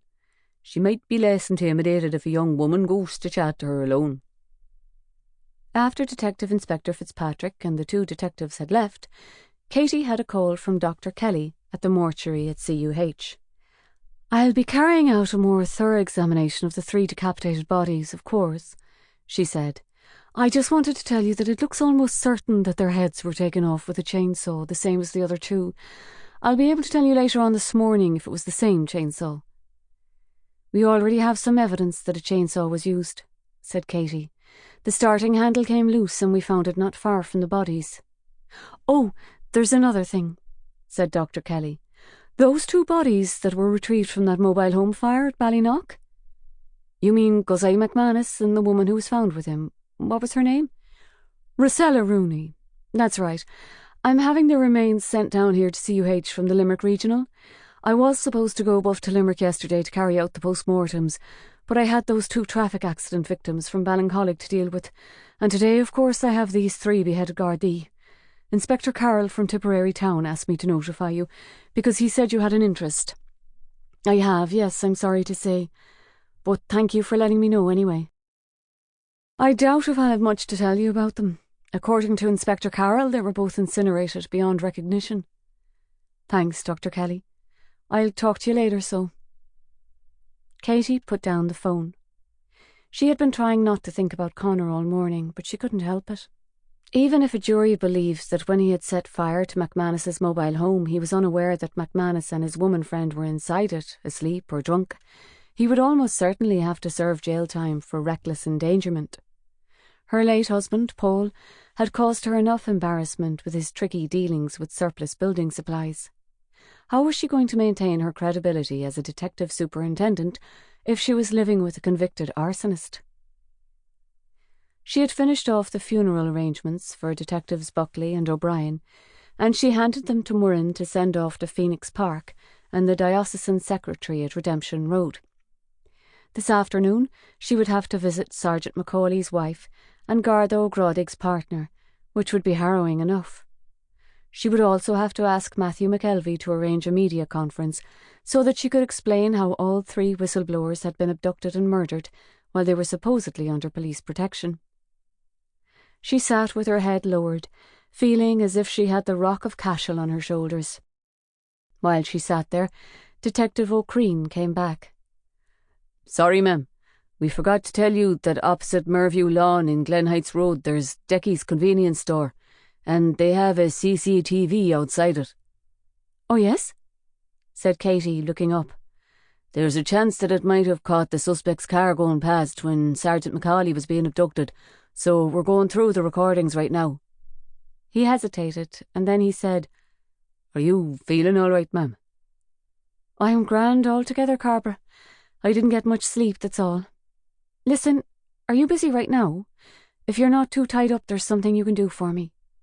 I'll give you this address in Wilton, and I want you to run down there and see if there's 2 Romanian women still living there."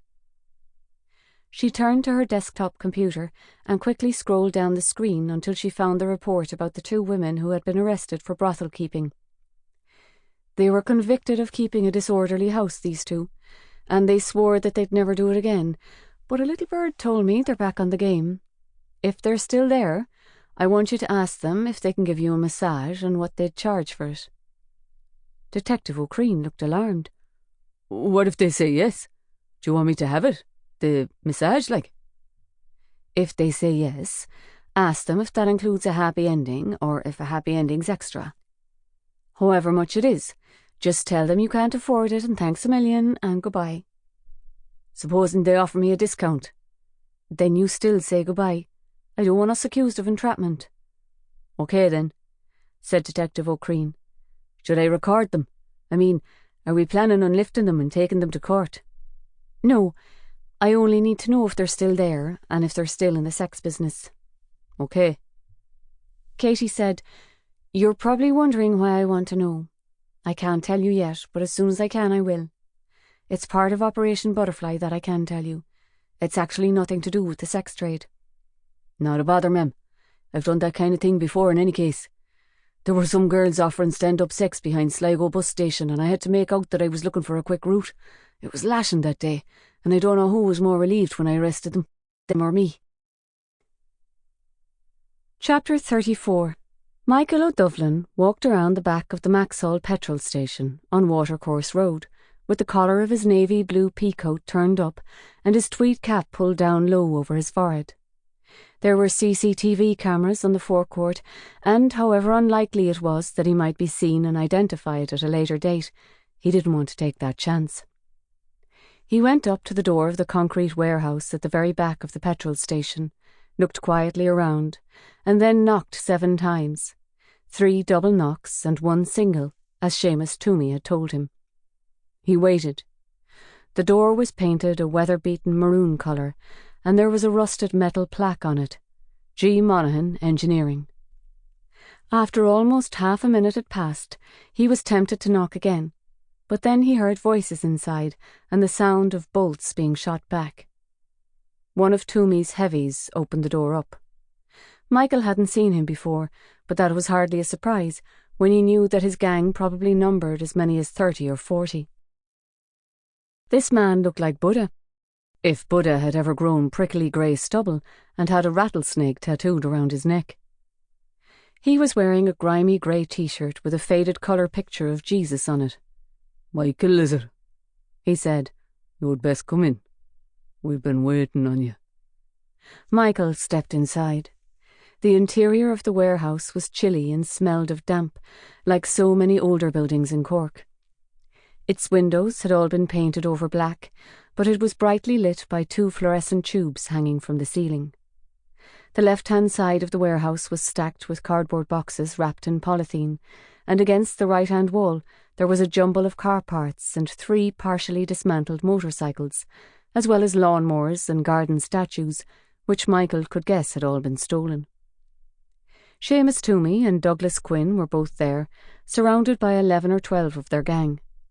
Most of the younger members were smart, with brushed-up Jedward hair and skinny jeans, and the small tight coats they called farting jackets. The older ones were more like the heavy who had opened the door. thick-set and bald and scarred and tattooed, with black leather jackets and earrings and heavy boots. He recognised at least 2 of them from the morning that he had been wrestled out of Gwyneth's flat. Almost all of them were smoking cigarettes, and he could smell the herby aroma of marijuana too. Seamus was sitting on a packing case with his hands propped on his knees.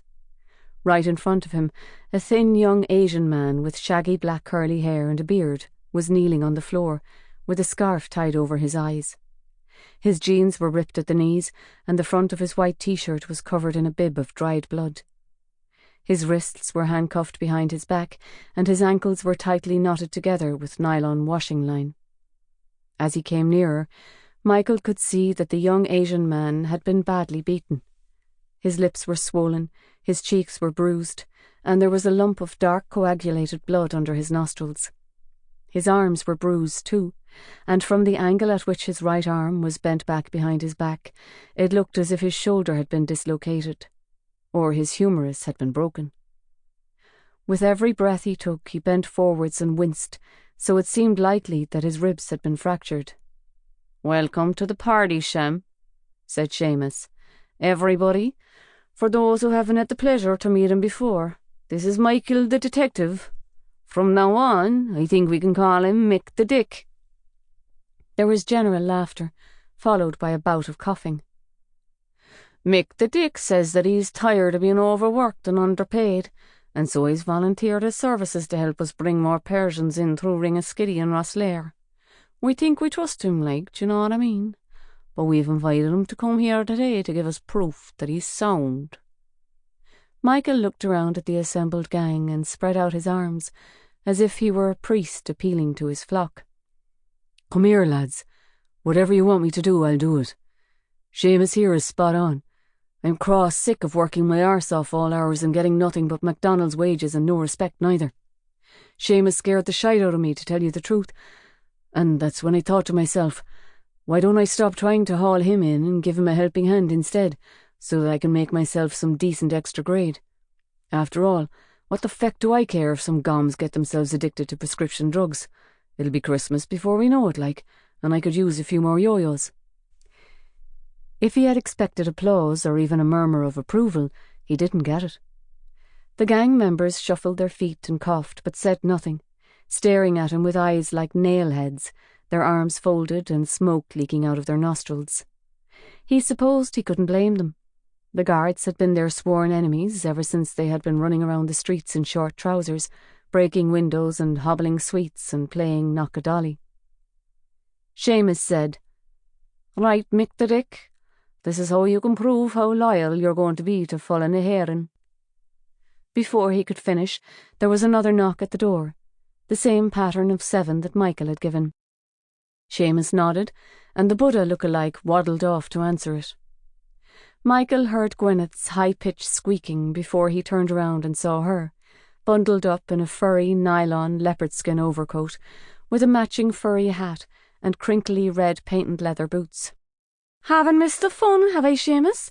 I dropped my feckin' phone down the toilet and I had to dry it out with my hairdryer."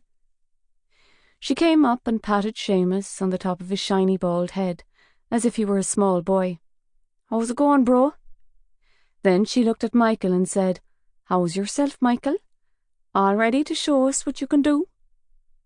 Michael gave her a brief, sickly smile. He could smell her perfume now, that Estee Lauder beautiful, and it brought back the suffocating sensation of being buried underneath her sweaty, wobbling flesh. Seamus pointed to the blindfolded young Asian man kneeling in front of him. "We caught this Bonner with 3 of his pals 2 nights back, round the corner from the voodoo rooms. They were giving our man Jackie here a beating and trying to take his biscuits off him. They've been trying for a while now to push us out of the biscuits business, the Bonners. So we thought it was time for us to teach them a lesson, like." Michael was well aware that an Asian gang had recently been attempting to horn in on the selling of ecstasy and opioids and other recreational drugs in the city's nightclubs. They had already clashed with several of Cork's existing drug dealers, including Seamus Toomey's gang, and a number of gang members from both sides had been beaten and stabbed and shot, although nobody had yet been killed. Seamus referred to the Asians as Bonners, which was derived from the Celtic football hero Packy Bonner, but in fact they were Punjabis and called themselves Dukantanavam, the Nightmares. "Those 5 Garda you got mangled for snaking on their pals. Are you one of the dicks who's trying to find out who did it?" "Not me, no," said Michael. "I'm on the drugs team myself." Seamus stood up now and laid his hand on the Asian's distorted shoulder. "We was watching all about them fellers on the TV, and we reckoned that what was done to them was a fierce, effective way of dealing with pains in the arse in general, not just Gardaí. Such as your Bonners, for instance." Michael said, "What do you mean? Those whistleblowers had their heads cut off, and then they had tin whistles stuck down their throats. That was the whole point, wasn't it? Tin whistles for whistleblowers." "That's exactly right, Sham. But we wouldn't be using a tin whistle. We still have the biscuits this courier was carrying when we caught him, and we could push those down his neck now, couldn't we? That would make our point, all right." "Oh, go away. You're not talking about cutting off his head." When he heard this, the Asian let out a strangled whimper like a frightened dog and started to rock from side to side. "Will you ever feckin' keep still?" Seamus snapped at him, gripping his shoulder even more tightly. Then he turned back to Michael and said, "No, we're not going to cut off his head. You are." "What? Me? Come on, you're codding." "No, Mick. I'm 200% dead on serious. It will prove without a shadow of a doubt that you're going to be straight with us and not turn us in the first chance you get. We'll have a video of you lopping off this Bonner's bean, and what could be a better insurance policy than that?" "It was my idea, if you must know," said Gwyneth. She had just lit a cigarette and puffed out smoke with every word. "You fooled us all into believing you were Tommy. You even fooled your way onto my bed, you lousy liar. So we had to think of a way to make Cast Iron sure that you wouldn't be able to fool us again." Michael looked down at the young Asian man, still whining and swaying from side to side, despite Seamus's attempts to keep him still. "You can't ask me to cut his head off. That's not only murder, that's feckin' barbaric." "It's up to you, Michael," said Gwyneth. "If you won't do it, why should we believe a word you say?" "Because I haven't given Detective Superintendent Maguire any evidence against Farry and Vincent, and your own lawyer, Nicholas Burke, will tell you that. Without my testimony, they may not even get jail time." "That's not enough, Sham, not by a long chalk," said Seamus. "You could easily change your mind before they go to court, and there's nothing we could do to stop you." "What if I swear to God that I won't give evidence against them?" "I swear to God myself 100 times a day, and to Jesus' man da. But that doesn't mean I'm going to stick by what I say." Now Seamus turned around and called out, "Hoggy!" A broad-shouldered man in a green knitted windcheater came forwards. He had grey, tightly woven hair, like a kitchen scouring pad.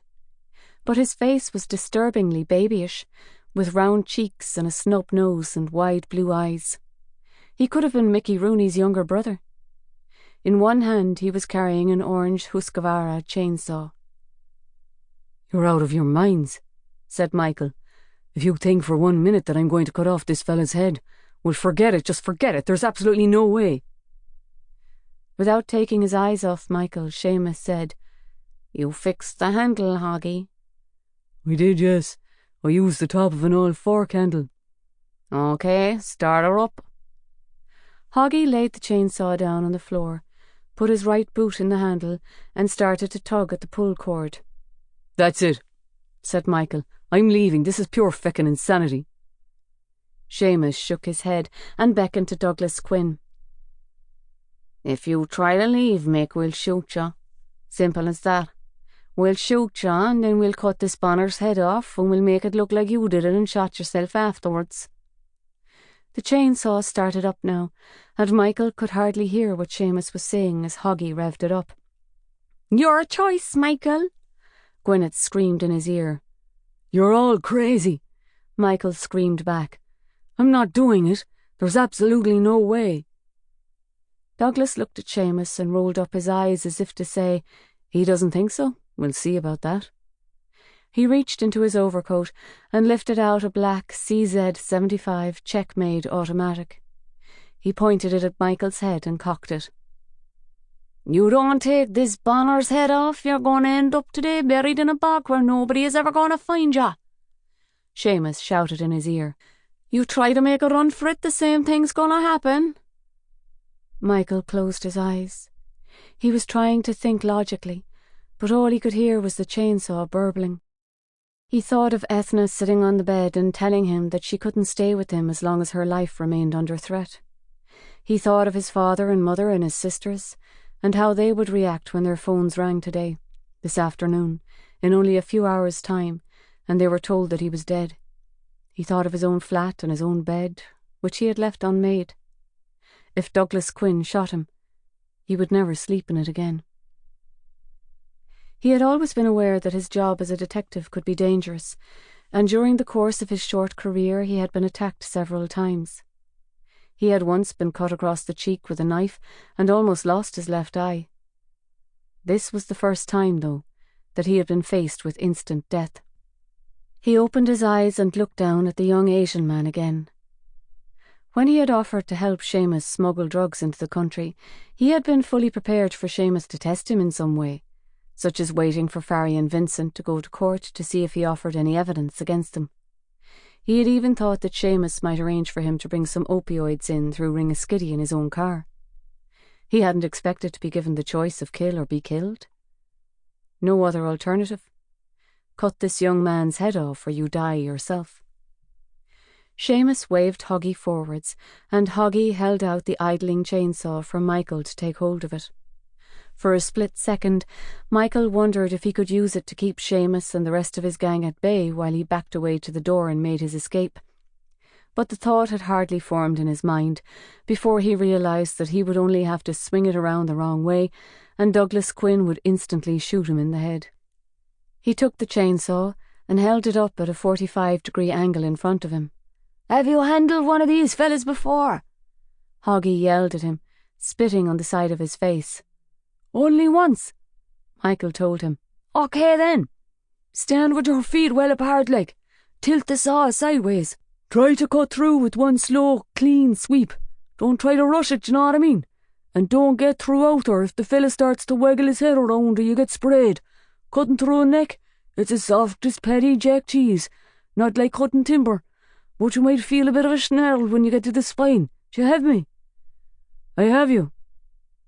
Seamus bent close to the young Asian man's right ear and shouted, "I don't know who you pray to, lad. Allah or Muhammad or whoever. But now's the time for you to say your prayers if you want to." The young Asian man didn't answer, but kept up his fretful whining.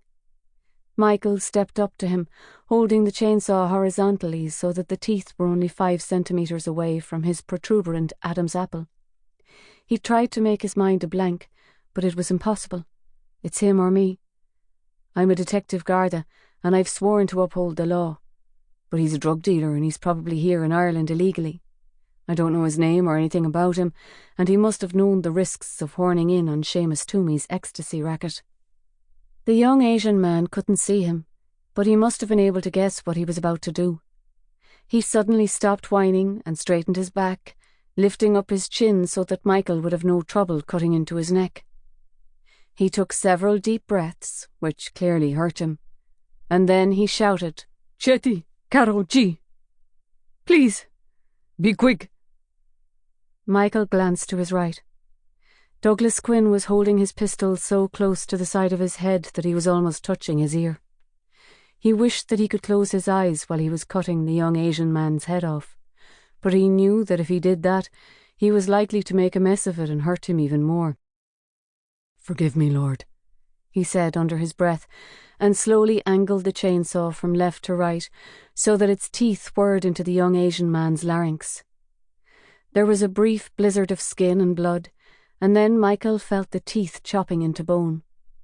It took only a few seconds before the young Asian man's head dropped backwards and sideways off his neck and rolled across the floor. Michael switched off the chainsaw and stood shaking and spattered with blood. Gwyneth was whooping and dancing a little jig. her hands waving in the air and her bosom bouncing up and down. And some of Seamus's gang were clapping, although not all of them. One of the younger ones was bent over, his hand against the warehouse wall, retching. Douglas Quinn was still holding his pistol to Michael's head. "Hand the saw back now, Michael," he said. The tone of his voice was almost more frightening than his gun. Hoggy came up and took the chainsaw out of his hands. "Don't you, boy?" He grinned. "Pure professional that was. You could cut heads off for a living if you'd the mind to." Michael turned away. He almost felt like telling Douglas Quinn to pull the trigger and put an end to his shock and his shame and his self-disgust. Although he was headless, the young Asian man was still kneeling upright, and Michael couldn't look at him. He couldn't even bear to look at his own hands, which were smothered in blood. Seamus said, "Hey, Mick, that was savage. We have it all on video, so you can watch it for yourself after. Welcome to Full and a Heron, Sham, the blood of Ireland." Michael showed Seamus his hands. He was still trembling, and he had the sour taste of bile in his mouth. "There's a tap in the corner," Seamus told him. "You can wash off the Bonner's blood over there. Then I reckon we can all go next door to Darby O'Gill's for a scoop to celebrate. It's not every day Dick joins forces with us. If that next lot of fentanyl comes through Ringaskiddy on Tuesday and the customs and the guards are all looking the other way, then we'll know for sure that you're doing your stuff." "And why wouldn't he?" said Gwyneth. "You wouldn't want that video to go viral, would you, Michael?" She dropped her cigarette butt on the floor and stepped on it, and then she went over to the kneeling, headless figure and kicked him with her boot, so that he toppled over. "Bag that head up for me, will you, Brendan?" she said to the nearest member of the gang. "You can take the rest of him up to Shandon Street tonight and sit him in the doorway of the curry house where those Bonners all hang out, with his biscuits down his neck. If they don't take the hint from that and stop trying to push in where they're not wanted, then they're thicker than I thought they was." Michael washed his hands under the cold tap in the corner, and then he followed the rest of the gang as they filed out of the warehouse and made their way to Darby O'Gill's. He needed a drink desperately. In fact, all he wanted to do was drink himself into a stupor in which he could no longer feel the vibration of the chainsaw as it ripped into the young Asian man's vertebrae, or see his blindfolded head falling onto the floor and tumbling over to Seamus Toomey's feet. Chapter 35. It was nearly 4 o'clock when Katie and Detective Sergeant Begley came back from offering their condolences to Sergeant Macaulay's wife and Garda O'Gradig's girlfriend. Katie had been moved because neither of them had cried. They had already had to endure so many months of stress because of the hostility shown to whistleblowers by their colleagues in the Garda that in a tragic way their deaths had come as a relief. Matthew McElvey had arranged a media conference for 5 o'clock, and the RTE outside broadcast crew had already turned up, as well as reporters and sound technicians from Cork FM and Red FM and C103. Katie went along to Dennis McCostagoyne's office. Halfway along the corridor, she met Detective O'Creen, who was eating a cheese and pickle sandwich. "Oh, you're back, ma'am," he said, almost choking. "I was just after leaving you a note about those Romanian women." "And? Are they still in business?" "Are they still in business? Let's put it this way. I was offered a whole lot more than a massage. Even a lot more than massage with a happy ending. For €200, I could have spent the whole night there with the two of them, and in any position I could think of. They're both a bit mature for me, like, but they're not bad looking. I mean, you wouldn't throw either of them out of the bed for eating potatoes." "So, what did you say?" "I said I was short of spondulics and could they let me have it on the slate. Well, you can imagine what they said to that, and it was the same word as what I was asking for, except that they tagged off on the end of it." "All right, Carver, thanks a million. Can you not mention this to anyone just yet?" "You said it was something to do with Operation Butterfly." "It is, yes, but I'll share it with the rest of the team when I'm ready." "Whatever you say, ma'am. I could always go back to Wilton and double-check on those two brassers if you like. You don't happen to have a spare €200 on you, do you?" Katie smiled and shook her head. "Sorry, You'll have to save it up out of your wages.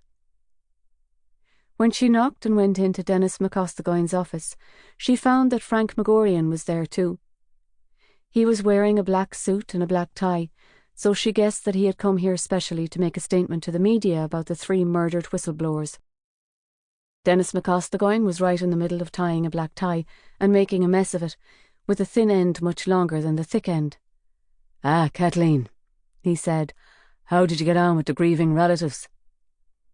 "I think the both of them were beyond tears," Katie told him. "Even when I explained that Sergeant Macaulay and Garda O'Grady might not be given state funerals, they accepted it without any protest. They seemed to have had enough of the Garda to last them a lifetime. Mrs. Macaulay told me that her husband had received so many death threats in the past 3 months that he had doubled his life insurance policy and updated his will." She went up to him, pulled his tie and knotted it for him neatly. Frank Magorian said, "It's a terrible tragedy, the loss of these 5 fine officers. Whatever their colleagues thought about them, they saw what they thought to be wrongdoing and they stuck to their principles. That's all too rare these days." "Sure, like," said Dennis McCostigoyne. "But now they're gone. We'll never know for sure if their disclosures were based on genuine misconduct or if they were simply splitting too many hairs." Frank Magorian nodded. "You have a point, Dennis. Take Garda Wassan, for example. He was claiming that his fellow officers were racist, but there's a fine line between racism and good-natured station banter. You can't be too thin-skinned if you're a guard, whatever colour your skin is. And Sergeant Lacey, he was complaining that prosecutions for car theft were being dropped because vital evidence was mysteriously being mislaid. But if there really was insufficient evidence, it would have been a sinful waste of public money to bring those cases in front of a judge when there was no realistic prospect of a conviction." He paused, and then he said, "It's the same with the others. Sergeant Macaulay and Garda O'Regan and Garda O'Grady." "We've been investigating the disclosure made by Garda O'Regan," said Katie. "He was the one who was claiming that Gardaí and prison escort officers and prison staff were being bribed not to take convicted offenders to jail, but to let them go." "How far have you got with that?" Frank Magorian asked her. "Not as far as I would have liked. DI Fitzpatrick has interviewed the administrative officers from Cork and 3 other prisons, including Clover Hill, and in every case it seems like the papers are all in order." Garda O'Regan was suggesting the paperwork was falsified, is that it? "He actually met a convicted criminal who was supposed to be in Rathmore Road, but was drinking in a pub down in Riverstick. That was when he first became suspicious that something strange was going on." "He says he met him," said Frank Magorian. "The trouble is, he won't be able to give us his sworn testimony anymore, so we'll never know if we ought to believe him. But you know, Kathleen, as tragic as it is, these officers being murdered, I have to say that their passing is going to spare us a whole rake of insurmountable problems. Not only us, but the DPP and the Justice Department too. Just think what an unholy mess we would have had to deal with if all their disclosures had turned out to be true. You'd not only have the Taoiseach and the Commissioner resigning, you'd have half the Dáil and most of Phoenix Park and Templemore College too, not to mention the prison service." Katie didn't comment on that. After all, Garda O'Regan's solicitor had listed Frank Magorian as a possible recipient of the bribes that had been paid to keep some of Cork's worst gangsters out of jail. She looked at her watch and said, "The media conference starts at 5. I assume you're going to be attending, sir, and saying a few words about the deceased?" "I shall, yes. But I want to keep this all very low-key, Kathleen. I know you believe there could be a connection between the killers and a member or members of the Garda, but I don't want you to mention that to the press, even if they suggest it to you.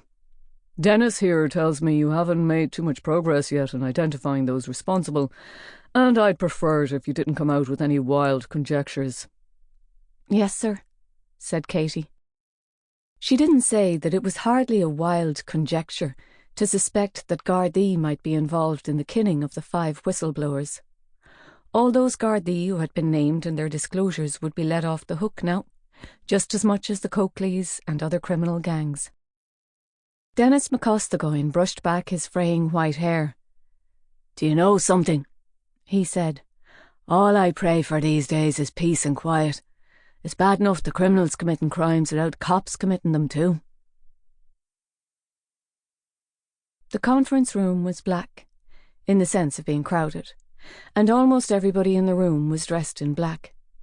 It had been Katie's idea to hang large black and white photographs of all 5 whistleblowers on the wall behind the table where she and Frank Maguire and Dennis McCostagoyne were sitting, along with Superintendent Pearce and Detective Inspector Fitzpatrick.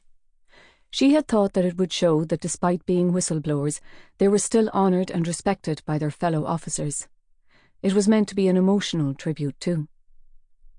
Frank Maguire rose to his feet and gave a sombre speech about the grief that the whole force was feeling and how all 5 officers were men of integrity.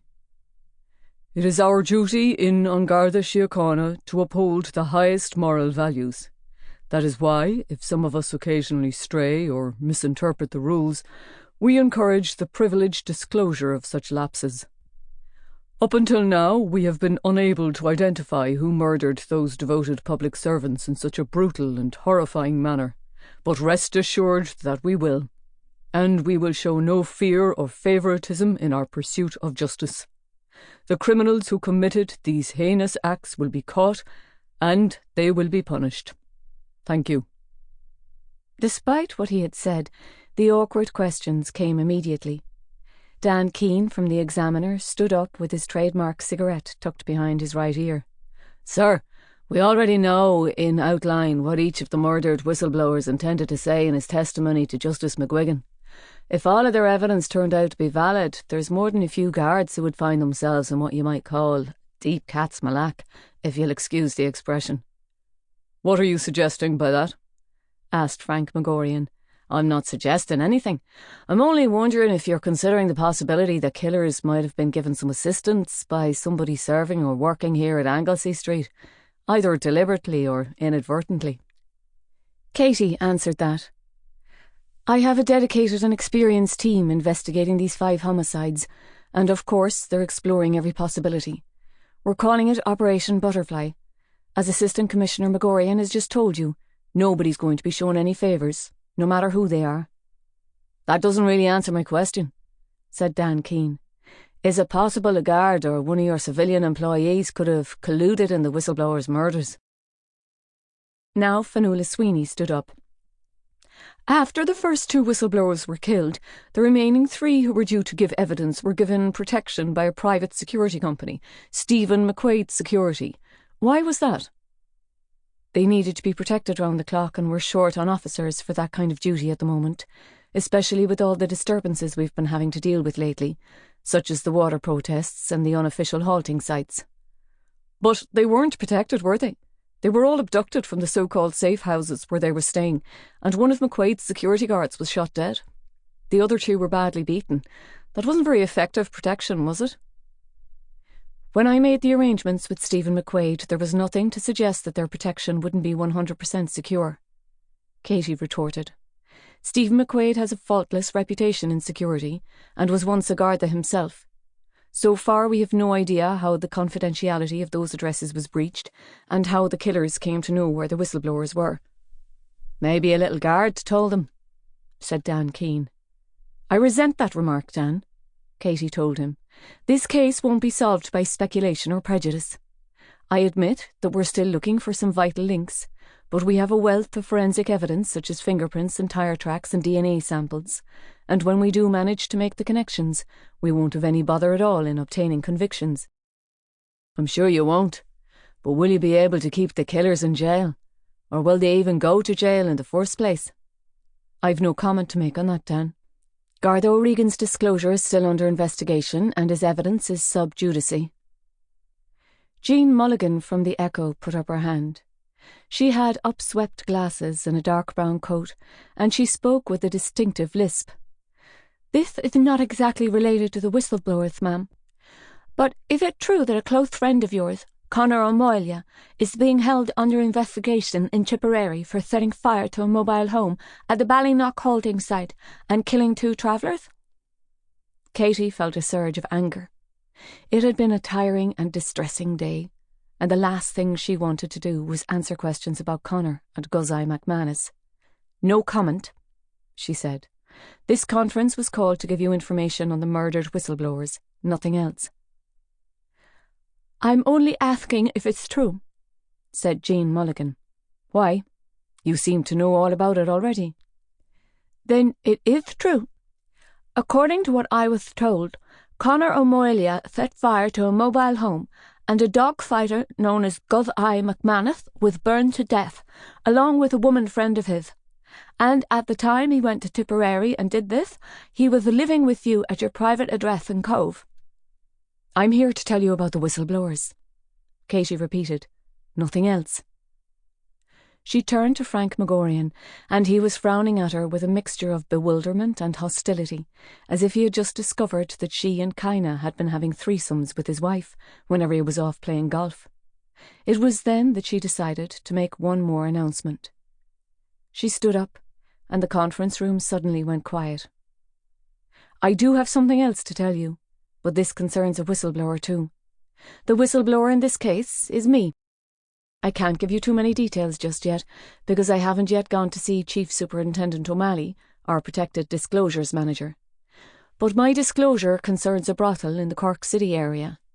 It was closed down last year, and the women who were running it were convicted of brothel keeping. However, I have information that it is still in business, and that certain Gardaí are aware of that, but they are taking no action in return for sexual favours.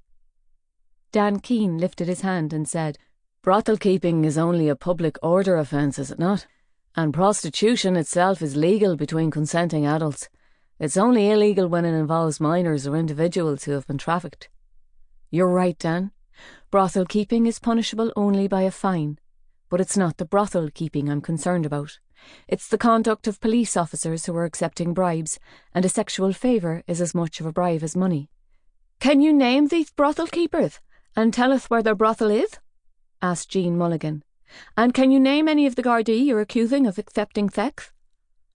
No, and of course not, for legal reasons, said Katie. But before she could continue, Dennis McCostigoyne stood up, raised both hands and announced, That's it, ladies and gentlemen. That's all we have for you now. Thank you for coming.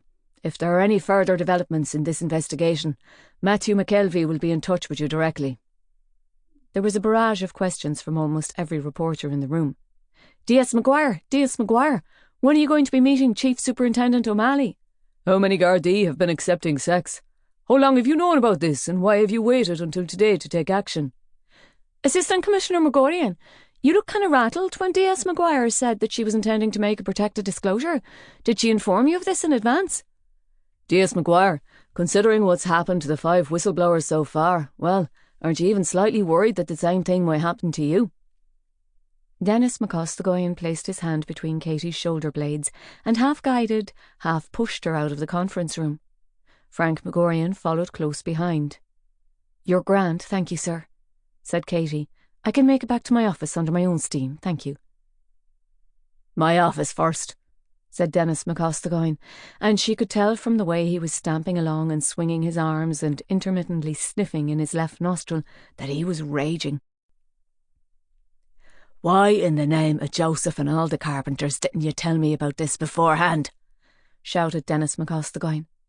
He dragged off his tie as if he wanted to get rid of it as soon as he could, because Katie had tied it for him. For a start, it was totally against protocol. You don't make announcements to the media that affect the reputation of the Garda, and this Garda station in particular, without fully consulting with me first. Frank Magorian went over to the window and stood there with his arms folded, saying nothing. Apparently he was content to let Dennis McCostigoyne do all the bawling. Now and then, though, he turned to look at Katie disapprovingly, and she could also see a smugness in his expression, as if he were thinking, I have you now, D.S. Maguire. This could get you demoted, and then we can install a male detective superintendent, a Freemason with any luck, and somebody I can play golf with. You showed me up, shouted Dennis McCostigoyne. You showed me up and made me look like a pure gom in front of all those reporters. I apologise for that, said Katie. That wasn't my intention. But I did want to make it clear to them that we haven't been frightened off whistleblowing by those 5 officers being beheaded, and I thought that was the best moment to say so. Dennis McCostigoyne took off his jacket, and then he circled round and round his desk, punching his fist into the palm of his hand. Dan Keane was absolutely correct. Brothel keeping is nothing more than a public order offence, and most of the time we let the brothel keepers off with a caution. If we didn't, the district court would be mobbed with pimps and madams from morning till night. But what you're going to disclose to Joseph O'Malley, that's going to ruin the careers of several good officers, and just at a time when we're desperately short of personnel. Sir, these officers are accepting bribes, and officers who accept bribes are not good officers. Where did you get this information from anyway? Who are these feckin' brothel keepers? And who are the officers that you're accusing? Do you have their names? For the love of God, Kathleen, how much of a sin is a massage or a blowjob? They didn't throw President Clinton out of office for it, did they? Why should these officers face destitution and homelessness simply because they gave in to a little fleshy temptation? Katie stood her ground. You surprise me, sir, saying that. I always thought you were such a stickler for moral conduct, especially when it came to backhanders and bribes. You haven't forgotten Sergeant Tobin, have you? All he did was take a couple of crates of whiskey and you gave him the sack. Don't you be after judging me, Kathleen. I'm close to retirement and I've been in this job long enough to know when to be strict and when to make allowances. This force expects a hell of a lot from a man and doesn't give much in return. A bit of how's your father is scarcely as serious as letting convicted drug dealers out of jail, and even that hasn't been proven. Well, let me apologise again, sir, for having sprung this on you, said Katie. I'll be making a protected disclosure to Chief Superintendent O'Malley, but protected means exactly that. You will be able to see my evidence once I've presented it to Justice McGuigan, just like everybody else. Dennis McCostagoyne dropped himself heavily into his chair. I'm not happy about this, Kathleen. Not happy at all. I was never an enthusiastic supporter of women being promoted to senior positions, but I've supported you and backed you up ever since you were appointed Detective Superintendent. You have, sir, yes, and don't think I'm not grateful for it. He looked up at her mournfully and shook his head. This is going to reflect on me just as much as the guards who've been misbehaving themselves. And it could affect my pension if I have to resign before I'm 60 and I haven't managed to complete my 30 years. Frank Magorian came up to Katie and stood uncomfortably close. He smelled of some unusually grassy cologne. Maybe you'd consider changing your mind. You could tell the media that you've checked your evidence about the brothel keepers and found out that it has no basis in fact. Katie looked at both men. She was sorely tempted to tell Frank Magorian that he was suspected of taking bribes too, but all she did was say, "Sorry, sir. When I put my name down to be a detective superintendent, it said in the application form that I was required to have the utmost integrity and ethical values." I see. Is that a no, then? Katie nodded. Yes, that's a no. Now, I have a heap of work to catch up with, so if you'll excuse me. She was still breathing hard when she got back to her office and sat down at her desk. She realised that apart from exposing herself to appalling danger, she could also be bringing about an abrupt end to her career. Chapter 36. The next day was Katie's official day off. Detective Inspector Fitzpatrick was taking care of Operation Butterfly, while Kyna and Detective O'Donovan were poring over Jimmy O'Foyloin's accounts again. They were searching for any clues to the identities of the numerous people he had swindled, and who might be likely to have a motive to take their revenge on him. She took Fulchan and Barney for a walk along by the river, and it was a fresh, chilly day, with the harbour sparkling and long white cirrus clouds streaming overhead like ripped-up nightgowns. Fulchan's feathery ears flew up in the breeze, and she looked as if she would have loved to have gone for a long, fast run. But she patiently waited every now and then for Barney to catch up, and she would nuzzle his neck reassuringly when he did. Katie was beginning to miss Connor badly now. When she was under stress at work, and it seemed to be impossible to untangle the investigations she was dealing with, it helped her so much to come home and be hugged, and then to have supper together watching television. Waking up in the early hours of the morning was the worst, and finding that she had nobody to hold. She had almost reached the ferry terminal when her phone rang. It was Dr. Kelly, calling her from the mortuary at CUH. "I hope I'm not ringing you at an awkward moment," she said. "I called the station and they said it was your day off." It is, and I never have enough of them. You could have spoken to D.I. Fitzpatrick. He's in charge of Operation Butterfly. I'm not actually ringing you about that. I'm ringing you about Mr. McManus, the one that everybody seems to call Guzai, and his lady friend, Rosella. Their remains arrived here from Limerick this morning. They're both very badly burnt. In fact, you don't often see bodies as completely incinerated as this, except when road accident victims have been trapped in burning cars. Have you had a chance to examine them yet? Asked Katie, and then had to snap her fingers at Barney and Falcon and call out, "Come here, you two, don't go running off." Dr. Kelly said, "I fully appreciate that you're off duty, D.S. Maguire, but if possible I would prefer not to tell you this over the phone. Do you think I could ask you to come to the mortuary and take a look for yourself? It shouldn't take long." "What's the time? Just gone 10. Listen, I'm taking my dogs out for a walk right now, but I can be with you by 11 if Jack's hole isn't blocked by some breakdown. I hate to inconvenience you, D.S. Maguire, but I know about your personal connection to this case, and I think you'll find this critically important, to say the least." Katie was about to ask her how she knew that she and Connor were an item, but then decided not to bother. It was impossible to keep secrets in Cork. By now, everybody from Youghal to Crookhaven had probably heard that Cork's only female detective superintendent was sharing a bed with Cork's only pet detective. She had intended to take the dogs over the river to visit her father and see how he was getting on with his moving, but she decided to do that later. She thought that she might cook him some of her Bloody Mary soup with tomatoes and chilies and vodka and take that over. She whistled to Barney and Falcon, and they turned back with her to Corrigview. As she walked along behind them, she felt happiness that she had these two dogs to keep her company, and that the morning was so sunny. But loneliness too, almost to the point of a physical ache. Every time she found a man to love, it seemed as if something disastrous happened, either to hurt him or to break them up.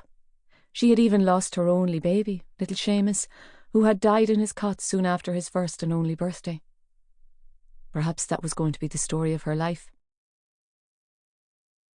Dr. Kelly was standing over the headless body of Garda Wassan, wearing her surgical cap and apron, but with her mask pulled down so that she could drink a mug of tea. "Thanks a million for coming," she said, as Katie negotiated her way between the trolleys that were lined up at angles across the mortuary. "I'm afraid I'm fierce suspicious these days of giving away too much on the phone, and emails too. I'm sure I was hacked after I carried out a post-mortem on Willie Nolan. You remember that gangster from Summerhill in Dublin they found hanged and nobody could believe it was suicide?" Katie nodded towards the body of Garda Wassan. "How's it coming along with these poor fellows?" "I'm making 3D printed images of their severed necks. They were all decapitated with a chainsaw, and I'm 99% certain it was the same chainsaw that was used to take the heads off the first two. They have bruising on their arms and torsos where they were tied up, and indentations on their wrists consistent with handcuffs. They also have random bruises and finger marks, which show they must have struggled with their captors." "You know what I was wondering?" said Katie. "It may sound ridiculous, but I was wondering if it hurts." Dr. Kelly sipped her tea, and then put her mug down on the autopsy table next to Garda Wassan's gaping neck. "Oh, yes," she said. "I imagine that it hurts like hell for the first few seconds, but once they've cut through the nerves and then the spinal cord, you wouldn't feel anything. But there's quite a lot of evidence that the brain remains conscious for a few seconds at least after your head's been cut off, and so you'll be aware of what's happened to you, and you might even be able to see your body without your head on it." Katie gave a shudder. "I'm sorry I asked. You know, sometimes I wonder what's worse, being alive and constantly worrying about dying, or being dead and having to worry about nothing at all."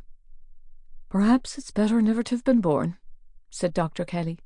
"Then you'll never have to find out how cruel life can be. But come over and take a look at these two." She turned around and beckoned to Katie to follow her across to two trolleys parked side by side on the opposite side of the mortuary. They were both covered with pale green, sharply creased sheets, which Dr. Kelly folded back one after the other, and there lay Guzai McManus and his Pavee girlfriend, Rosella Rooney. Dr. Kelly had been right.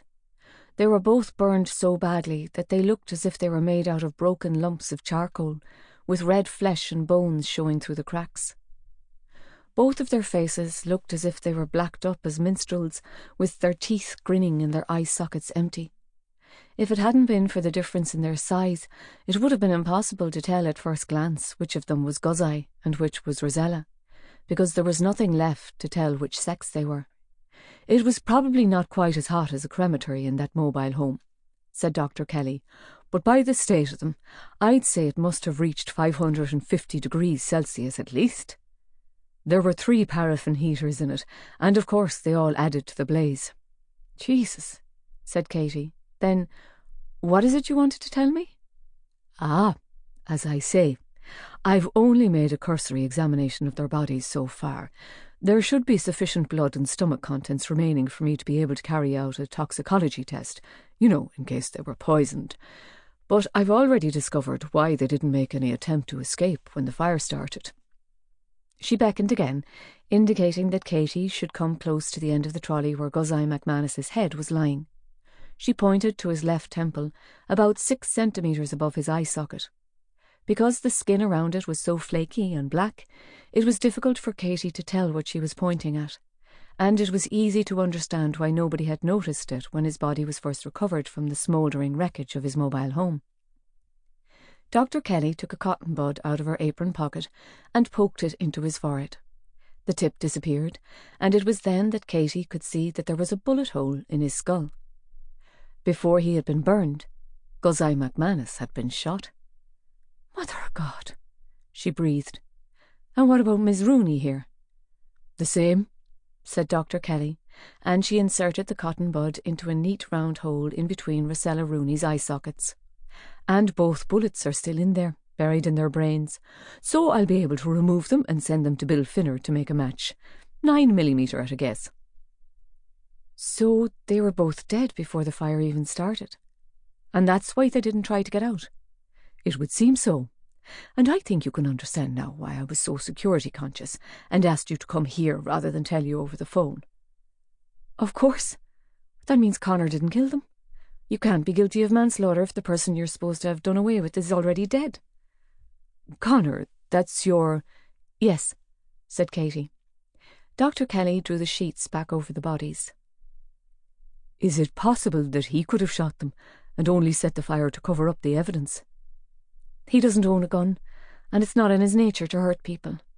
He was sure that McManus was away at a dogfight when he set fire to his home, and the only reason he did it was to put him out of business. He couldn't bear to see so many dogs being tortured and killed, and McManus making so much money out of it. The big question is, who did shoot them and why? Dr. Kelly went back over to the autopsy table and picked up her mug. My assistant will be here in about half an hour, and she can finish off making the 3D prints of those unfortunate beheaded fellows. I'll dig these bullets out for you and write you a preliminary report on the cause of death. You can take that to Tipperary then yourself, or scan it over if you don't have the time. Perhaps they'll even let your Connor out on bail if they believe that he's done nothing worse than burn down some traveller's mobile home in a fit of righteous anger. Dr. Kelly, you're an angel in disguise. Well, we'll see. Maybe your Connor did have a gun, but you didn't know it. Sometimes we believe we know somebody inside out, don't we? And then it turns out that we hardly knew them at all. My husband, for instance. Katie thought that she was going to tell her more, but instead she picked up her mug of tea and took another sip. Ugh, she said, it's gone cold, and it tastes of ethanol. Before she left the hospital, Katie rang her solicitor friend, Garrett Delaney, and told him that Guzai McManus and Rosella Rooney had both been shot before they were burnt. Wait until you have the pathologist report before you say or do anything at all, he advised her. Your pathologist could have been right, and it's conceivable that Connor might have done it, although myself I don't believe it for a moment. The door was locked, wasn't it? How could Connor have got inside to shoot them if it was locked? The door was locked, all right, but the technical experts found no keys inside. So whoever shot McManus could have taken his keys and then locked the door from the outside when he left. There was no weapon found inside either, so that doubly rules out the possibility that McManus shot Miss Rooney and then shot himself. Oh, I didn't know they found no keys, said Katie. And did they find no trace that anybody else had been inside? I don't think they were looking for any evidence of that, said Garrett Delaney. and besides, that mobile home was totally gutted, so I don't believe they would have been able to find any. All right, Garrett, thanks. I'll get back to you as soon as Dr. Kelly has sent me her report. For what it's worth, Katie, I've been over this 3 times now with Connor, and I don't think he's the kind of man who's capable of murder. I understand how angry he was that McManus wasn't prosecuted for dogfighting and for hurting your own dog, but he went to some lengths to make sure that he wasn't at home when he started that fire. If McManus hadn't been suffering from the gout, he wouldn't have been either. Yes, but somebody knew that he had gone home. Maybe somebody at the dogfight saw him leave and followed him. There's a fair amount of bad blood between some of those dogfighters. Maybe it was somebody who bore him a grudge.